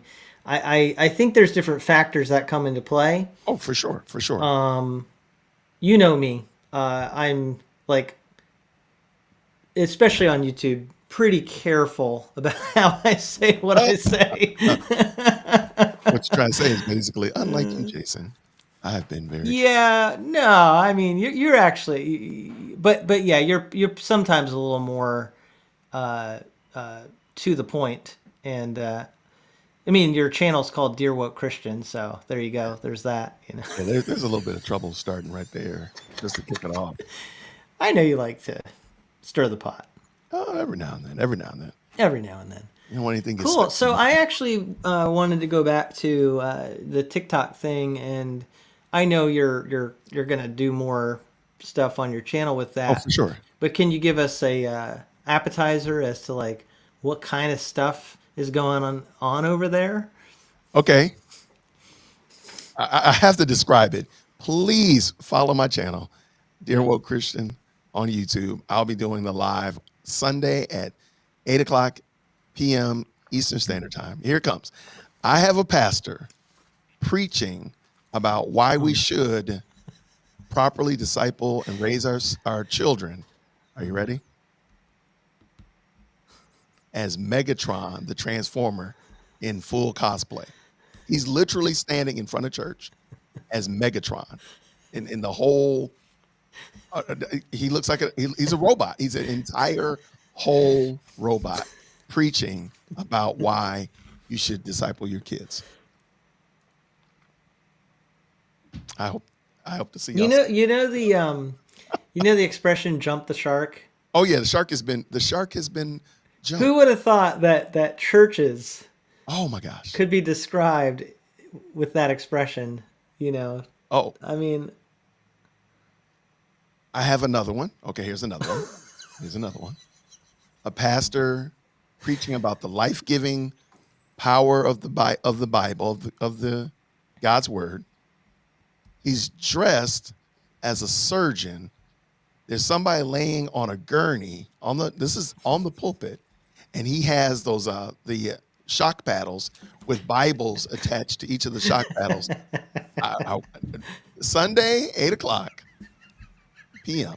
Eastern Standard Time. I think one of the videos that you did that alerted me to what they're doing, or how extensive what they're doing. I can't remember the specific. It may have had to do with Easter, and it was a church that was doing like musicals. Oh, was it Beauty and the Beast? It was Beauty and the Beast. Beauty and the Beaster. Yep. Beauty and the Beaster. That was the name of it. It Like was, Easter. right. Easter. They call it Beaster. No. Which shows you like the level of disdain, humor, and creativity they're expressing there. It's kind of cringy, yeah, that church to say the least. That church does an Easter play. I don't know. I would love to know, what is the etymology of Easter plays, or like does that make sense? Are you familiar with what I'm talking about? Like Easter plays? Oh yeah. Like I would love to know. Like how did that get started? Well, I'm guessing this is just an educated, maybe uneducated guess, but I think because in church history, those certain holidays were elevated, even in the Catholic Church, I'm sure. I could see there having always been special performances, because it's like, okay, this Sunday is so special, we're going to do special performances. I know this is outside of your... this is outside of your experience at a Presbyterian church. You guys, you're not allowed to do anything that's well, I don't know. You guys have your own performances, don't you? They do things like they'll do a Christmas pageant, which is basically an impromptu retelling of the birth of Christ. So it's actually funny because it's so impromptu. It's never planned, even though everybody knows it's coming. They're literally tapping kids in the park. And that's the most elaborate thing they do? Probably. Oh, admit it, Jason. The reason you were watching Beauty and the Beast is you were scoping it out for your church, right? You guys are thinking it. You caught me. Man, you got me right there. Man. Can't get past you, Tim. Can't get past you. So is your pastor doing Megatron anytime soon? I'm going to ask him. I'm sure he's desirous to do. He might do the Ginger Avenger, because that's what we call him. He might do like Captain America. I'll have to call Joe. Hey, there's a golden opportunity. He's missing a keen opportunity to step into his fullness. I agree. Well, anyway, churches doing big performances is probably a long time tradition, and then it morphed into stage productions because theater is such a big part of our culture. Yeah. And the idea of, let's do a reenactment of certain things, and then that morphs into, let's do Christian themed musicals that aren't even necessarily expressions of Bible stories. Good point. And that's how you get Beauty and the Beaster. Well, I mean, and the bad thing is that the church that I just dropped the link in the chat so everybody could check it out. that church. Oh, somebody said Passion Plays. Okay. All right. Yeah, I guess I did kind of forget about those. Okay. I I still don't I guess I just don't understand like why would you want to reenact that? But I guess I totally get it. But this church that did the Beauty and the Beaster, they did like a Star Trek theme one. They did a Pirates of the Mm-hmm. Caribbean theme Mm-hmm. Mm-hmm. Easter play. They've been doing this for years, years. A Star Wars theme. They've oh my gosh, it was the Beauty and the Beaster was just so happened to be that I think it was last year, 2022, or yeah, it must have been 2022. It could have been this year. I don't remember. Let me look real quick while I'm I saying that. don't know how. I don't know how It was this year. they somehow have survived. I mean, you just talked about something happening to your channel because of a very, very small, minor Yep. situation that caused an infraction of the guidelines of YouTube. Facts. These people are the laws they're breaking. I have no idea. I have no idea how they do this. I have no idea. Um, I mean, who knows? Maybe they're getting some sort of licensing, but I find it hard to believe. Well, even if they are getting licensing, to me, I think that's actually worse because you're spending the church's money. Let's just say it's $10,000. I'm sure it's not cheap. So you're I spending don't. the Yeah. church's money to get licensing to do that for what? For what? I'm skeptical that they could get a license Oh, to I do what agree. they're doing, because if you even wanted to like modify a movie, um, Mhm. they artists don't take kindly to having their artwork Oh no. tampered with. So movie makers, I have a very hard time that they would be okay with you taking their movie concept And change. and totally reconfiguring that into a weird, Don't don't you you remember know. there was an early version of some kind of streaming service that would sanitize PG and R-rated movies? I forgot the name of it, but there was something, Yes. and it didn't go well because people again did not want their art Mm-hmm. changed for a different audience because they felt like it wasn't the Which movie is itself. to But me, I think, really weird because they were like these DVDs that could yep, you. I think they either edited the DVD, right? I think that's actually what I it think was. They I edited think the it was. You're DVD. right. But the thing is, remember when we were young and you'd watch a movie on TV and they'd totally edit the Oh my movie, gosh, yeah, right? Which was good. Like it was actually good that they did that because they made them cleaner a lot of times. right, right. But Hollywood didn't seem to be able to, raise too much of a fuss about that. But I don't know. No, I think Interesting. um, something else I noticed though about being the fact that I do a lot of reactions to sermons and such like that. Um, a lot of those Easter programs are not even broadcast because they can't get licensing for them. So like, I don't know how that church is a church in Canada that I reviewed that did the Beauty and the Beaster. They every year they broadcast it, but like other churches don't do it because they can't get. They'll do like the at the movie series. Um, a lot of the That time, Canadian church has legal immunity. They're like hey, somehow I they're immune, completely immune. They can do anything. oh okay. I I don't appreciate get it. Kathleen in the comments is dropping knowledge. She was just expressed that passion plays are basically meant to help people who couldn't read. Okay, I can. You know what? I can give that. I can accept that. It does So seem. Jason, Yes, sir.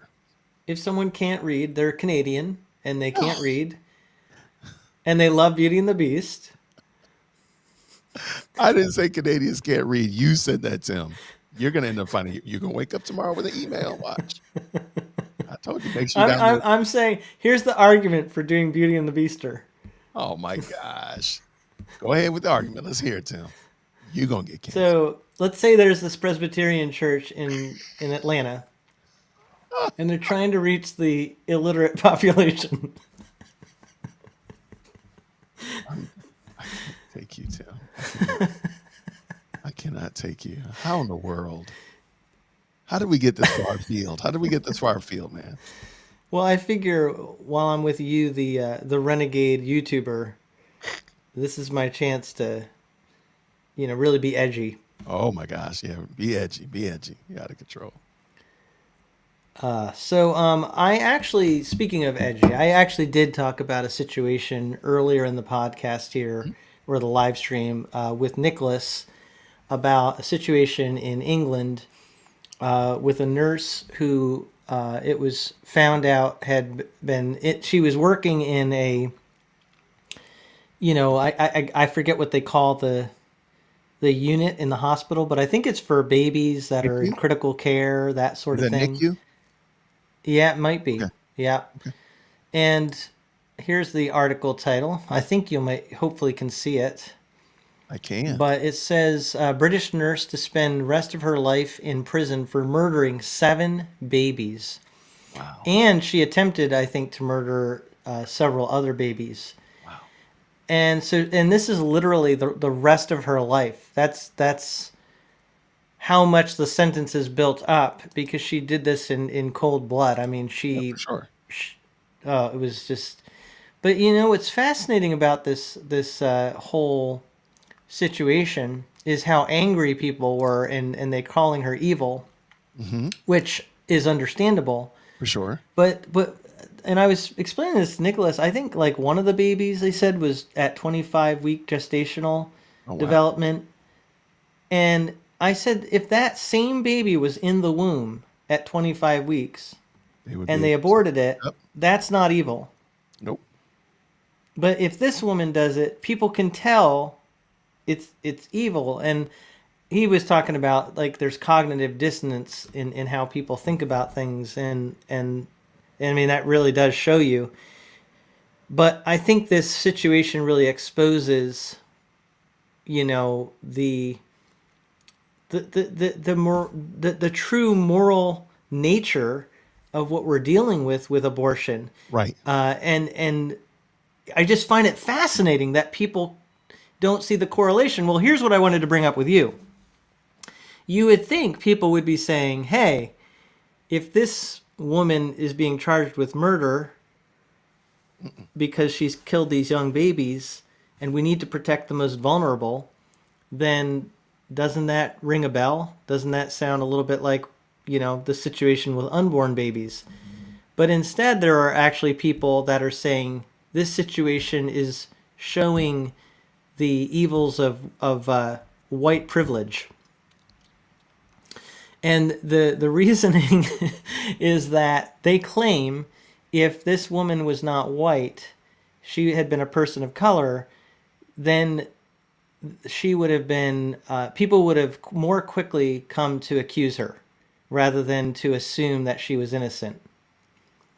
Because people in the hospital were suspicious, but the higher ups at the hospital didn't believe the warnings. So I just think it's so fascinating to me that instead of talking about abortion, some people are pivoting and making it to about race. white privilege. Mhm. That doesn't surprise you, does it? Nope, not a bit. Keep in mind, being somebody who is bought into the narrative that everything is racism, it gives you a new superpower because you can discern people's actions, whether they be omission or commission, more than the Holy Spirit. Like you know that this woman was receiving white privilege benefits to be able to continue to kill and murder because you know it. You just know it. I don't know how, but of course you do. So I think it gives you a new superpower. And I think this is just a perfect example of the new superpower that these people have. So we should absolutely ignore the argument about abortion and dig deep into white privilege. There you go. That's what we should do. I just think it's fascinating. And by the way, let me just pause for a second and clarify something because Kathleen said when she was talking about people who couldn't read, that was back in the Middle Ages in Europe, and I understood that, Kathleen. I was just Yes, joking I'm sorry. about because of the church that's in Canada that's doing these weird plays. I was just making maybe a bad attempt at a joke. about them trying to reach Canadians who couldn't read, because I have a feeling that the illiteracy rate in Canada is probably quite low. So that was just really a joke, but we totally appreciate your point about the original performances of passion plays being for the illiterate in medieval Europe. I got you. So Well, anyway, I with think you this should leave all situation, jokes to me. that's true. Yeah, I know. Thank you for pointing out my comedy is not up to snuff, Jason, in the live chat there. But anyway, I think it's fascinating that people look at things through a lens, and when you look through a certain lens, you do see everything the same way. Yeah. Like you said earlier about people seeing racism and everything. Literally, this situation is screaming for us to talk about abortion. Oh And my gosh. instead, people are looking at it through a lens, and all they're seeing is white privilege. And I understand maybe there is a case to be made for, I don't know, who knows. But I think that's very speculative. We don't know what would have happened But you if she do had. if you embrace that ideology, you do. If you put on those glasses of white privilege or racism, you do know, because you just know. Yeah. Yeah, well, that's the thing. Do we really like? But I hear what you're saying. Like we make that assumption, Yes.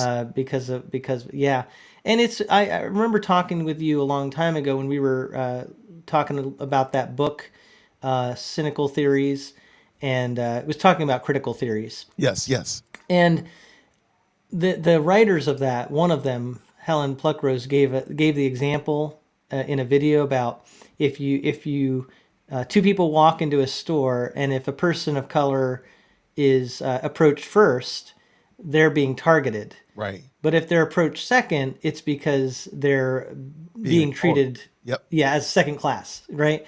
And it's like, so you can't win, no matter what, right? Yep. And so I think that's where those issues become very, very, and I'm sure there's even a spiritual element to this. Oh my gosh. Yes, Satan absolutely. loves to cause division and confusion, Well, but well, think about it. I mean, think about how confusing it is that. So, are you saying that you're more concerned? You're more upset that a person of less melanin was allowed to continue to murder than you are about the fact that they murdered? Like, so if the person had been of the high melanin content and was allowed to do the exact same thing, murder the same amount of babies, attempted to murder the others, you would have been less upset? I don't understand. Like, I think it's uber confusing, but that's the world. That's why I always tell people, I'm not going to play your game. So y'all go play that over there. I'm not going to play it. yeah, and I think a lot of it's deflection too. Mm. So in other words, because we don't want to talk about sin, we want to come up with other things. Don't you feel like there's a lot of that going on in our culture right now? Yeah, Instead but of looking at sin for what it is, we want to blame shift and talk about, privilege, because privilege is now keep in mind, white privilege is a sin. Racism is the sin that all of society is okay with calling out.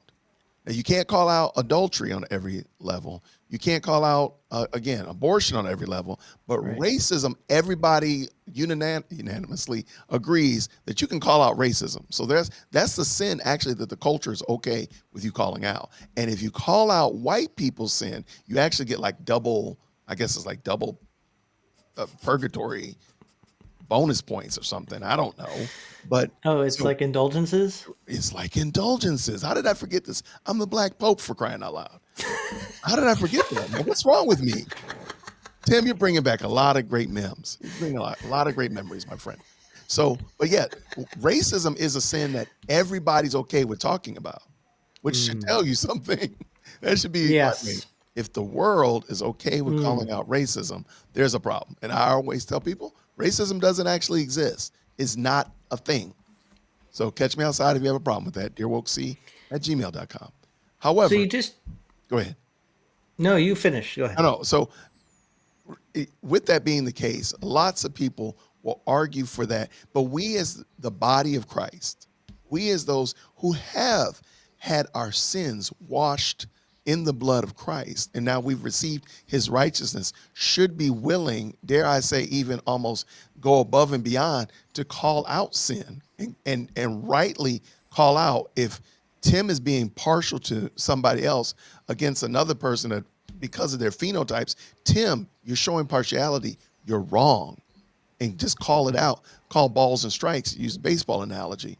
But some reason or another, we've embraced this phony hamartiology about sin, because really there is no other sin that's worse than racism. So as we see here, they would actually be okay with the woman murdering babies if a brown person had been able to murder the same amount of babies. Y'all are crazy. You are whole crazy. So I think if we help people see, we as Christians should be willing to say, no, that is not right. That is wrong. That is not God's standard, and call it out and tell people no and mean it. I think we'll do a whole lot better for the society and for culture.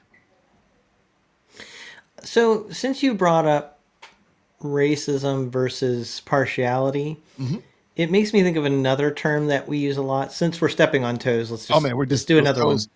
Be warned, toes. It's sexism. Sexism. What does that mean? Okay, so that's another one that I think as Christians we really have to think through, because that term is thrown around a lot. And, you know, the Bible says things that I think as Christians we have to really take seriously. Husbands, right, their role, and we're called to love our wives as Christ loved the church. Yes. Which is clearly not a sexist thing to do, right? To love your wife. But at the same time, it says, wives, submit to your husbands. Yes. But the idea of looking at men and women as having differences makes our culture very uncomfortable. And you can be charged with sexism just because you believe that there's a difference and that God designed men and women for different roles. Right. Right? Absolutely. So there's also, like, I don't know, a partiality I think applies to that too, because yes, you can look down on the opposite gender. You can have a disdain. If you're a woman, you could have disdain for men. If That's you're a wrong. man, you can have disdain for women. Totally But wrong. it's another form of partiality. Would you agree with? No, I with agree that 100%. assessment? And So you think we should throw out the term sexism? I always ask people, like, just define it. Like, help me understand how are you using it? Because you might use it differently than I. And I do appreciate the conversation you had with Joe before I came on, because you were discussing a lot of different nuances as it relates to the to our language. And I was like, I hadn't thought about that in a while. Like, I think you said peruse, right? Was that your word that you really like? Peruse? I was like, what? I hadn't thought about that. Yeah. I kind of forgot about that. So Yeah, I'm glad. Yeah, and by the way, you're by yourself on the screen right now because my camera, I think, lost its battery. So what we're going to do, because we're getting to the very end of the live stream, is I'm going to just it's a Dear put World up Christian my... takeover. I was going to maybe put up my break screen for a minute or two here, and then we'll do a kind of our final segment to close things off, and it'll just be probably fairly short amount of time left in this live stream because we're getting pretty close to the end. But let me put up my my break screen so I can get my backup camera in place here. I think I can do that. No problem at all. So sorry everyone for the little bit of technical difficulties. I made it almost all the way.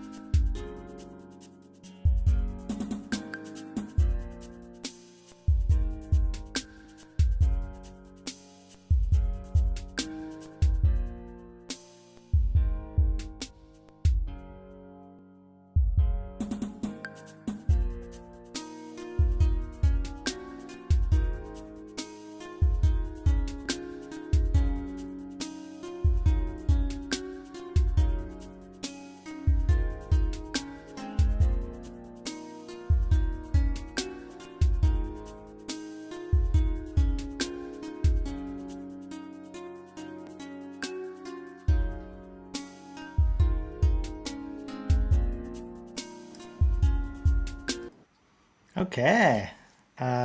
So, Jason, I made it almost 5.5 hours here through this live stream, but my camera Did gave not get out. the memo. But I'm back. I've got my backup camera in place here because I knew something like that might happen. So there you go. But Jason, I want to thank you so much because I had to go over 5.5 hours to get to 20,000 seconds, and I didn't know if I'd be able to do it. But I got to the home stretch, and you were there waiting for me to There you go. carry me through. With the Braves hat and with the Braves hat and something else. I can't think of something else offensive I could say. Oh, and a Beauty and the Beaster t-shirt. I'm amazed at how many people have stuck with this live stream. I've seen some of the same people almost the whole time here, which is Wow. amazing that they. But you know what? I will say, I've had great guests today that have You been have. so interesting to talk to, and that has made this really enjoyable. It's gone quick as far as I'm concerned. So, Jason, question for Yes, sir. you. Yes, sir. If I get to 50,000 subscribers, I guess I need to do some other special event like this. What's what am I going to do? Because I don't want to do 50,000 seconds. I think that's 50,000 steps. steps. Like walk and live stream walking around That's pretty town. far. Because Right. 10,000 is like a goal for a day for a lot of people, right? Right, there you go. So you just do a live stream I walk, just walk or the whole day. maybe do like an update. You don't have to do like a live stream, but maybe do like an update. 50,000 steps. You could do 50 miles on a bike. That'd be kind of wild. I don't know if you feel comfortable with that. I don't know how I would do this though in a way that my audience could kind of see or be connected with in some way. I know a lot of YouTubers will do these really big. Yeah. I don't know what you call them, but like today, Mhm. today what I'm doing. But I will say, okay, so Joe said 50,000 miles drive to the Seattle area. That's only It'd be back and forth. about 3,000. Right, you can do that like 7 times. The Earth's circumference is 25,000 miles, It's actually more. so I could go around the Earth twice There you go. in honor of. Listen to 50,000 Bible giveaway. That's wild. Listen to 50,000 Bibles. 50,000 quarter seconds of Kenneth Copeland sermons. How many seconds is that? 50,000 quarter seconds divided by 4. Oh my gosh. Oh, that's still abuse. Never mind. Well, I know that my audience will give it thought, and Jason, you can give it thought, and we'll brainstorm. We have plenty of time. I'm not going to get to 50,000 subscribers anytime soon, unless Yeah. unless I have some sort of viral video. But I don't know. Sometimes that's not a good thing, right? You could I do think you should do some Bible giveaways though. I think that would be great. But however you decide to do it, you don't have to give away 50,000 Bibles, but Yeah, that'd be pretty tough. I'd have to get the Gideons to help me out with that. Be like, that's unequivocal. That's it right there. Tim, congratulations, friend. Thanks for having me, man. I appreciate you. Actually, we started this. Actually, I started my journey on YouTube on your channel. So thank you so much. yeah, and as long as you don't get kicked off YouTube, I hope that you I hope that you continue to grow because you've grown quite quickly, and I think you're going to be at 20,000 before we know it. I So love it. I appreciate it, man. Thank you. yeah. So I want to say too, as we get wrap things up here, that I am doing a Bible giveaway. Well, there you And go. just one more time, let me say, in case anybody didn't know, this week I'm giving away a Spurgeon Study Bible in the Christian Standard Bible translation. It's a really nice two-color cover and great Bible study notes from Charles Spurgeon's sermons. Do you approve of this, Jason? I do approve of that. I do approve of that. I figured you would. Even though you're Presbyterian, I figured Spurgeon's an honorary Presbyterian. He's an honorary presby. Absolutely. Okay, good. So to enter, you just email a freshperspective@gmail.com. Sorry, I don't have the banner up there this week, but if you look at my channel, you'll see how to spell it. A freshperspective@gmail.com. And in the subject line, put Spurgeon Study Bible, and that will enter you for a chance to win this Bible, which I will announce the winner next Friday. But I think we're going to wrap it up here. We made it 20,000 seconds, and wow, that actually went pretty quickly. See, there you go. I don't know. I don't know if I could maybe consider doing an even longer live stream for next milestone. We'll see. Oh my gosh, you did a great job, man. Congratulations, Tim. I'm glad to be here with you and hang out with you. Send me my Bible, my Spurgeon Study Bible. I'll take As long as you enter, you have a chance. no. Hear I what Christian? want you to send me Spurgeon Study Bible. Just send it. Just send it. Okay. You just want it. Just because you're asking. Just because I'm asking. I see. Well, never mind then, everyone. The Bible's not available. Jason claimed it. I just want you to send it to me, man. Come on. Don't plan. Let's get this done. Anyway, hopefully the right person will win it. And that right person is me. Could be. It could be. Could be me. Love it. We both believe in God's providence, right? So if you're the one who's supposed to get it, then you'll get it. All right. Well, thank you, everyone. It's been awesome having you all with us. Great that we could end with Jason for this last segment. Really? It really has been fun, Jason. And hopefully we'll get together again for a video sometime. And maybe eventually I'll get down to your cool studio there and record live with you. That would be awesome. We have a seat for you right here. We have a seat right here for you, my friend. Very cool. All right. Well, I'm going to let the audience go. And thank you again all for joining me for this special long live stream, 20,000 seconds for 20,000 subscribers. We made it. We made God it. bless you all. Made it. Take care.